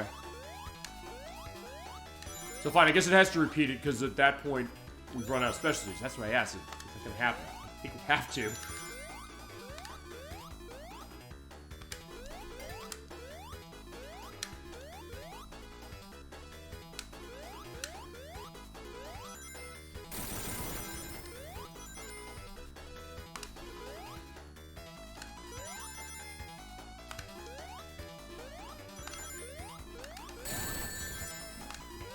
But yeah, I get what you're saying as far as saying, like, hey, you basically have, it becomes a jumping game at that point, a little bit.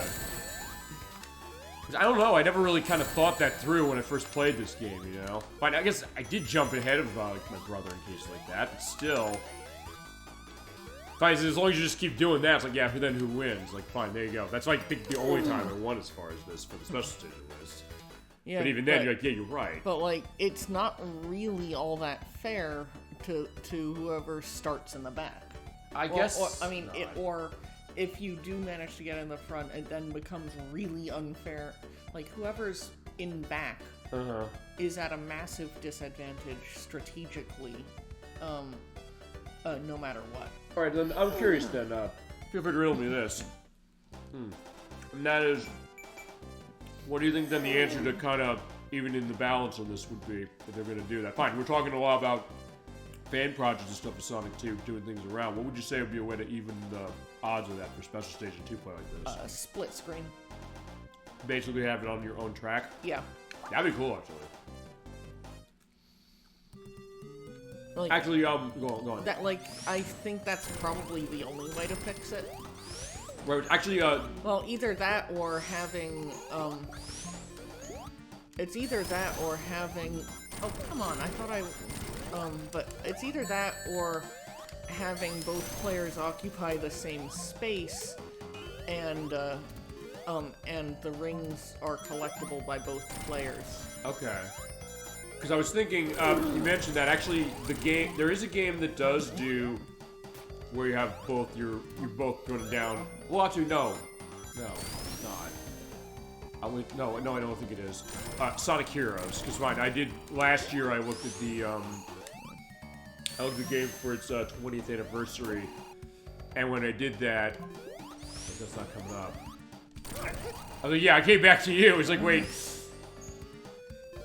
Because that was not, that wasn't there. I was like, yeah, we're waiting for this to come by. But I legitimately thought that you were an enemy flying at me. Oh, really? That would be interesting, too. Actually, fine, okay. Because, fine, Sonic Heroes you can do, like, running through, like, it is actually kind of like a tube case as far as how the specialties in that game work. And you can play an aspect of that going through a 2-player, but I don't think it's... I should know, we showed it as far as showing off that... Yeah, and you have to go through lots and lots of multiplayer modes, by the way. I should know, we showed it. Fine, link below to our show, we showed that. I think it was kind of approaching that idea, but I don't think you had your own... Like, you had your own screen. I don't know if you had your own path. Because I don't think you did.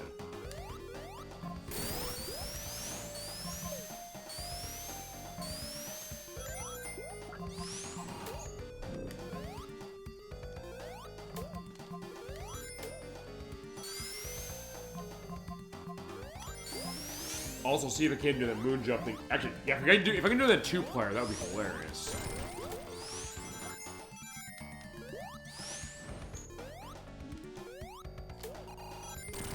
Fine, either I do it or you do it. One of the two. Whoa. Well, there you are.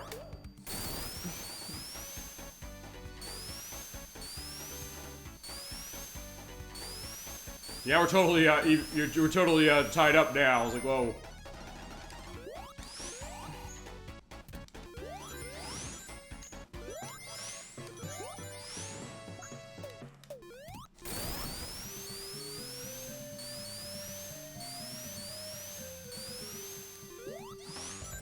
Right, so I was thinking like the battle concept as far as like Sonic going after you. Like, oh right, because you can jump into those. I forgot about that. Yeah, we didn't show that when we played this level in single player, did we? Oh, shit. Well, fine. Rings on hand, I'm not winning anymore. Because I guess the idea, like, hey, kind of going after people that way. Although, I guess with Sonic, the only case I know of, it's not like Smash Brothers or something, for that is, I never played this, Sonic Battle. You ever play that? It's on Game Boy Advance. It's like a fighting game, kind of. I actually never played it. I don't think I played that. I didn't either. Actually tied in, it's actually a prequel to Sonic Advance 3, interesting enough in terms of story. And it looked interesting, but I never played around with it. Even though I was like, yeah, you'd think I'd played the Sonic games on the Advance. Fine, I played all of them except for that one and Sonic Pinball Party. That's the one I didn't play. But again, you'd think I would, but haven't said that. There you go. Tied.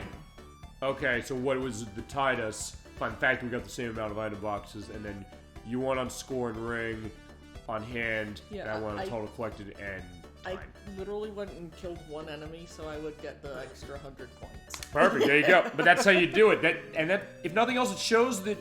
Fine. I was even thinking to ask you this earlier, which was fine. What's the case of a Sonic game evening it up with multiplayer that way? I think this seems like this might be the best way to do it, even if it doesn't have like an obvious handicap case like I don't know. Okay, that was dumb. Oh.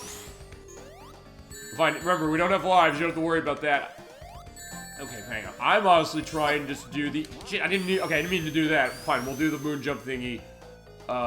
Looking at the Genesis version. Well, I'll try to. Or we'll try to. Ouch. In that case, I was fine dying. It was like, I tried to do what I said I was going to show.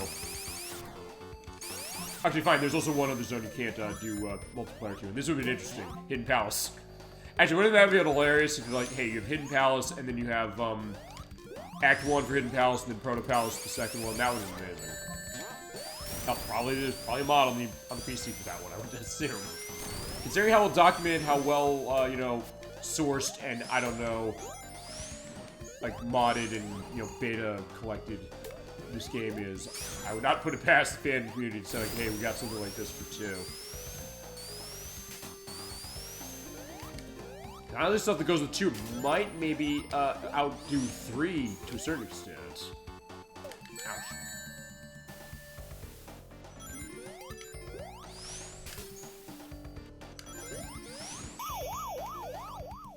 I also found it really interesting sometimes when doing the multiplayer for this, like, for Act 2, it's like, yeah, well, this is where the boss is supposed to be, and I was like, wait, there's a panel there, that's interesting.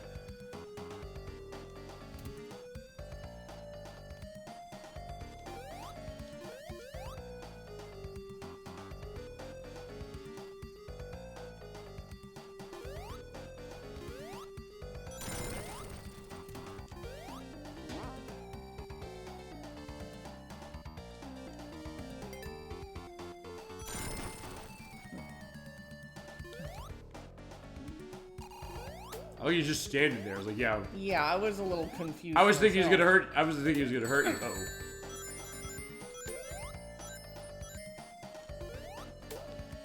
Oh yeah, we didn't show that either. Which is, yeah, you have that thing. You stand on it, and it will also fall off. I don't think I'm finishing though.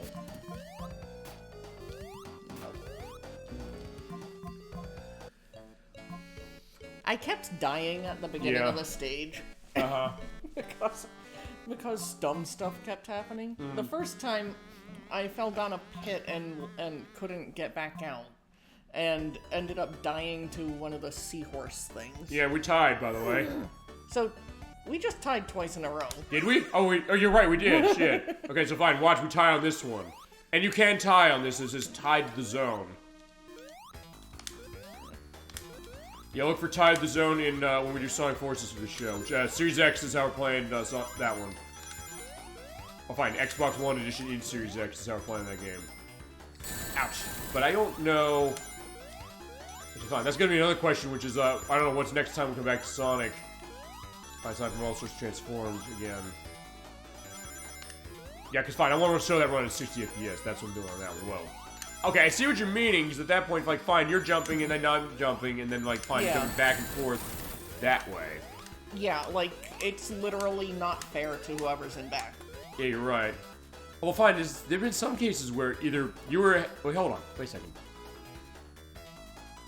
Okay, for a minute there, I'm curious looking back on the footage. I don't think this happened.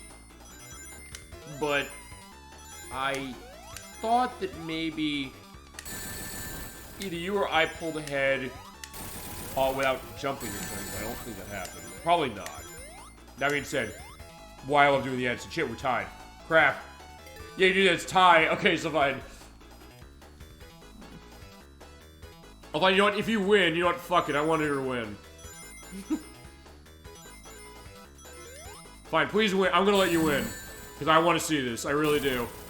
I said tied the zone. I didn't necessarily intend it that way, but at this point, we're tying the zone.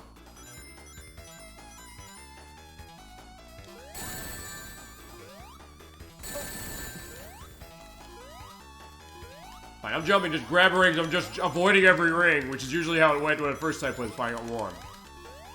Okay, fine, let's see this. We're tying the zone.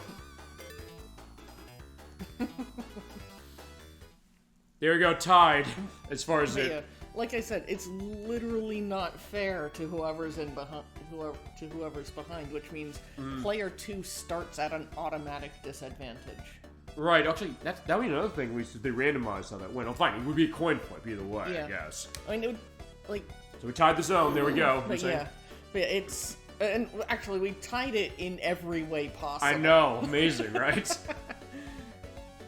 Actually, no. We didn't tie it in every way possible. Because we would have tied each of the areas. Yeah, we would have had... I mean, I think... Now, I don't think it would be possible to tie on time. Exactly, without being, like, frame perfect. Right. But if you pick a secondary category, say item boxes, to also be a tie, then, if you pick a second category for the player who's going to finish second to win in, then you just need to tie in all the others. Pretty much, yeah, good point. That or also, like, fine, tie every single section of the special stage of each of the 3 legs. Yeah. Like, basically, tie in as many categories as possible, though, with an allowance made for whoever finishes first failing, or falling behind in one other category, so the other player can, but yeah, I'm sure that almost never happens. Yeah, fine, except for us, except on this show. Alright, fine. It's still crazy enough that we tied on all fronts. Right, I know, somewhere in the thumbnail for this, I should have tied the zone in there somehow. People are like, what the hell is this? That's gonna be the thought of the thumbnail. Or fine, I always think of the Angry Grievers when they're saying, I think they're in a fight at some point, they say, this is no good. We're too evenly matched. It's like, yeah, that's the idea. Fine, that's what happens when you have people who've been playing this game for 30 years. Running this way. Yeah, I'm actually surprised that I did as well on Oil Ocean as I did. Right, now, honestly, we weren't necessarily trying to... Well, fine, except for some of the cases... Oh, wait, hold on, wait a second. We didn't even do the special stage. We skipped it. Wait, unless... We did 7, right. Yeah, 7? We did 7. Oh. So, fine. Okay. I was like, wait a second, hold on. It's like, wait, hold on. Well, hold on. We should probably show... Wait, we didn't show off special stage 5. Okay, it's fine. Yeah, there were 3... where we actually didn't hit the special stage. Okay, I'm just curious. Fine, I won, but I just want to see like how close was that? 1, 2, 3, 4, 5, 8, 9. Okay, 9 to 6, but also we had 4 ties. Okay, so fine. 2 things. One, let's do the special stage again one last time. Sure. Then I'm gonna try that moon jump thing again. Special stage on Genesis, and then music, and we're done. I think. Sure. I think unless, is there something we're missing that we haven't done with this game yet? Not that I can think of. Okay. Although I think it's hilarious that we tied the entirety. Right. No. Two. No. Right. No. I remember now. Do 2, and then I want to show teleport just because of the fact it's teleport. In this case, I'll be. Who do you want to be? I kind of. I think Knuckles is actually really good for speed. Yeah, I'll take Amy. Yeah. Well, fine, I'll stick that way. Fine, what zone do you want to do for this? Or fine, you want to do special stage and then do the zone? What's your choice? You pick one zone and then we do special stage as far as the last one. Or vice versa. Let's see. I don't know. How about we do? If only there was a random button. Yeah, I know. Yes, fine, I'm turning into Knuckles Chaos. Bing. Mr. Cave. Okay. Okay, so fine. Right, fine, you're over there. Okay, so actually it's also less of a flash in this than it is on, the Genesis. Also, with debug mode, you can... Oh, okay. On Genesis, you also can...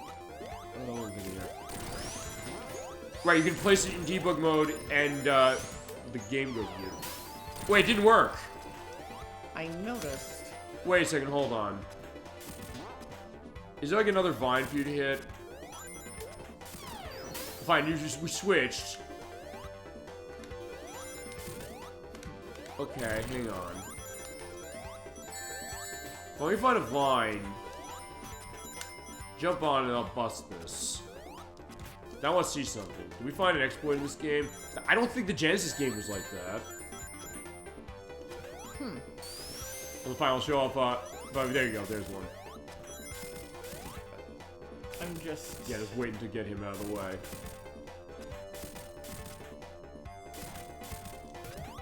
Okay, let's try this. Okay, it doesn't... Okay, when you're on the, Ivy, it doesn't work. Hello? I don't know, do you think they intended that? I Do you think know. maybe there's... I don't know, Chad, have you ever seen this? If you play this Fine, okay, that didn't do much. We went to the same place. Okay. So I didn't know that. Almost to the point where...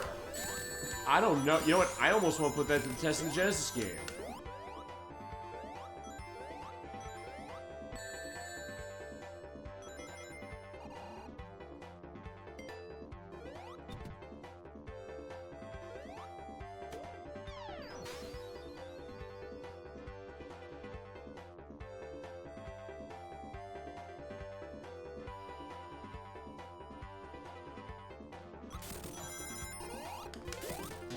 Fine, so we booted up anyway. I'm gonna toss that in if you don't mind. Sure. I want to put that to the test. Fine, the only difference is we're not gonna have, you know, Amy and Knuckles here. Fine, you can play as Amy and Knuckles in multiplayer. Okay, fine. That also shows what happens. Like, fine, boom, you get to the end. No, you're not getting the end as well. So, fine, it is... Okay, I guess then, thinking about it, I guess that's an equalizer when you think about it, sort of, kind of. Oh shit, I'm at the back. I'm at the back at the beginning. Okay, crap. Fine, in this case, it's more just showing... Fine, I just want to show the teleport above anything else. And fine, the other way... I think, fine, in that case, she doesn't want to hit the teleport, because otherwise, she's gonna go all the way back here. I remember when we do all kinds of items, it means it's random.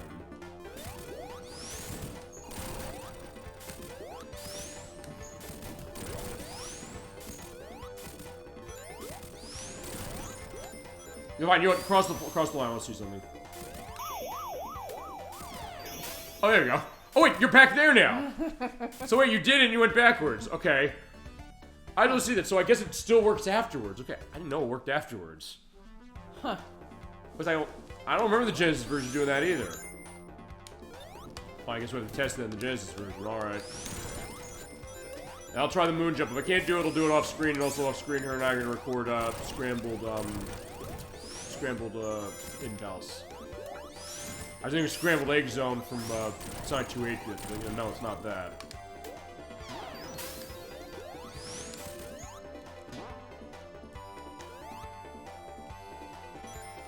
Okay, fine. If nothing else, this also changed the dimension of do you want the total item box, you know, reward. As far as that. You're gonna take it to maybe win that way if it means that maybe you're gonna lose. Basically, you know all the items are gonna be teleport.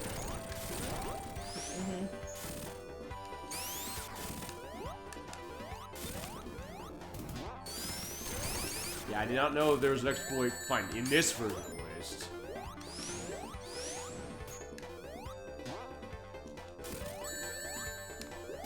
But you're right next to each other, so at that point, fine, it doesn't matter. We're literally right in the same place.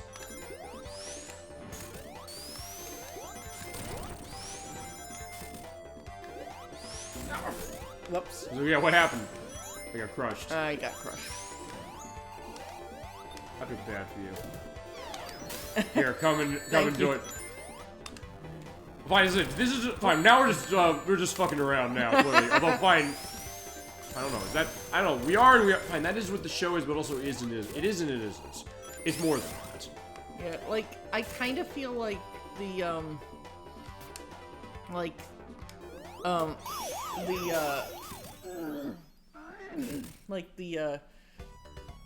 item boxes. Yeah. All being all teleport. Kind of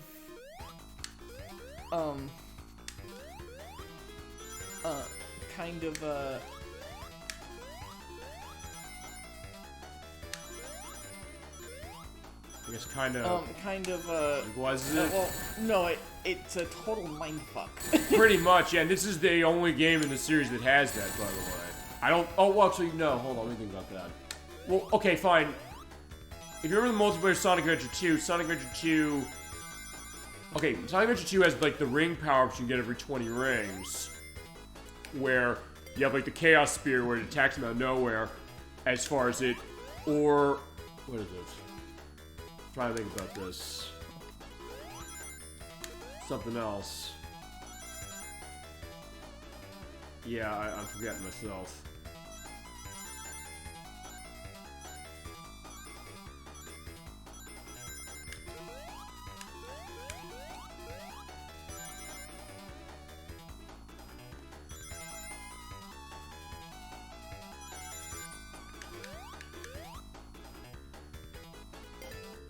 Play 2 wins. Oh, wait, that's you. Fine, in this case, I'm not focusing anymore. It's like, fine, I just want to go through what's going through around. Yeah. Ouch. And then we'll show off other stuff going on. Whoa, shit.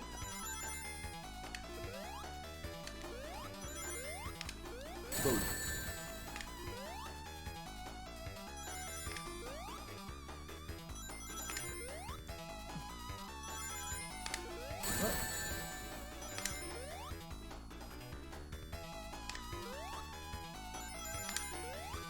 But yeah, see what I mean by it's literally not fair for whoever's behind? Yeah, although in all honesty, I'm not gonna lie, I kind of... Fine, I guess I don't know if I was necessarily not trying to win. Or not. Fine, let's show off then special stage, and then we'll get to the rest of the show when we're done. Like, it's... I just feel like there are ways that they could have changed the 2-player special stage to make it better. Okay, fine. This is how I'm used to seeing this as far as with this background. So I guess it randomized the backgrounds. As far as it, because fine, it was showing, not this one. Fine, this is how it was purple before. Well, it is purple in the Genesis game too. Yeah, and since we're running this way, it is a little smoother than it is that way. That's the question, yeah. Alright, here we go. That means that was still pretty close. Well, yes, but, I mean, what it takes is people who know this game well enough as far as saying, like, hey, you know what, I can go this way, and it's like, fine, let me get out of your way and jump. But fine, you're right, it does kind of become a jumping game, really. And also, I hope they run into it, or fine, fake them out way, I guess, above anything else. Yeah. So maybe that's where it really kind of comes down. Yeah, like... But yeah, it really comes down to,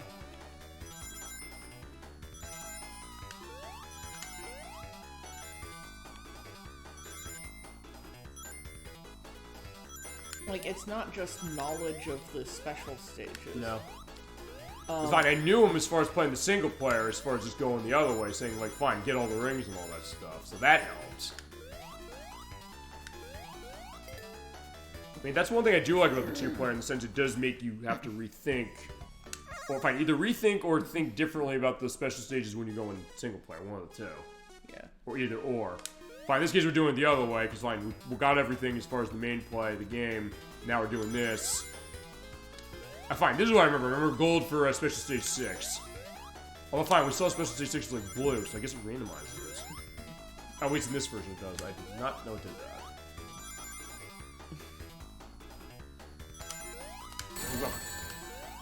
Fine, nothing else, I guess it makes it so, yeah, you're right, as far as what's going on with this, but the case to find it punishes a mistake more in the sense of seeing, like, wait, when are you, if you hit something, it's maybe more devastating, yeah, like that.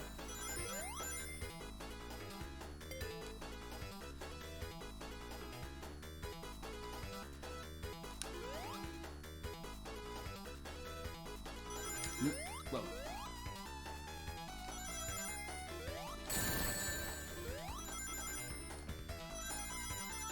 I just kind of think when I played single player as far as this, I was so used to looking gold. Like, yeah, I was like, I missed the gold, but it's the same pattern. Like, oh, wait a minute. It's the same as it is here. Oh, shit.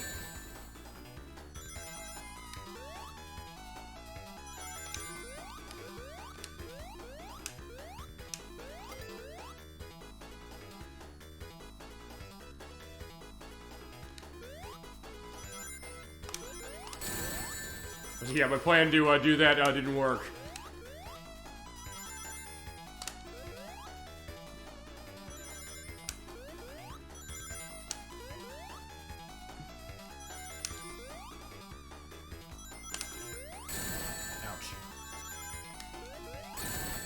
Shit, I didn't even know how far ahead you were. And not just because, like, hey, the jumping thing, yeah, I'm just like, I just didn't even know how far ahead you were. Fine, that was a fucking shutout. Damn. No, it's either way, I'm fine with it. I'm just surprised it was that much of a case, but I was hitting stuff too, so there's that as well. Alright, so good job. Oh, wait a second, we got tied. Shit, we gotta do another one. Okay, fine, we got one more. It might be running us through all of them, actually. Well, let's wait. I don't know. Did you win the first? Oh, fine. Here's 7 again. It's a fitting we're ending on 7, and then this nice turquoise look.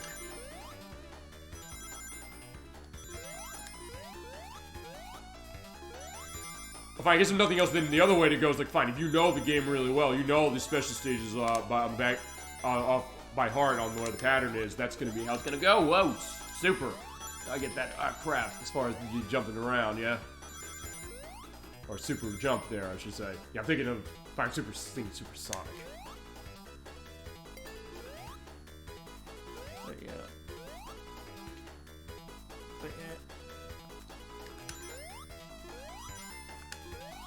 I definitely think there's a solid argument to be made that this is not a fair competitive setup here. Yeah, although honestly, fine.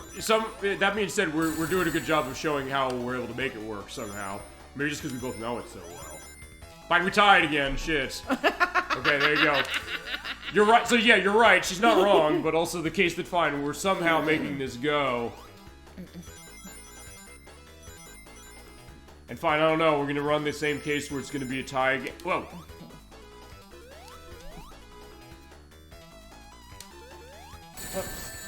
I was saying, yeah, this is gonna be interesting. This is gonna be the same case as a tie like when we did this like an hour or so ago. Oh, it felt an hour. Whoa. Crap. Yo, girl's going to nothing. Crap.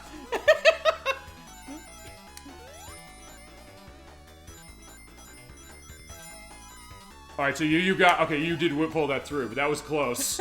That one was really close. That was insane. Okay, there you go. Or, whoa, my head's spinning. I didn't think we'd tie... I thought you were going to win that second round. I know. I wasn't sure who was going to win that either. So fine, 2-player wins. Okay, so we did tie as far as it's so fine. I guess you won. I got the first, you got the second, and then we got that one, and there you go. Then 2P wins the game. I really thought you were going to win the second round of the special stage, though. Yeah, that was nuts. Okay, I'm glad that happened that way. Okay, so last order of business. I'm pulling out the Genesis version again because it does have a oh no, we're playing out the Genesis version flat out because we're running the Origins one. Because I'll tell you how to try the jump thing. I do want to show what the special stage looks like in... What is this? In the old way of looking. Because you have a Switch Online release. It's the same as the other one, except fine, the other one's smoother because it's remade. So fine, let's put the code in. Also, fine, we'll get to the aspect of code. So here's the options menu. Stage select code for this is you type in 19, and you play these songs this way. 65, 9, and 17, which I believe is the birthday of Yuji Naka, that being September 17th, 1965. It's start button. That sounds right. Then, I don't need to do it this way, but I may as well. When you go to the title screen, hit A and press start. Go here, and in sound test, play 1, 9 once, 9 a second time, which actually easier to do here because it actually plays a second time like the other one. Then 2, then play 1, 1 again, 2, and then play 4. That is the that is November 24th, 1992, which is the remake, the release of this game. Yeah, that's debug mode. Of course, just like with the other codes, that one gives a ring sound as well. Right, and there's one other one I may as well put in, which is play 4, 1, 2. Oh, and 6 didn't do it. Because fine, if you do that, I think that's the one you do. You get all the chaos emeralds. Not that it matters, because fine, there's only one thing I really care about, which was Oil Ocean Act 2 and A start. Because yeah, the second one, by the way, was the debug mode, because there you go, we have this. Probably should have a little bit of fun on debug. Fine, what we really need to do is what Chad asked for, which is... Fine, I'm so used to having the drop dash in this game that I don't have anymore. And that is put save state down when we get there, and we're going to take a look at, this. Except, yeah. Okay, fine. So let's create a suspend point right here. Okay, fine. No, it's fine. Wait, hold on. I was... okay, fine. The other thing I can do is hold the... Yeah, hold the mode button. And press in. Because I want to try the moon jump as it was, but... Wait, I was standing on that. You saw that, right? Oh, there we go. Okay, so I sort of got it. So actually, okay, that was sort of it. Actually, in that case, then, so running this one, I got it. I'm gonna do the one in the middle. I know it says you have to do the one on the right to it, but I want to try it. Yeah. Right, okay, okay, so I did it. So yeah, if you launch out of that, or maybe you don't. Or fine, maybe that was what it was. I just launched through. Okay, so I think that might have been it. Okay, so fine, let's find a, Alright, let's also put items down. Hit the B button to turn to items and turn to rings. Placing down, hitting C. Scroll through them with the item button. Let's find a... Wait, okay, we can go to special stage now. Place out anything you want. Also, you place down the garbled, what is it? The prison egg. And if you bust that, you instantly win the level. Okay, fine. Let's take a look at the special stage because we haven't had enough element to get this going. Now, this is how it looked the old way. Look how choppy this is, but fine. This is how it looked before. Yep. We're so used to how it looked the other way, but fine. 1992, this was mind-blowing. It's still pretty fun to play still, but like, okay, fine. It is interesting looking at this now, isn't it? Yeah. Fine, this is the old way of doing it. And nothing else, I at least want to give a little bit of credence on this as well. Show like, hey, the OG way. And yeah, you just jumped, and now I'm in front. Right, which was not a factor in the Origins version. Yep. I kind of like that for the two-player co-op. Yeah. It means that the players can focus more on actually cooperating. Sure, no, I get that. Instead of who's in front. Uh-huh.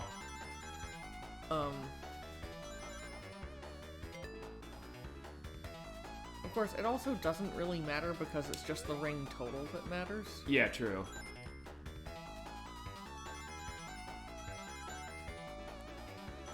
Fine, so I did the moon jump. I think that was what it was. If there's any other aspect of that, I'll record it off screen. I think then... Yeah, I think we're basically almost at the end of this, so I think then...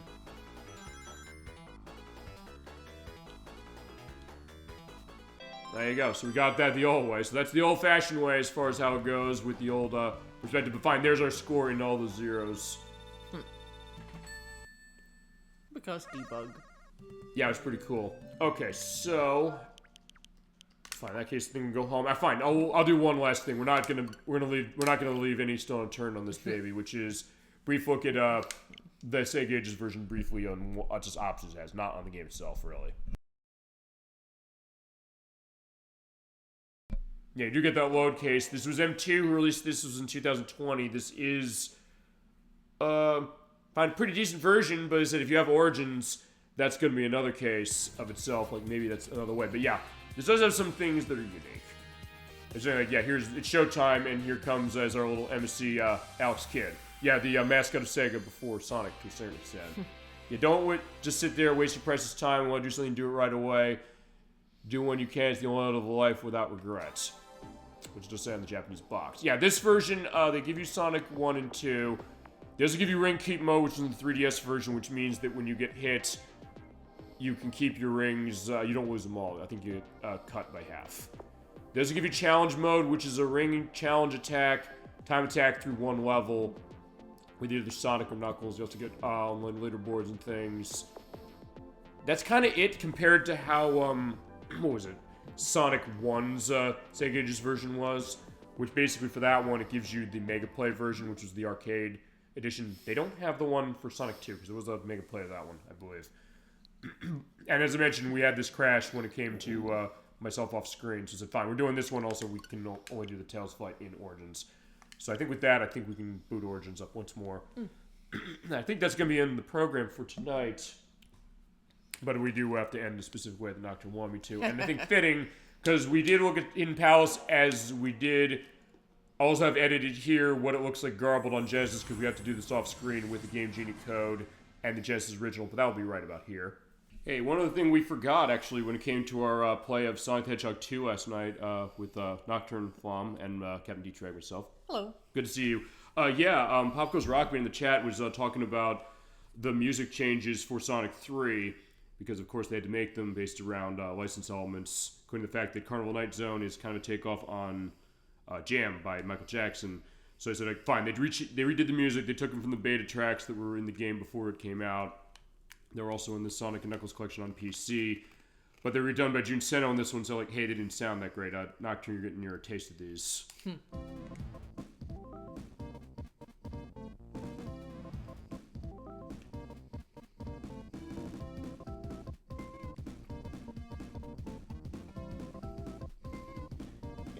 What are we thinking? That does not fit the stage nearly as well. As far as the sound, or also what in particular? Feel free to talk in this. It just sounds so bland compared to the original track. Oh, but also the other thing I've heard is people saying, like, wait a second, because they redid them, or Jun Seno redid those tracks for this. But the idea, maybe it sounds a little... Yeah, the instrumentation's there, but it seems like, I don't know, maybe like the melody of it sounds maybe not as punchy as some cases in, like, this sound font. Because the drum sound font, that sounds about right. Sometimes that's sounding weird. And fine, we're used to the other one, so that's the other question, but also, like, how that sounds for that. That's at least for Act 1, but for Act 2... This does not sound like this does not sound like a carnival. What about the Act 2? Wait, Act 2 is on hit R. Oh, no, no, hit L, sorry. This is Act 2, because you're going down the water.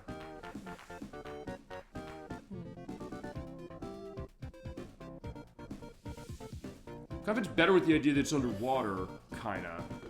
As long as you're Sonic Tails. Yeah, I mean, I guess it fits the water aspect better, but it still doesn't fit the stage. I guess the thought of, well, fine, because, okay, they can't use the other music, so... Do you think maybe it's also something with the instrumentation for this too, on top of, like, how it sounds with the melody?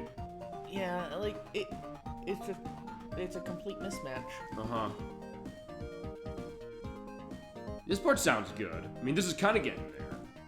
A little bit, but it's also something that maybe it doesn't sound as punchy as it could for them, like, taking that as tracks and redoing them. But I guess, I don't know, either that or they redo the song entirely, which maybe is a thought. Like, this Also, this one, the tone of that one to me conflicts with the other word in the name of the zone, night. This sounds like a daytime thing. This sounds like daytime, maybe early evening at best. Maybe. I never really thought that aspect of it. I'm glad you're going into that. It sounds more like daytime tropical. Yeah, which, given the tropical setting of the game, fits, but you're right, if it's in the night... Fine, I get a little notes of that here, but I also get what you're saying, wait a second, this could fit if you put it, I don't know, maybe to... I don't know, if there's something in between Marble Garden, say this, if you're like, hey, you had a zone here, it's like, I don't know, going into maybe a desert, I don't know. Perhaps. Not that it would be on an island, but still a similar idea. I still get a sense of greenery from this one. Okay. Like, also, this doesn't sound like it belongs in an urban environment. Yeah, which that's true. When you get to Carnival Night, it is kind of that way. Kind of what we saw with the Casino Night in 2. Looking at that. Like, this does not work for the stage. Okay. Except for the water aspect. Yeah. So, I mean, but also the idea that maybe if the composition was a little more punchy, that would be the idea. So let's listen to Ice Cap. Now, this is a weird one because with Ice Cap's music was composed by Brad Buck, so we've talked to him before, and he was of this band called the Jedsons going back into the 80s. There's a song he made called Hard Time. I think I had a link of this when we did Sonic 3 Knuckles when we first played it. I'll have it again below just for reference sake in that one. It sounds very much like how the Ice Cap zone sounds, so I think the thought is that they took those concepts and kind of put them into that track. Kind of in the sense of, I guess if you ever played something like Crew Ball on the Sega Genesis, where it's a lot of Motley Crue stuff, and they took like Motley Crue songs, kind of Genesisified them, or take famous music and turn it into like a Genesis track, whatever it is. That's just one example that popped up in my head. They did that, and I'm kind of surprised he wasn't saying like, oh yeah, we can get Ice Cap going with him. It's fine. The Michael Jackson state, that's a question in terms about like the cost and all that stuff, and how that might look. But with him, I was kind of surprised. No. So they took the Ice Cap track, that, again, Song and Knuckles collection on PC, redid it. I think this sounds a little better than Carnival Night did, but take a listen of Act 1.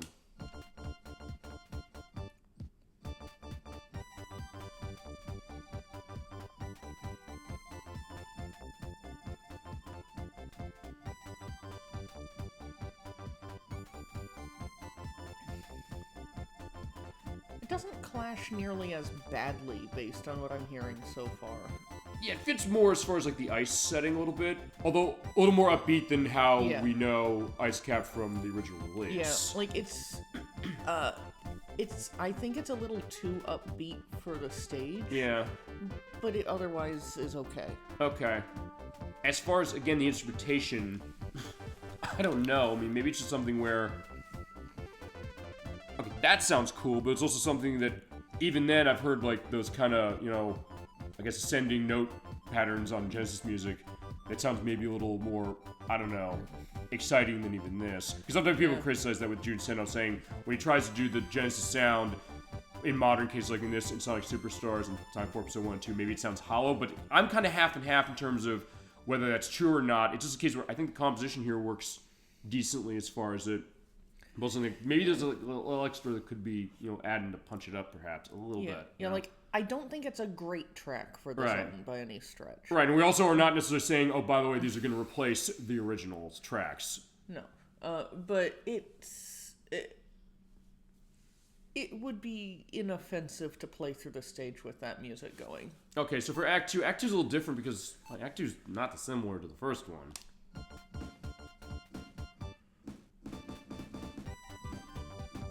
Just kind of more percussion from what I'm noticing. I like the kind of rising and falling softer notes in the back. I think those actually bring a bit more of the ice feel to the front, I think. And I like that you're going into this, because we sometimes talk this as far as like sonic music theory. Like, or at least kind of the wintry vibe. Yeah. With the softer rising and falling tones. Mm-hmm. Especially here, okay, I like this part. This one I think of the tracks we listened to, this might be my favorite, honestly. Yeah, this one fits the stage a lot better. And even though it's still kind of upbeat and playful, I don't know, because remember in Act 2, you're going into the underground, generally speaking. it kind of seems like maybe there's a little mystery maybe more there that maybe the first track didn't convey as much. Perhaps. Maybe that's just me. I don't know what you're thinking. Yeah, like, it's still... I would say it still can't top the original stage music for both of the zones. Sure. For both of the acts. But, but Ice Cap is fine. Okay. Yeah, all right. So that's one case. So it's like, because we like going into this, and we like that it came up. So, like, hey, we love talking Sonic and Sonic music theory and anything really to it. Now, Ice Cap's, Launch Base, I should say, is a little different because, fine, the original track, here's the thing, I don't know if there's as clear of a connection to, like, Michael Jackson's work for this as there was for Ice Cap, where you can see, like, motifs to jam in that. Or, fine, not Ice Cap, but a Carnival Night, I should say. This one, the main case is like the yells, like the "Go" or the "Go Hedgehog" that's on the soundtrack in the regular game. This is going to be a little different as far as how Launch Base is. Maybe a little more of a regal case. I don't know how that fits, but let's take a listen to Act 1.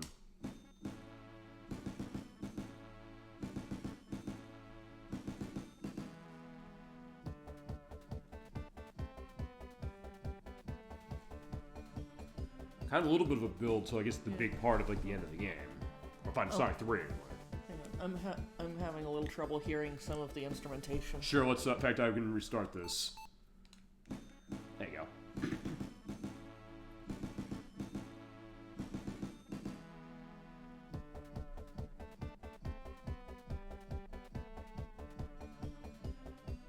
Okay, that stuff that came in right there, that does actually convey a more metallic environment. Okay, it doesn't sound like it does initially. First, like, wait, hold on a second. But, all right, because, yeah, that is the idea of Launch Base in this game. It is the idea that, hey, the death thing's getting ready to rise, Sonic tails up to stop it, Knuckles gets in the way, and then you realize, wait a second, I'm screwed out and tossed into the sea. Yeah, I would say this fits better than I expected it to. The beginning of the track, though, I would say clashes. Yeah, it's kind of a question initially.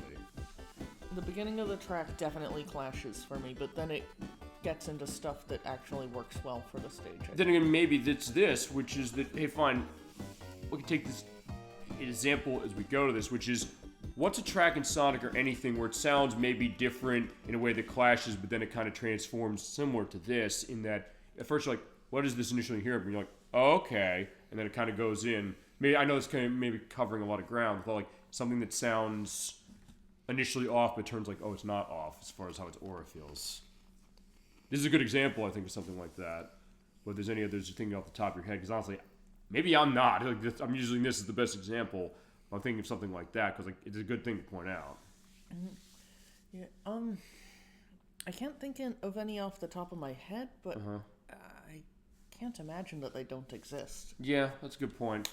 Okay, so let's Act 2. Act 2 is actually kind of different. Remember, Act 2 also takes place with water, so let's take a listen to this one.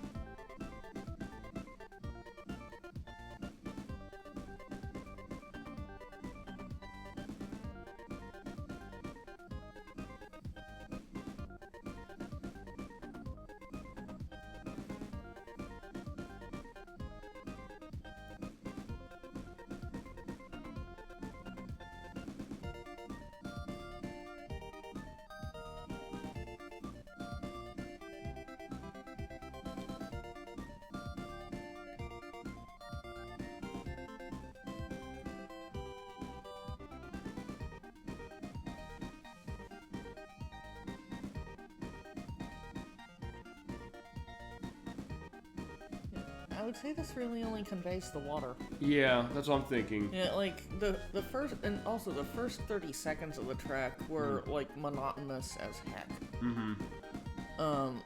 I would say this is only just above Carnival Night. I mean, either zone. Yeah, I mean, I think this is good feasibly anywhere else. I mean, you're right. The idea that it's underwater, but the case is that enough that, hey, you know, we're submerged, and to get our way out. Like, but then again, the idea, like, hey, the conveyance of the end of the game. But, like, I had absolutely no sense of any kind of metallic environment from that music. Okay, so then in that case, since those are... Well, fine. Before we go on as far as the end of this, there is one other piece of music that is unique to this. I may as well play this as a little bit of an extra, and that is...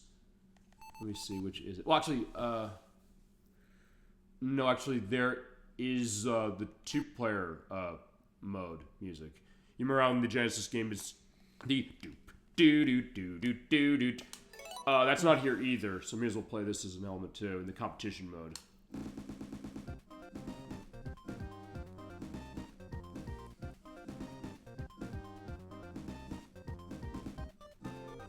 I kind of like this one. Yeah. Like, also, I'm not trying to No. be harsh on any of these. No, we're asking for your, your kind of first time reaction to this, and also in the case, like, fine, we can't have that music as far as this release, and I don't think we're ever getting any re-release of Sonic 3 or Sonic Knuckles again with its original music that way, so hold on to the original versions of it, of which there are tons at least, for dear life, so you can get that any way you want. The thing, like, what's your reaction is, because fine, this is for the competition mode screen. Yeah, I think this fits perfectly for a versus thing. Yeah, it does. I mean, it's also a different kind of feel compared to how the normal track is, because it's kind of more laid back as far as how the old track is, which I like in its way, but it's also something like, kind of getting ready for, like, a big event. But this one's, like, maybe more bouncy, perhaps? Yeah, like, I like the original version for nostalgia reasons, I would say. Yeah. But this one fits the idea of a two-player versus better. Right, so the case where they change the tone a little bit, and it kind of works well. And the other thing... What's the unused song there? This I'll play this for you. I'll have an edit to where this was intended to be. I think this might have been one of the bonus stages, I think.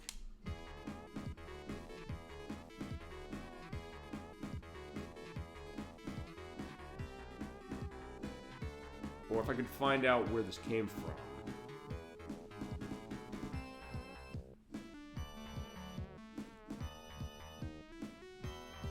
This sounds more like stage music to me. It does, yeah.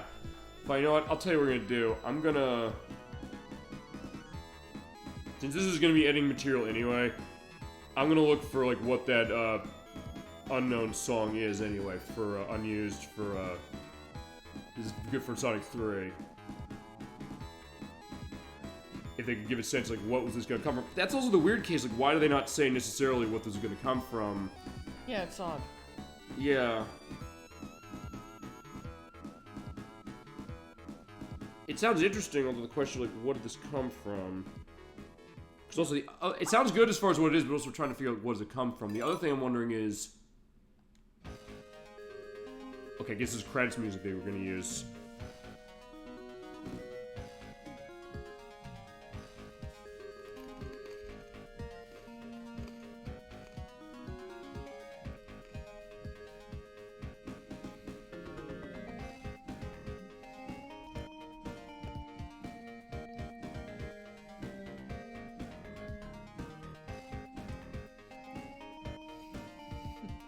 Yeah, I really liked that two-player VS and the music and the unused track there. Mm-hmm.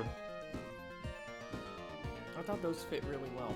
I mean, I thought the versus track fit really well, and the unused track would have been fantastic as stage music. Yeah.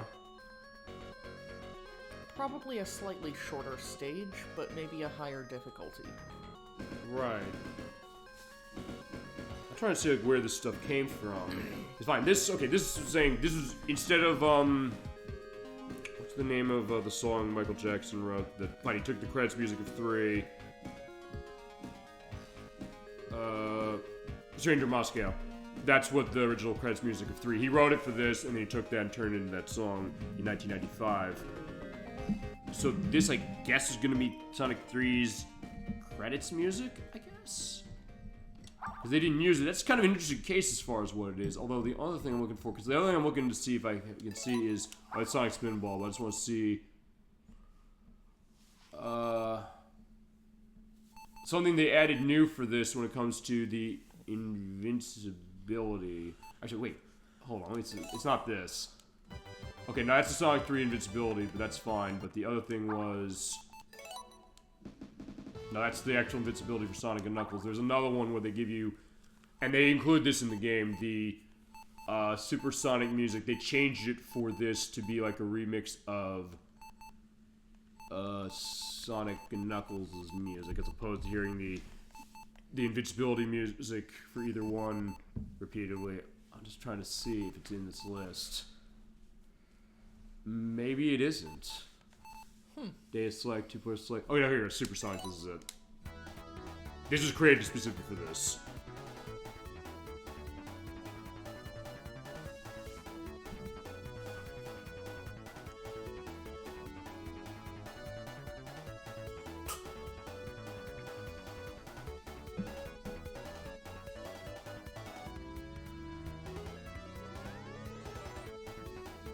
So this is the Supersonic theme you hear when you play this version. Yeah, I can definitely appreciate that.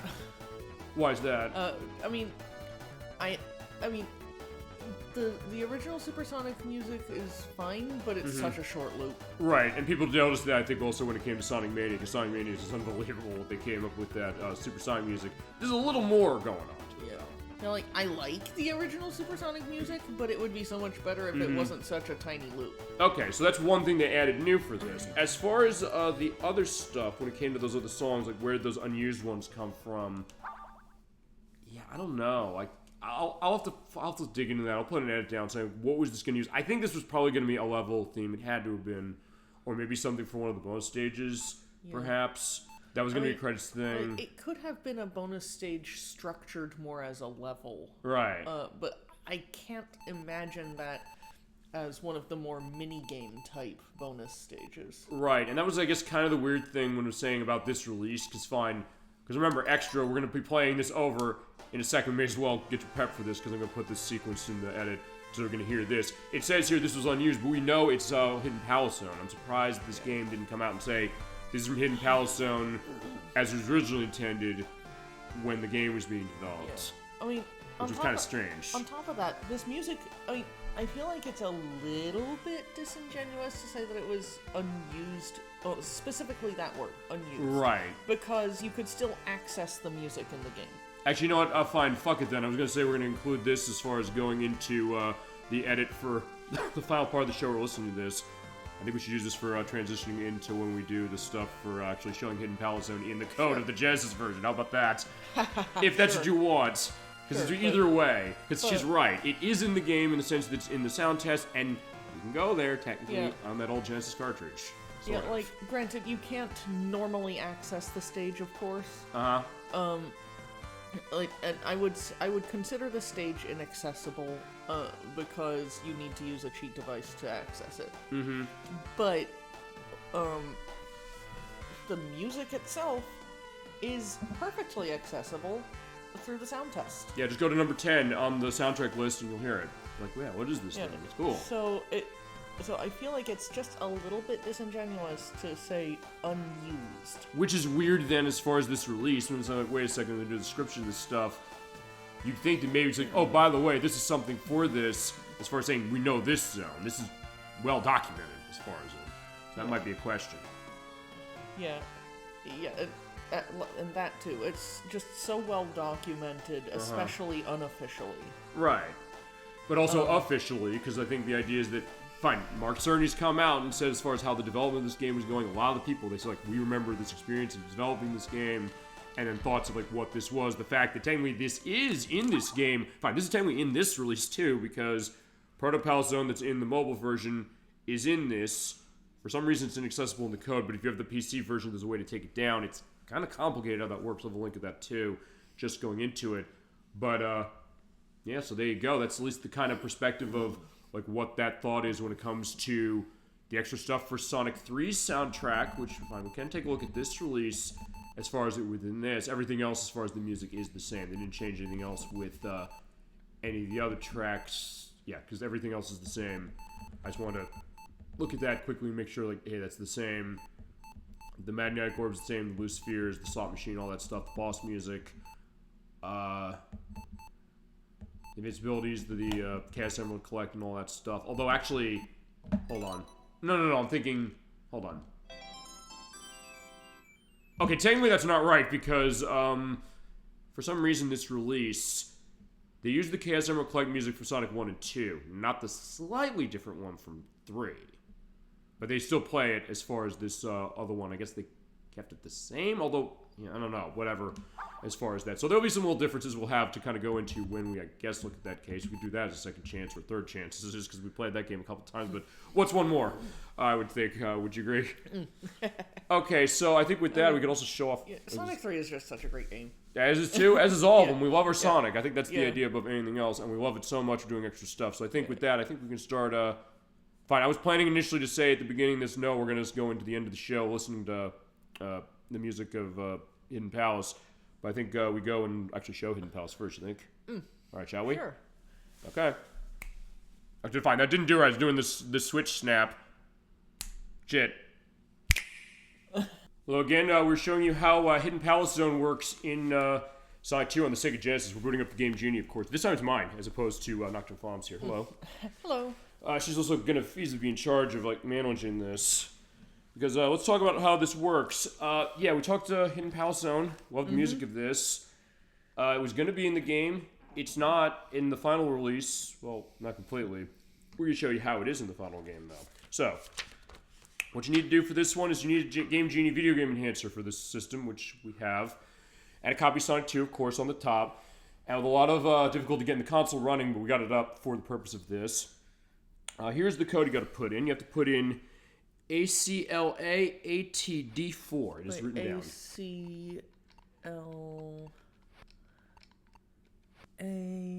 ACLAATD4. That's correct.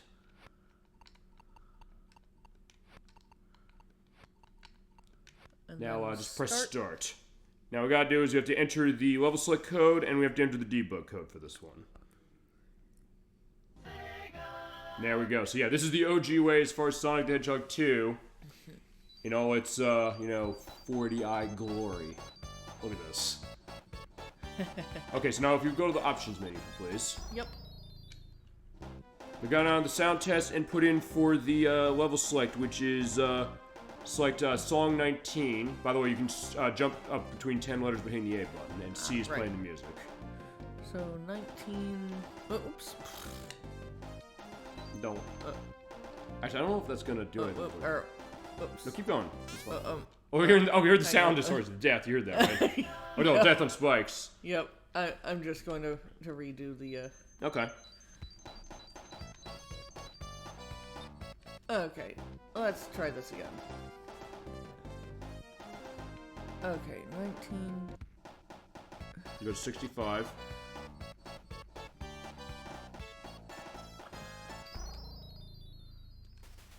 And then you go to 9. Looks like.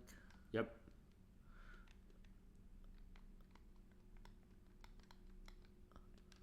And then 17.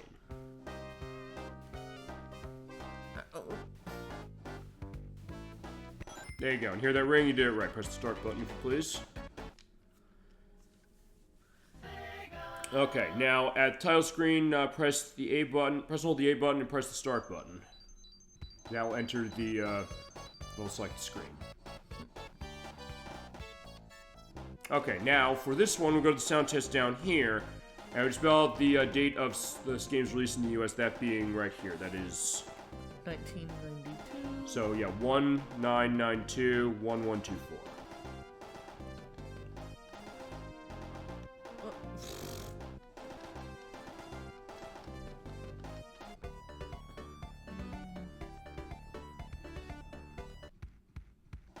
Play it again. There you go. Does it go down to 2? And then 1124. 1124.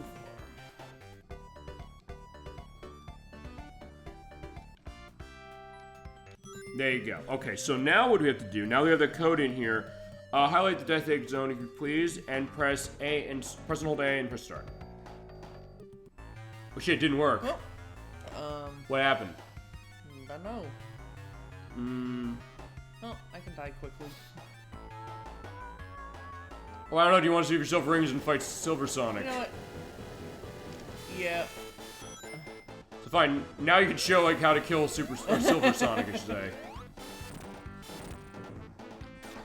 And I'll see what's going on with this code, because it should have worked. I've seen it work before. I probably should have tested before the show.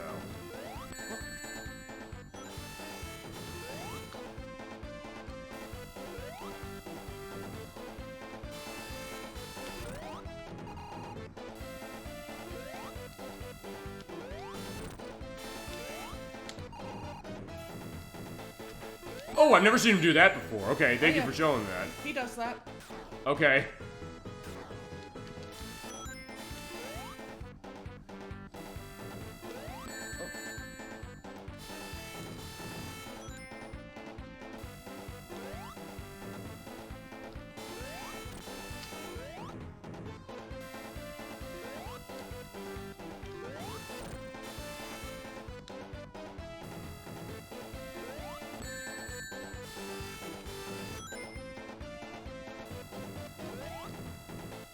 Yeah.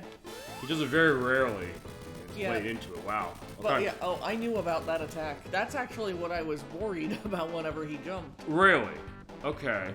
So fine, let me figure this while you, I guess, have some fun with Death Egg Robot again. I also put down the box, which I don't... Oh no, the box is the teleporter. I think you put that down.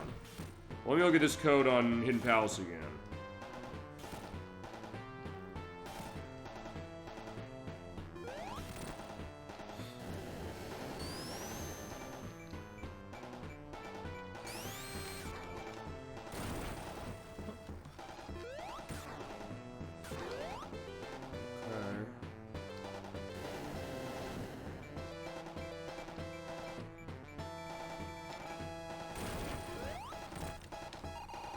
Okay, I'm seeing another code, actually. So maybe that part of it was wrong.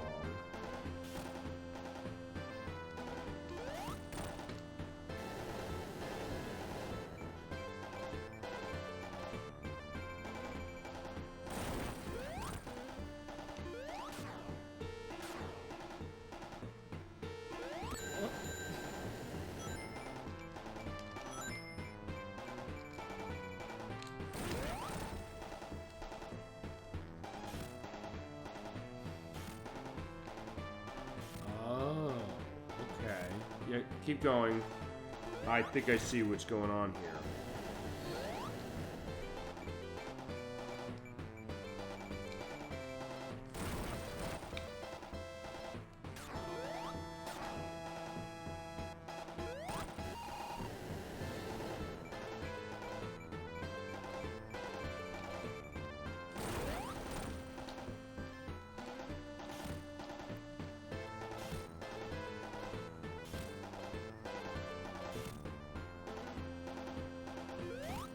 It feels so good killing this thing with rings, although you also showed earlier that you don't need rings for it. And we also showed the bad ending as far as what it is we were talking about before. Yep. Okay.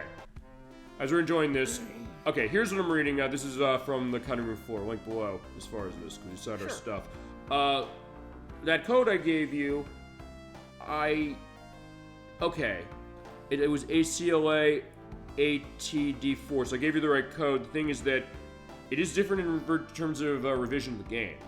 So, if it says in the revision 00 of the game, it's something different, and if you run this in lock-on mode with Sonic Knuckles on top of it, it's a different code to put. So maybe I have the 00 revision. Maybe? I don't know, I'm gonna look at my cart later just to see, like, wait, is there an indication that tells that the same way that, like, Revenge of Shinobi does, because that's what people look at that game all the time for to get a sense. Yeah, when you don't have all the Chaos Emeralds, Tails comes by and catches you on the plane. Because, you know, it's like, hey, that explosion, something happened, but I'm going to be there for Sonic, because he was there for me when I needed him. Yep. Good job as far as that. So I guess then...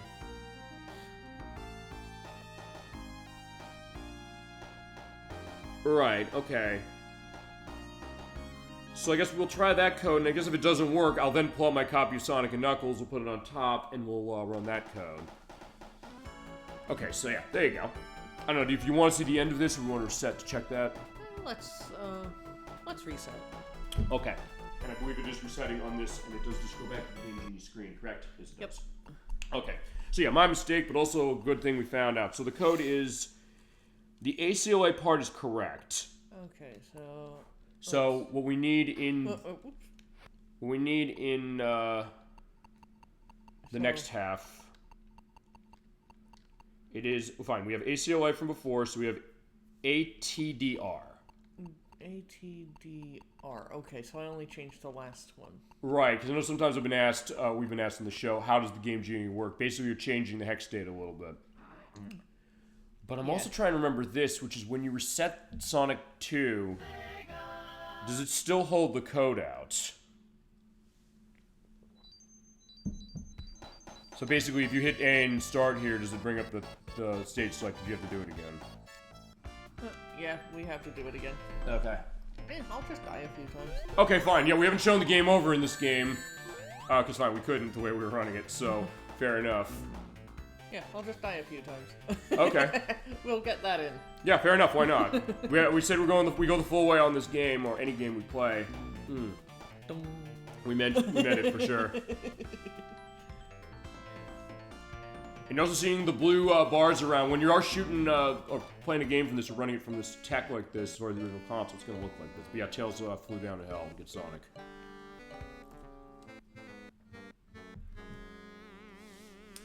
Okay, so the good case we got to show the game over. Alright, so fine. In that case, we could put in the level selective debug again. And fine, the process is going to be the same.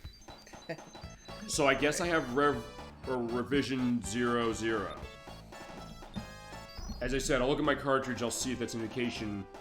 Maybe it's different on yours, so maybe for Nocturne's copy of this game, it might work the way that we put it in before. Let's see, 19...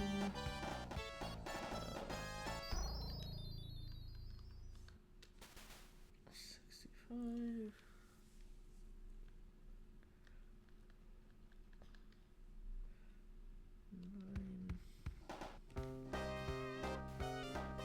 17. As I said, if this doesn't work, I'll pull out my copy of Sonic and Knuckles and try it that way. Actually, I did not know until looking at this that you can actually run this with Sonic and Knuckles. So yeah, you can technically put Knuckles in the Hidden Palace Zone. Fine, which you would go in the next game, but still, point is the same.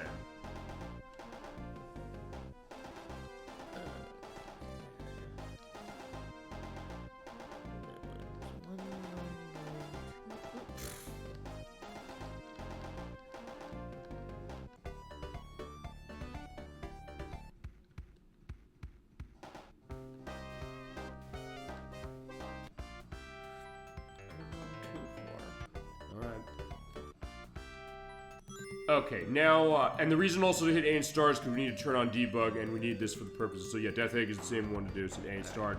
You should do it, please let it do it. Nope. Again. Okay.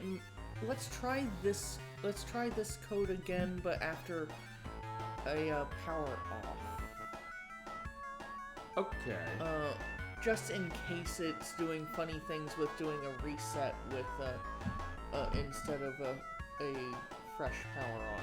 Alright, sounds like a good idea. Fine, she's an expert of Game Genie as well, so try that, and also have my backup, which is my copy of Sonic Knuckles. Yeah, I mean, it can sometimes fix it. Perfect. Okay, so yeah, run the same code as this, is that correct? So that was ACLA. ATDR. Right? Yes. Oh, What's up? I don't see a green light on the Game Genie. Oh shit, I don't have the light on. Crap. Thank you for noticing that. In fact, you know, let's turn that on. Right. You have to flip the switch up. It's actually, maybe the first code worked. I don't know. Which one do you want to try? Let's try the first one. Let's try this one first, and then we'll, since clearly the code wasn't going to work anyway because we didn't have the Game Genie on. Yeah, thank God I have somebody else who knows that this thing works and has used this more recently than I have. Oh, fine. I think the last time I used it was with you. For Aladdin, but fine, that's still more recently than I did. So, okay, fine. Fine, I also have a picture of that green light, so make sure when you're playing your Game Genie friends, you flip the switch that's on the left of it. Yeah, so ACLA, ATD... ATD. I'm going to do ATD4 first. Wait, yeah, ATD4, you're right. You're right. Right, because I have it written down as far as the book. You're like, why take notes on the show? That's why I take notes on the show. Also, whilst you're doing that, picture of the light going off here as far as like you're seeing the green light, what it actually looks like. And my kind of faded copy of Sonic 2 was like, yeah, fine. I've played this game for a long time, and I know Akon, you have as well. So there you go. Look, a thing of beauty. Yeah, she's looking at the picture. You'll have seen the picture as well. I've seen the picture whilst we edit. Okay, so... Yeah, good catch on that one. First, like, wait a second, why is this not working?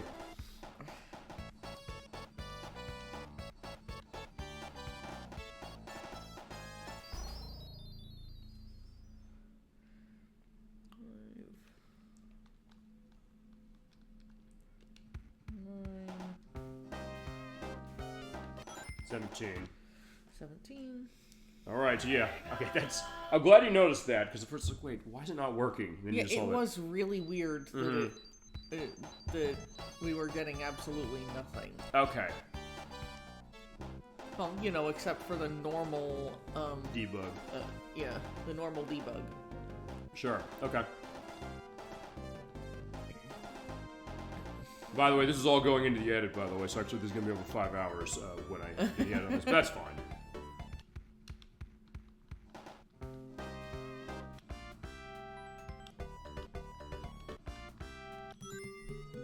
Alright, let's see if this code is the one. Okay. It is. Bingo. Alright, so hit B button. Yeah, because you're dead. Welcome to the Hidden Pal Zone. You do need debug in order to kind of go through this, see what's happening. As far as the items here, it is the same layout as, what is it? Oil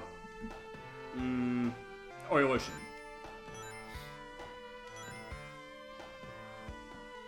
But yeah, this glitchy mess is what we get. Yep. For Hidden Palace. But there is an item there, so you just get a shield. So this is the layout of what it was going to look like, sort of, except the background. Fine, that doesn't look right. And Tails is flying around saying, like, Sonic, what's this weird place we're in? He's like, I don't know, Tails, but I need to turn into a ring and fly around in order to see my way through. Yeah, I think also the question is going to be this, because okay, fine. Tails? I'm going to guess he's rolling down because of the tunnel that goes with this, I think, but I don't know if maybe there's something else that... Fine, there's trigger points for where that is. Because I do know there's also a life icon of Tails, even though you're Sonic. That is in the prototype, that was in the prototype as far as what it is. Okay. Also, I don't believe there's a, there's an end of the level here. I don't think there is.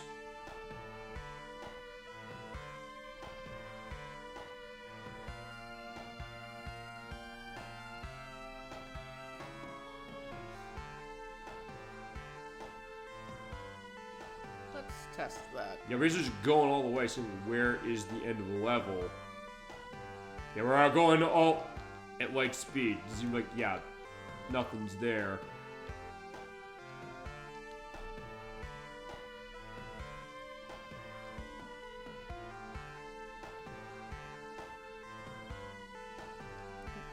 What's that? Something? No.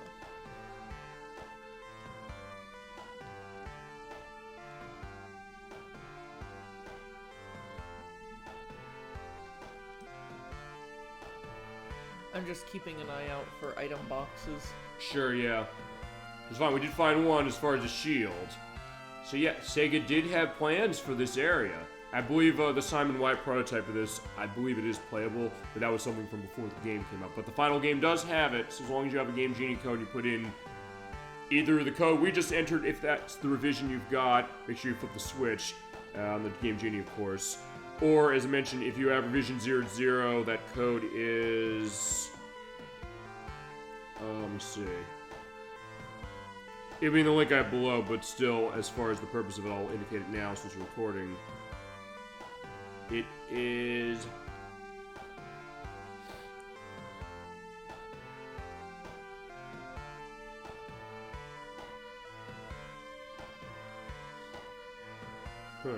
actually...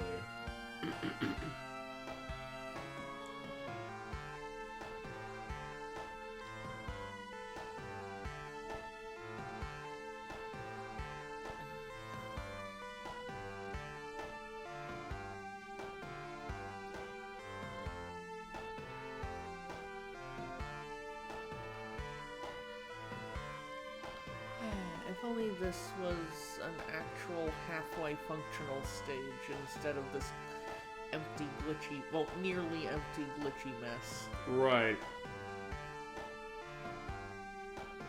Although, you can still recognize bits and pieces of some of the textures from the proper Sonic 2 Hidden Palace. Yes, you can. Like, right there, you can kind of see the background as far as the purple and the gold. Like, I'm covering the ring right next to it. Uh-huh. It's just to the right. You can recognize some of the stone textures there. Mm-hmm. But it's just kind of sad how just glitchy the whole thing is. Actually, I just realized as I was looking through this.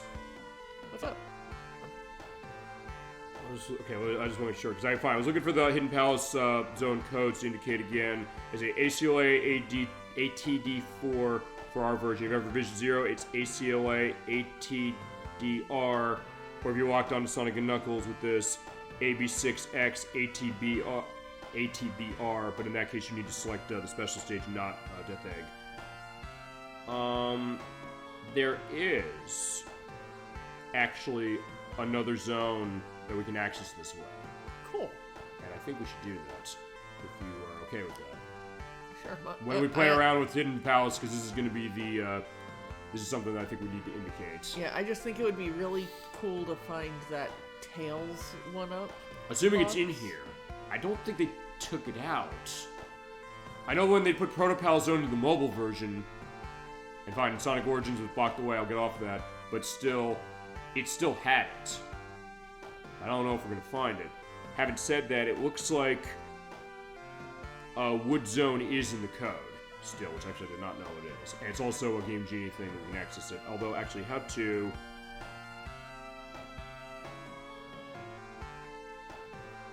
Actually, that one's going to be easier, because basically just start the game with the code active. And the reason we're running this, as far as debug also, is because if we fall down, it's going to be considered dying. Yep.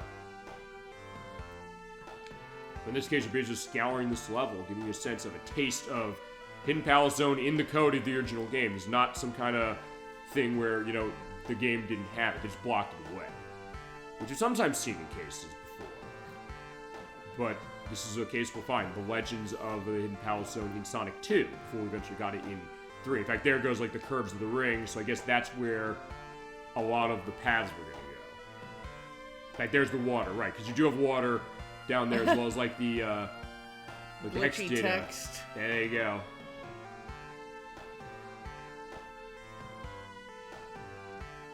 Yeah, because actually in the level itself, you did actually have a couple emeralds. glitchy emeralds. Can you stand on them? Let me get back to... Yeah, I think it's B. Wait. I think I accidentally placed something. Yeah, I accidentally placed something, so... A switch. I'll test the other... Nope. Okay, so yeah, because you were going to be able to bust emeralds, or the emerald things like we saw in the one that... those ones are floating. Yes.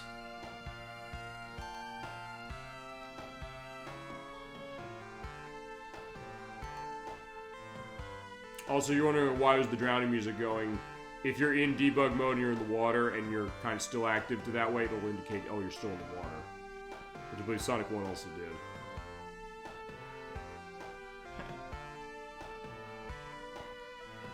I haven't found any other item boxes. Then maybe that was a case where that was in the early prototypes and they took it out before they blocked it away. I'm gonna keep going until I reach the bottom of the screen. Sure. But I don't think anything's here.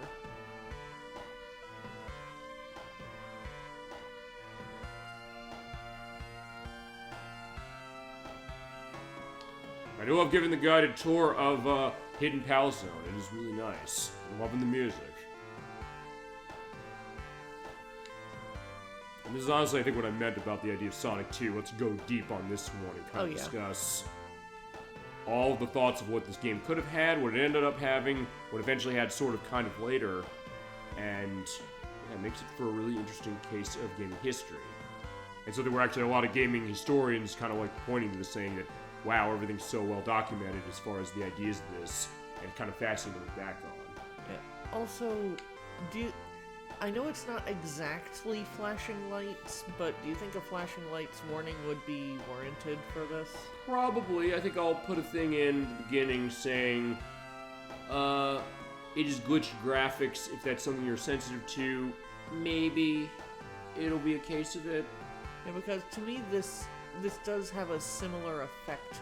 I mean, I'm not sensitive to flashing lights in that sense. Yeah, me neither. But when you notice it enough, like, yeah, you want to put something. But this does have a similar effect to flashing lights, I think. Okay. In that case, that makes total sense. Yeah. I probably would do that anyway. Yeah, just that rapid flicker.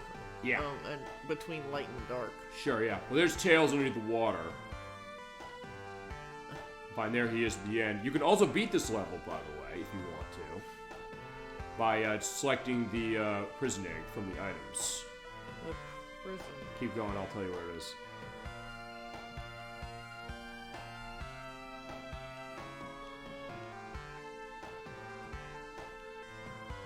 It looks like those are the rock formations or the water. Right there, that's the prison egg. So you place that down. Okay. And then you can bounce on the side. You got it.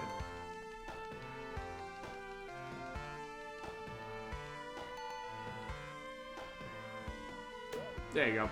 So yeah, we were beating... Yeah, they're going swimming. The mice and the seals are going swimming in Act 1 of...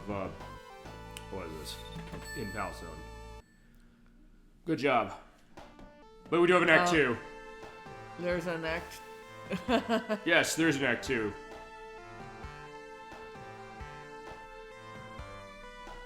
Okay, we're going item box hunting. May as well, why not? If you think there are any in here. And then we'll show off Wood Zone, and that'll be the other aspect of it. Sure.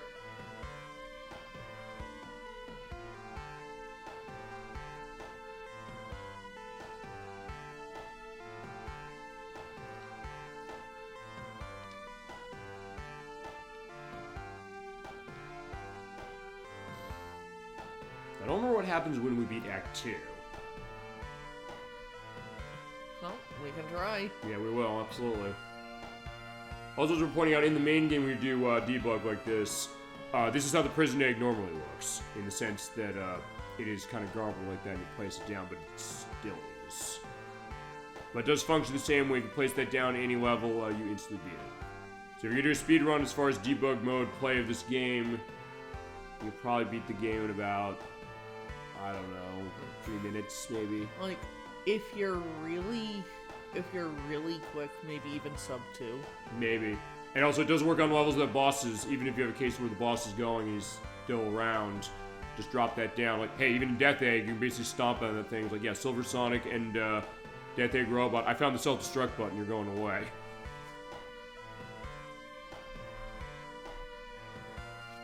So, I know this is kind of monotonous. No, it isn't. But... No, it's not. We're going into this completely as far as it... Fine, we always say we go deep in the guts of games, including in this case, literally into the guts of its code, to show you everything we've got, give our experiences, our first-time reactions. Like, is there an Act 2? Like, yeah, there is. Yeah. And how you do it, you know? Yeah, like, I knew... I visited Act 1 before, personally, on my own copy. Okay. But I don't think I realized there was an Act 2. Right. I don't think I really kind of put much of a thought either, because fine, in the game as they brought it to us for Origins and also the mobile edition that had it, it's just one act. And it takes the place of Mystic Cave. Fine, it's Mystic Cave Act 2, you jump in there, and that's in the end of that before you go to Oil Ocean. And I don't know if in the final game that was necessarily the intention that it was going to be in that order, although I think maybe it was.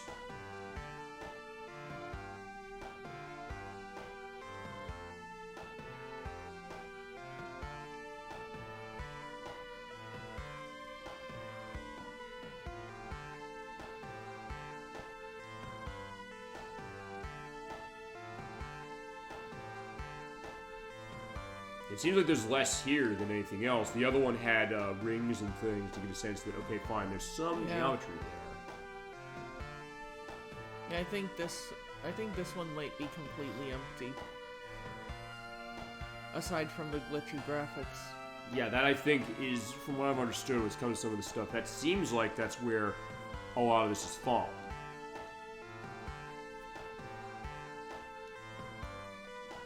Oops. Yeah, there is water down there at least. Oh yeah. Pretty sure we can safely say there's nothing here. Okay.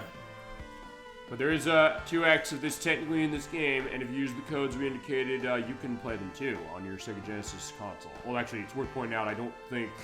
Yeah, none of the re-releases of this game have option for that, unless I guess you hack the code of that, because there's no, like, Game Genie replication, like in, say, the Switch Online expansion pack or something. Alright, so there we go. There is our case. You want to beat Act 2? Yep. Perfect. Okay. Go swimming, our friends. Go tell everybody about the great discoveries we made. We've got a perfect bonus. That's unique. Haven't seen that before. That's not in the main game normally. And we got a life. Awesome. And continue. Alright, so what happens when we're gone? Okay, we go to Oil Ocean, so fine. Then they were intending to have that set. Okay, so for next case, for the Wood Zone, this we could do, I think, briefly. This is just going to be a simple ocean. I don't know, do you want to go in the oil? Yep. Okay. Let me just get the code out for this one. And this is actually going to be pretty easy, because all you need to do is put the code in and then start the game. We did get that extra life in Hidden Palace Zone and fight. What's up? Oh wait, so the code is the code a Game Genie? Yeah, okay. it is. Actually, in that case, let's just reset. Perfect. Okay. Alright, for this then, the code is ACOA, that part's the same. AECY. AECY.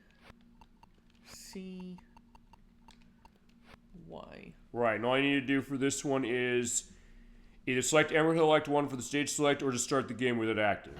Since we have it active as far as this, you can just hit start on one player and be set. I don't think this had any objects in it. Or never mind, maybe it doesn't. Fine, okay.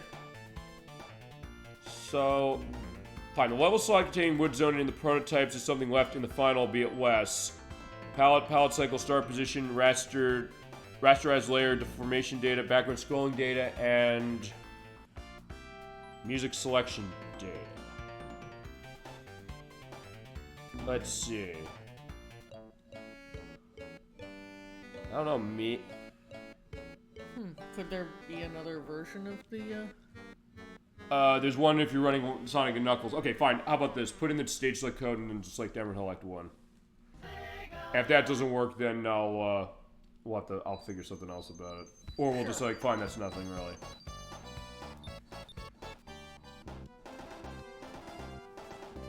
Okay. They say it's less than Hidden Palace Zone as far as what's in here, admittingly. But maybe that's what the idea is.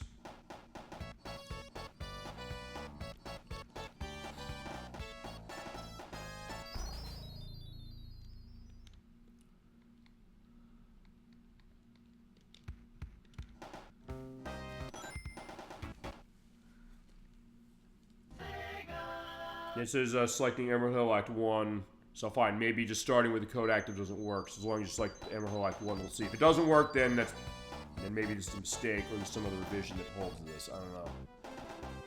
Alright. Oh, never mind. We got it. So fine.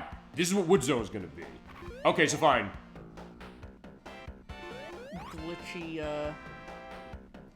Yeah, glitchy background, except we can kind of run. So this is kind of thought what Wood Zone was going to be. It was using the music of Metropolis Zone. although at least there's a workable,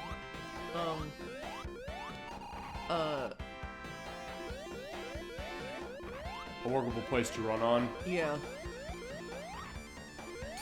Even if it makes no sense visually. Uh-huh. Or in terms of how the ground is, like, Sonic's just tripping down those areas. And the water is completely frozen? Yeah, pretty much. No, that slope doesn't work, although, fine, we're just walking through the area. And there's no bridges, I guess, as well. That's what I'm assuming, which is why I'm jumping over them. Yeah, hopefully you can get up that. Or it might be one of those things if you want to try and... what's up? Note, look what's in the lower left-hand corner. Oh, right, tails, right. Well, I don't know, if that case we want to put the debug code into... So, I'm going to go back to, I'm just gonna jump off, where the bridges should be a couple times. To, uh-oh. Okay, Alright, so looks like we're pressing reset. Okay, reset. But in this case, it's fine for what we got. So all we need to do then is, I guess, put debug code so we can go further. Yep. I'm still gonna do as much as I can through normal gameplay. Yeah, go ahead. Why not? But I will need debug to get up that wall. Sure, no problem. So here you go. So there you go. Looking deeper into the games you love and the fact that, yeah, the history of Sonic 2. This is why this is a legendary Sonic game. Maybe the most in terms of all the undiscovered secrets. Or they keep finding stuff. To the point where I wouldn't put it past the case that maybe a year after we do this show, they'd probably find more stuff about this game. Even if it's just a little nugget of information. Yeah, because it seems like there's still tons of things that go through that, you know? And stuff I've found as far as like different prototypes, different ideas of things, and more in terms of that as well. Okay.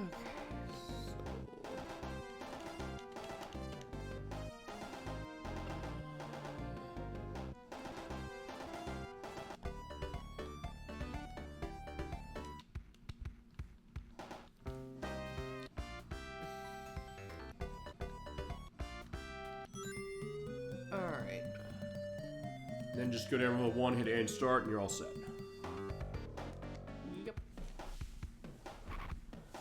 Okay.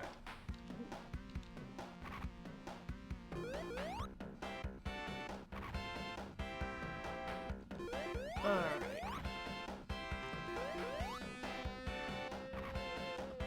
I want to see if this Is there anything up here? Yeah, good point. Okay, so this is actually a functional bit of ground. Uh-huh.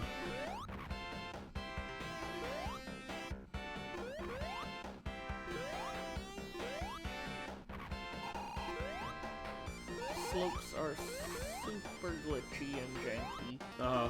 And loops are not working. non-functional.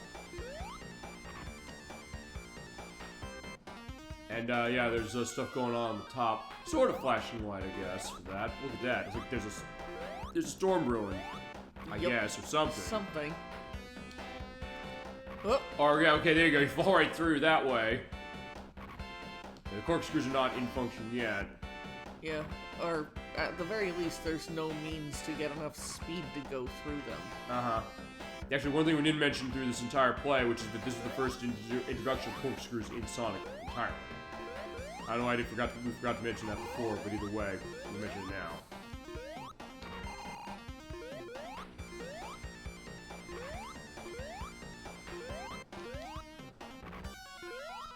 You can still stay on top of these things. Wait.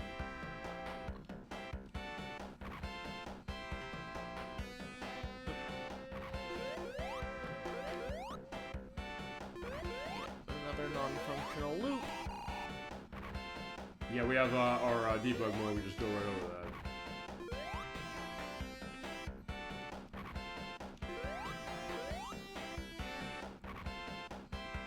And of course, that's where the signpost would be. And there's, fine, in that case, I guess there's nothing over here.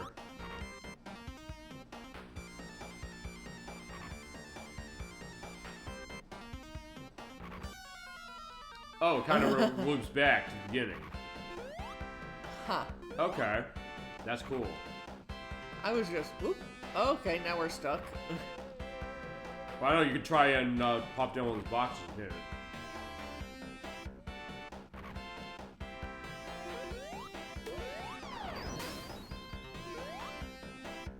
Yeah, this does go when you're running the debug anyway. Or kind of just transports you to where you currently are. That's to kind of catch up. It'll catch up to us eventually. There you go. Hey, he's like, look at his watch. So yeah, it's gonna get here soon, isn't it? And now we have no background. Okay. So now it became a very cloudy day. Whee! Although now that Tails died somehow, even though Sonic is the one who died. I guess the other question, like, fine, what's game over look like here? Can game over even function? Yeah, the idea is this is going to be Wood Zone is the thought. As far as what I'm reading on this. Basically, you're kind of running through trees and things. But it still indicates Emerald Hill as far as this. It looks like almost going into the past. This is game over for Tails, but there's Tails, so he's alive. He's like, yeah, why's my name over there? Tails in the bottom corner. I know. Just peeking in. Just kind of being a little bit cheeky. Yeah, like, hey, yeah. I'm right here. I'm perfectly alive. Whereas I was like, no, my name's Miles. I said, yeah, it's not, fine, it's not Tails, or fine, it is Tails, or it's fine, no, Miles died, now it's actually Tails, okay. So, alright, there you go, that is, your look as far as that was interesting. And fine, also looking at how two-player looked in Sonic 2 normally. Yeah, and of course, what we have in this game as Wood Zone, is just a super glitchy version of Emerald Hill 1. Yeah, but there were some pictures and things that were showing, and some of the prototypes from before that indicated, hey, it was sort of functional, but didn't have much in it anyway. Yeah. I think it was, from what I understand, something that I think they were thinking the thought of, like, hey, the time travel idea that they're kind of tossing around, that Sonic CD would then indicate, the case that, fine, you're going back in time, the Hidden Palace Zone has dinosaurs in it, as we showed in the version that is in Origins and mobile release. And I think this one, the case that, fine, you're going back as far as, like, time of trees, it even looked kind of like something from the past in the background there, with what we saw. But yeah, there you go. I think with that, was there anything else you want to show on this one, Nocturne? That we haven't shown yet. How about the proper loop of Hidden Palace Zone's music just on the sound test? Sure, go ahead. Because, I mean,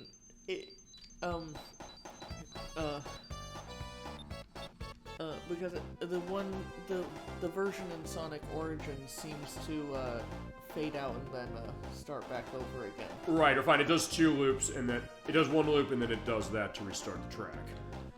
Yeah, we'll still have that going as far as the end of the show for the schedule, but yeah, we'll definitely take a look at number 10. Alright. Where it is. Okay, so yeah, there you go. But yeah, I would just sometimes have this sound test play for like 10, 20, 30 minutes straight. Sure, no, I get that, absolutely.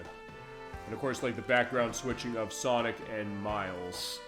It actually looks a lot more legible on the TV there, fine, on this screen that we're seeing, as opposed to blown up onto a massive HD TV screen. Yeah. I mean, we do what we can as far as getting it running on a modern display and all that stuff. And also for making it look that way for you, but sometimes because of the way it was looking, and not playing from the original hardware, because you were asked last night, do we do from original hardware? And the answer is yes, usually.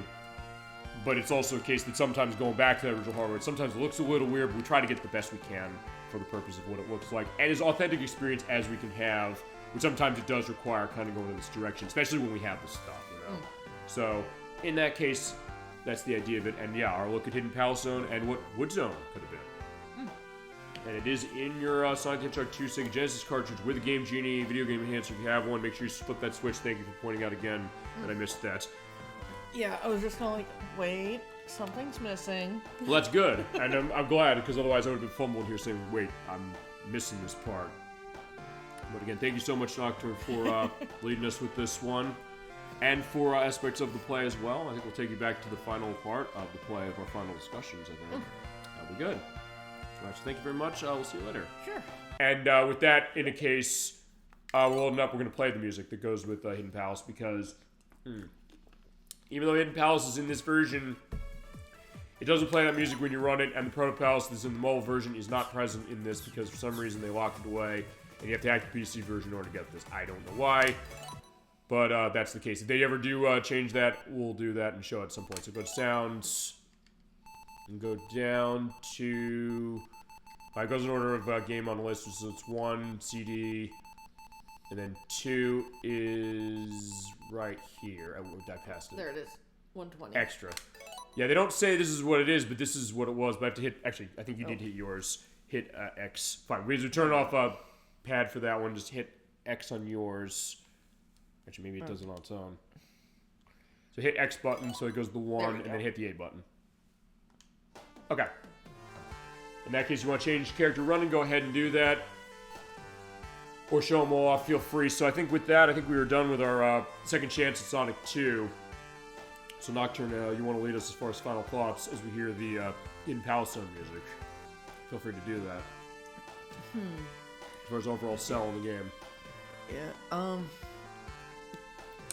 So yeah, I think I've already said a lot of my thoughts on Sonic 2, but it's just... it's a wonderful game. It's definitely... anyone who hasn't played it, who at least kind of likes platformers, I think should try to play it.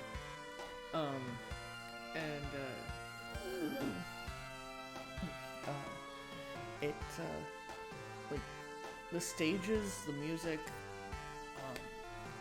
they're really well done. The gameplay is solid. The fact that there is actually a little story that's kind of that's acknowledged on screen is kind of nice. Sure, yeah.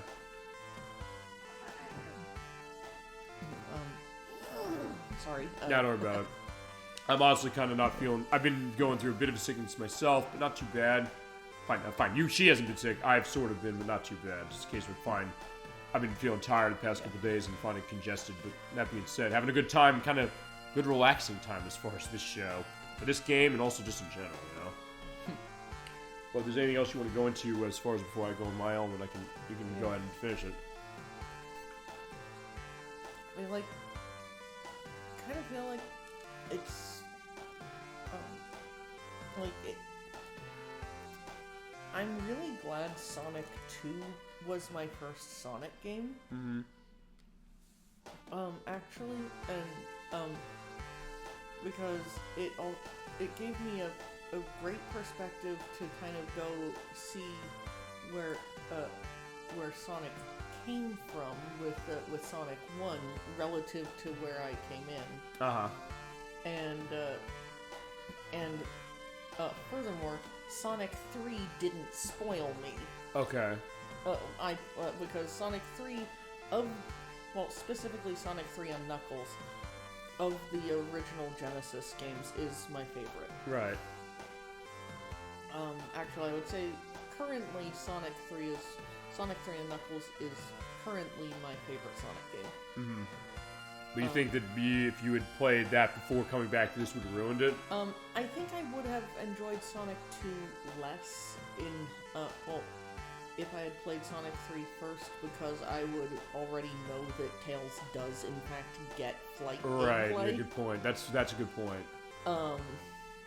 Instead of it just being his respawn animation. Right, because I was going to say then, fine, would you necessarily feel that way with 1, but then in 1 doesn't have a gameplay change like that between itself like 2 and 3 do, or like 3 did as far as when it originally came out. So that's a good point. Yeah, like the main difference between 1 and 2 gameplay-wise is the spin dash. Sure, yeah. I mean, we're talking about the original Sega Genesis versions. Yeah.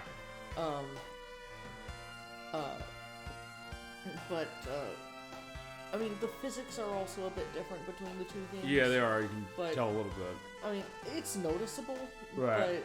But it's still a good, fast game.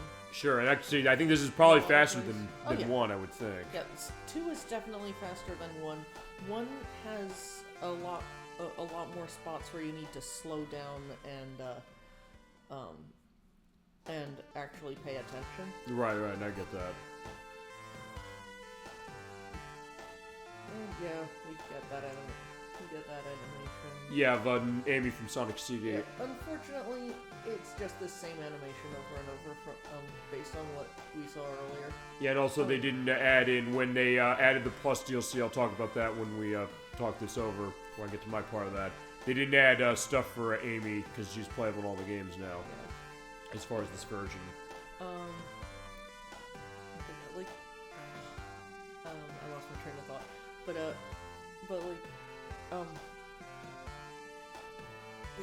I think, I actually genuinely think Sonic 2 was the perfect place for me to come in on.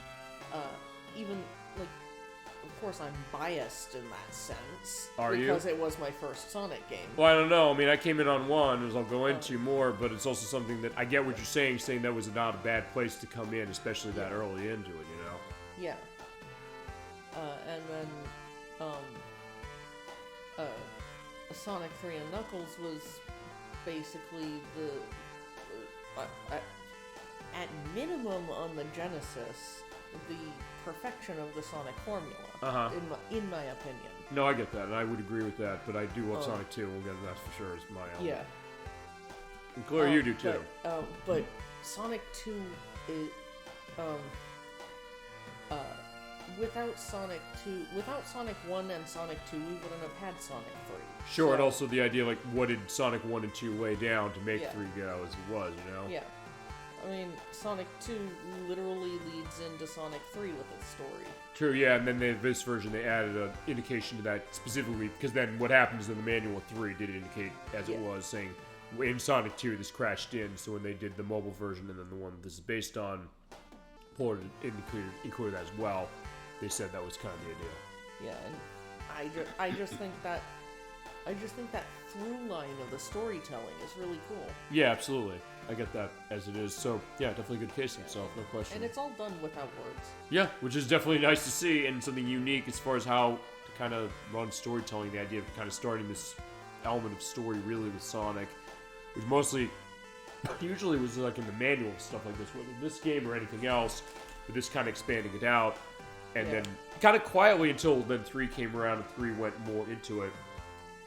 Yeah, 3 made it clear that there was supposed to be a story. Right.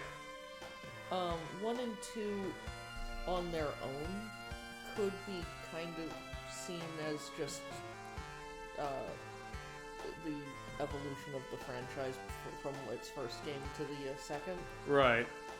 Or at least on the Genesis. I don't know, when were the Game Gear games released relative to, or at least the major Game Gear games released relative to... Well, Sonic 1's version came out after. Sonic 2, Game Gear and Master System came out a month before this. So technically that was the first game to have Tails in it, but fine. It's Sonic 2. He's in Sonic 2 as far as the first case, but that one was kidnapped. So that was before. Then after 2, there was Sonic CD. But that was in development at the same time as 2, and then CD did go more into stuff with story, and 2 was going to, because the idea is that when it came to a lot of the betas and things, the thought was that we saw those, the Chaos Emerald things over the springs when we went in this one. That was the intention, from what I understand, the thought of saying we're going to have the Chaos Emeralds having this significance. So basically the thought that I guess they were thinking, Hidden Palace is in Sonic and Knuckles as it was, but the thought that they were thinking that concept within this, and then Sonic the Hedgehog 2, the movie from a couple years ago, that did openly indicate that, because that is what the story is, and it has Knuckles in it, but the point is they are going to the idea, hey, the idea of the Master Emerald, so it is kind of doing that, even though the game itself didn't, although then, I guess with the way the movies are doing it, the way the movies are going is they're kind of, I guess, going a little differently in terms of what they're adapting, because that was kind of going the Sonic 2 way, but also Sonic 3, Sonic and Knuckles way, with Knuckles' introduction, and the one that came out, Sonic the Hedgehog 3, a couple months ago, that's going the Sonic Adventure 2 direction in terms of a lot of its stuff. And that's kind of a retelling of that, more or less, with some differences for sure. But in case you're right, that idea of what are they going to do with story with Sonic, what's going to be the idea? Usually it was pretty much just in the manual, the case that Sonic is this fast guy going after Dr. Robotnik, and the case fine, he's turning all his best friends into robots. So there's that. And then the next one it says, hey, Tails, the experience of what Tails is doing. He admires Sonic, wants to follow him and be like him. and then they kind of become friends, and it's like, hey, Robotnik's trying to take over the world with the Death Egg, and that's the big, heavier case that then goes into the next one. So the idea of, right, setting the framework for where 3 was going to go. Yeah, like, it's not just from a game development standpoint that we wouldn't have Sonic 3 without Sonic 1 and 2. Sure, yeah. It's also the story, the through line.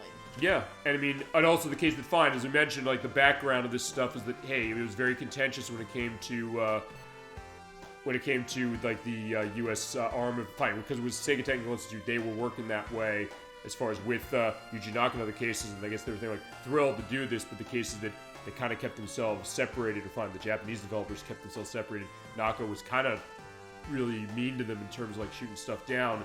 When Sonic Extreme was coming around, that was the case where he basically shot down every single idea that they had, and they worked themselves to exhaustion so much that someone basically was feeling so sick, they went to the hospital, they got an information from the doctor that said, if you don't stop doing this, you're going to be dead in probably in a few months. And so basically, Yuji Naka feasibly could have been an accessory to like a manslaughter charge if that happened. The point is that it didn't. He was arrested and convicted later on for insider trading, so he's done in this industry. But that being said, it's something that, and then also Sega Technical Institute dissolved after that game got canceled because I think that was going to be the Sonic game for Saturn. It wasn't. But even with that stuff that was kind of going on as far as the time, and to be fair, that always was a little bit of a tension as it was, but especially with 2. But out of that came this great game that you wouldn't necessarily think anything of it. So the idea that it became this great game, something that is a seminal title, and I don't know if there's anything else you want to go on your final thoughts before I go on mine. I think I've pretty much said what I'm going to say. Yeah, I just wanted to make sure there wasn't anything else that you had left you want to go into that you want to make sure you covered. Because I agree with a lot of what you're saying, but also my case is that as someone who played the first one, I came to this next, and it's something that it was that great evolution you mentioned, that kind of going upwards as far as gameplay, story, and everything it's doing. And it is a lot of fun still. It has great stuff. This version does add some nice extras that get us, I guess, closer to the thought of all these extra things that the game could have had. Putting Hidden Palace Zone, which is a level as far as how it was, and then the mobile one having the Proto Palace Zone element going on too. So they did get that going to the point where, yeah, even the stories as far as the music that is just here as far as this is kind of, I guess, a legendary case. And it's a reason why it became the next pack-in of the Genesis along after Sonic 1, and that second best-selling game on the console after Sonic 1 as well. Definitely set a standard, and it's, in that way, a game that, yeah, if you haven't played this game, absolutely give it a shot. If you want to get it on Sega Genesis, it does not cost much. It's like, you can get the cartridge for like under $10. Yeah. The Incomplete is not that much either, because they made a lot of copies, because a lot of people got a sense. There are tons of Sonic collections that have this on everything from the PlayStation 2, the GameCube, the Xbox 360, the PlayStation 3, the PlayStation 4, the Xbox One, the Series X, Series S, PS5, Switch, PC, 3DS, PSP. Am I missing one? Fine. Now, and then this version, which is the Sonic Origins version, which does have extra stuff. They did fix some of the bugs that it had when it first came out a few years ago. So it is a very viable way to play, and also if you're running your co-op method as far as Tails flying, it is a great time. Yeah, it's great to add that. Like, if you like Tails gameplay in Sonic 3, you'll like it here. Yeah, and I think also is like, I find my misgivings on this collection as it is aside, because I just wish it was treated better at the time. Honestly, it's better now, and hopefully Sega is remembering that and remembers on the back of Sonic X Generations and how well received the Sonic the Hedgehog 3 movie was by fans, but also by critics. Critics like this movie. It came out against Mufasa, the Lion King prequel. Like, the critics were saying, yeah, this movie that's from the Oscar-winning director of Moonlight, the Lion King prequel, like, go see Sonic instead. They said it's a better movie as far as how it turned out for the kind of thing at the end of the year. But the case that Sonic's kind of in a good place right now with that, and maybe Sega hopefully remembering that when they do other stuff as far as re-releases or maybe redos of stuff, of classic stuff, or the next big Sonic game whenever we see that. And I think that's a good case. Yeah, but if you ever played Sonic 2, it's a great game. I'm glad to get it on record. Go full into everything we can with it. Have great cases of co-op going on. And thank you, Nocturne, for joining me for this one. Yeah, and just one thing that just came to mind. What's that? And to add to the fact that to add to the subject of the game itself not being expensive, even original Sega Genesis, especially if you're going cart only. Yeah. You can also still pick up Sega Genesis for not too much money, like right? $50-$60. Yeah, honestly. And it has tons of great games on it. Sure, I mean, and I get the sense that, weirdly enough, I haven't shown a whole lot of Genesis games recently. Fine, because mine wasn't working for a period, but also, thanks to you, it's not a factor anymore. But also the case that, fine, certain stuff in sequence as far as what we're going to play. It's been a case like, what am I going to do? What are we going to look at? But yeah, definitely a lot of great experiences for that. This is definitely one of the highlights. You talk to people when it comes to Sega Genesis, this tends to be talked about a lot, and rightly so. Yeah, it's, like, Sonic 1, 2, 3... I would put Sonic and Knuckles kind of in a slight maybe category, but all 4 games are very strong candidates for must-haves if you have the system. I mean, there's other games that I'm sure you would say are must-haves as well. I would say Sonic and Knuckles. I think you should have all of these as is, but also I'd say Gunstar Heroes. Fine, Gunstar Heroes costs a lot of money, but they've re-released that. Well, not tons, but it's still something that people want that. That's a great game. We played some great ones on the show, like Contra Hardcore and Castlevania Bloodlines, as far as stuff in Konami's as an example. But other stuff as well. There's definitely a lot of good cases for that, in cases where, yeah, you know, and also it is on Switch Online here. Fine, there's 4 different versions on this one console. So you're not starved for choice when you want to play Sonic 2 in some capacity. But yeah, I think with that, then, I think we're in good case as far as that for the show. Thank you so much to everybody out there for watching the show. I think with that, I think we can go into schedule, and that'll be the end of the show. Schedule is going to be a little bit of a case because next week we're on Friday. Next week's on Friday, March 21st at 7 p.m. Eastern Standard Time. That's going to be with Edwack and Nikki. Edwack's playing a game from his childhood that came out also in 1992 and formed a lot of his early memories and early connections, including with his music, as an example. It's going to be Smart Ball for the Super Nintendo. I'd never played this game, and I had not heard of this game until you mentioned it last year. I think the only case I think you said you heard of it is when I just mentioned, like, the name. Like, what is this thing? Is that right? What was the name of the game? Smart Ball. I'm not completely sure I've even heard of it. Yeah, I didn't. Yeah, it was in Japan. It was known as Jerry Boy, but when it came out here, it was a co-production of System Socom, who did the programming of it, and the game design, which is by Game Freak, a Pokemon thing. And when it comes to that, let me think about this. It was the second game that Game Freak made. There's another one they made. We'll talk about that next week. But after that, they were involved in that. And so before Pokemon, before even something like what was the game on the Mega Drive I'm thinking of? Pulse Man, which only Japan got. It's on Switch Online as well to play. It's an interesting one from what he was showing me and what I saw of it. And it's a game that he loved, so he's going to give it a play next Friday at 7 p.m. Eastern Standard Time.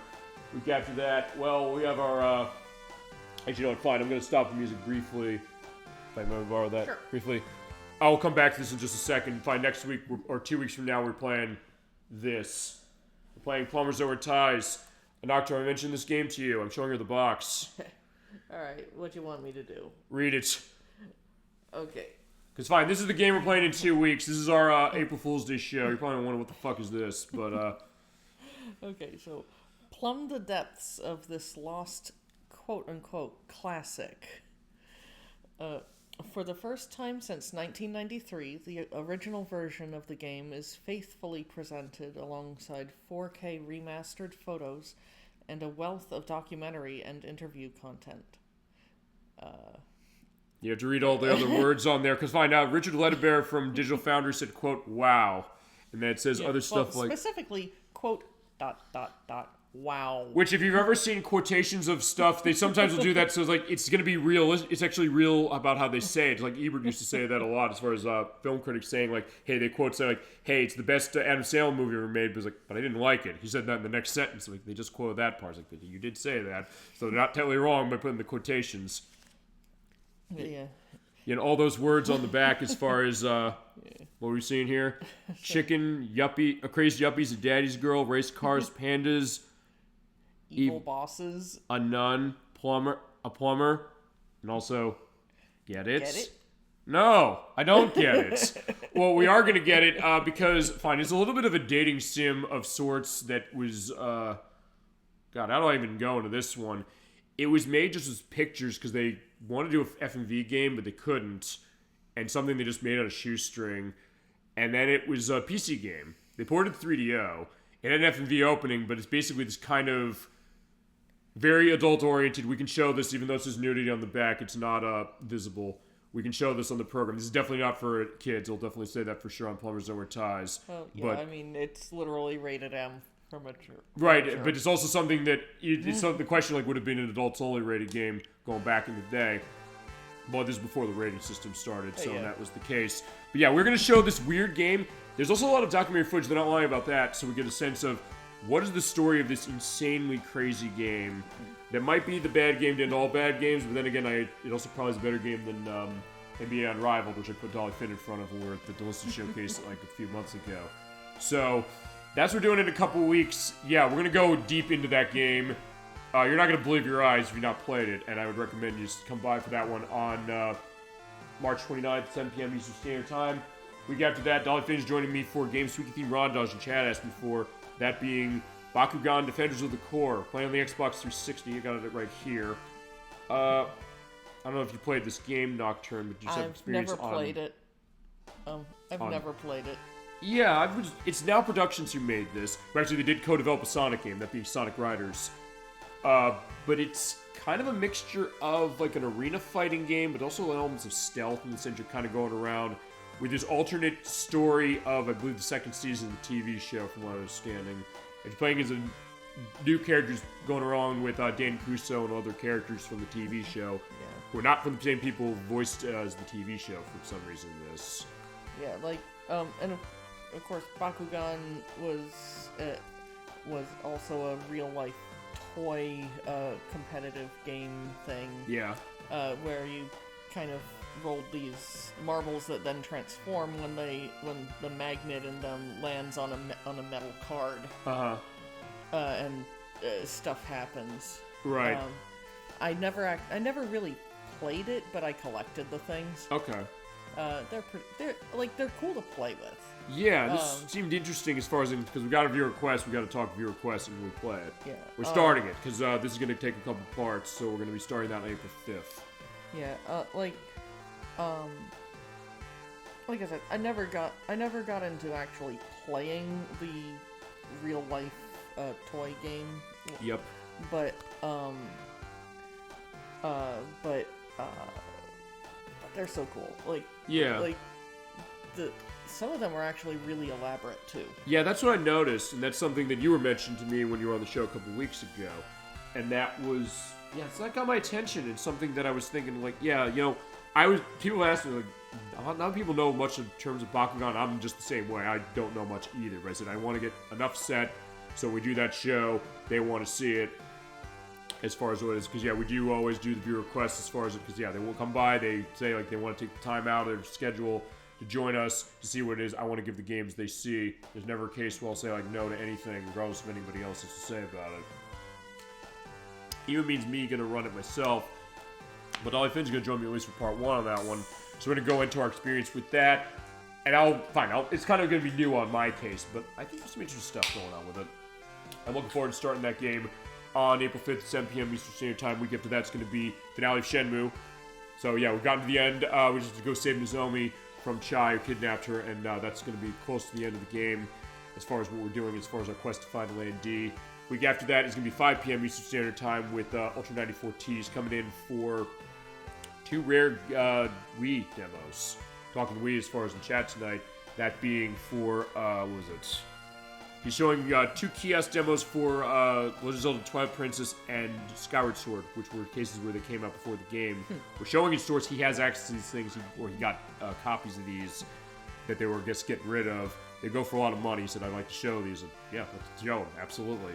It's going to be sort of our second chance as far as it, because I'm kind of mixed on Twilight Princess, but it's also something that I don't think it's a bad game. And it's one that I'd be curious to see what this version is like, and with a little bit of a taste of it. And it's also an interesting case of a game getting mirrored between versions. Right. Exactly. Because you want to go into that? I forget. Oh wait, that's right. So the GameCube version had Link in his traditional southpaw, left-handed sword wielding, but the Wii version not only flipped it from him being left-handed to right-handed, so just to facilitate the majority of people who are playing the game who would be right-handed, Yeah. Having it line up better on the screen. Yeah. But the entire world is mirrored. Yeah, I think there's a tech reason for that from what I understand as far as why that happens. Yeah. But, the entire game is mirrored. All dungeons mirrored. If left turn in the GameCube version, right turn in the Wii version. And also, as we point out, the Wii U version has both versions of the game included, whereas the main game is the left-hand version from GameCube, which is the original release of the game as far as on GameCube, which is why that way. And then the Master Quest version, they do have the flip mode of Wii, so it is still available as you play it both ways as far as that one. We'll get to that game eventually. Per their request, we're going to run on the GameCube, but for the purpose of this demo, we're going to take a look at that. Looking forward to that. It's a bit of a unique take as far as that, because we have not really looked at kiosk demos before, but he has them, and I think it's going to be interesting to look around. Yeah, I just think that the fact that it's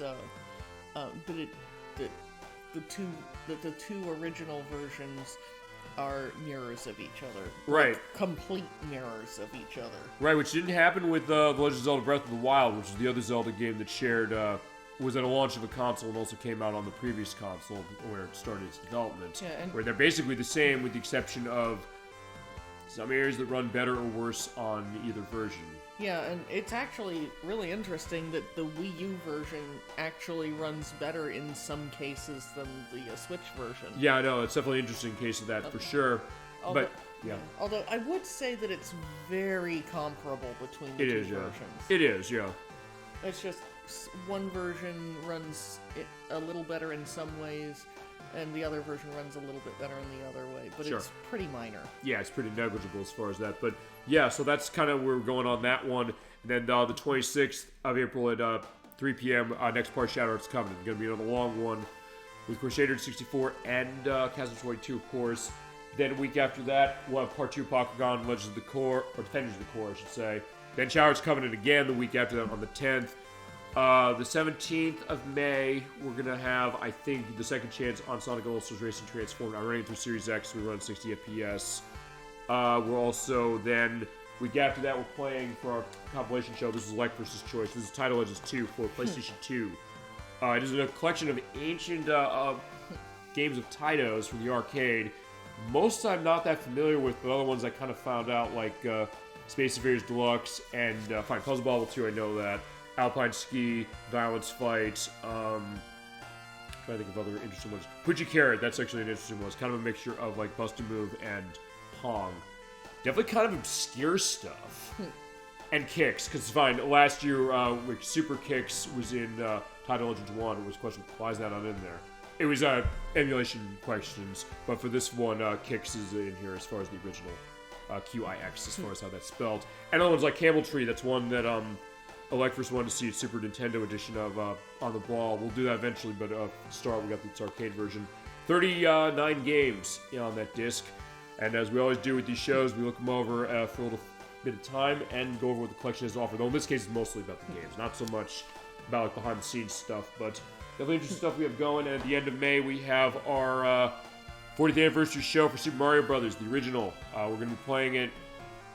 Running through Switch, running the NES version, but also going to show off bits of the All-Stars version of Super Nintendo, the versus Super Mario Brothers version, the arcade game that's available to buy on this.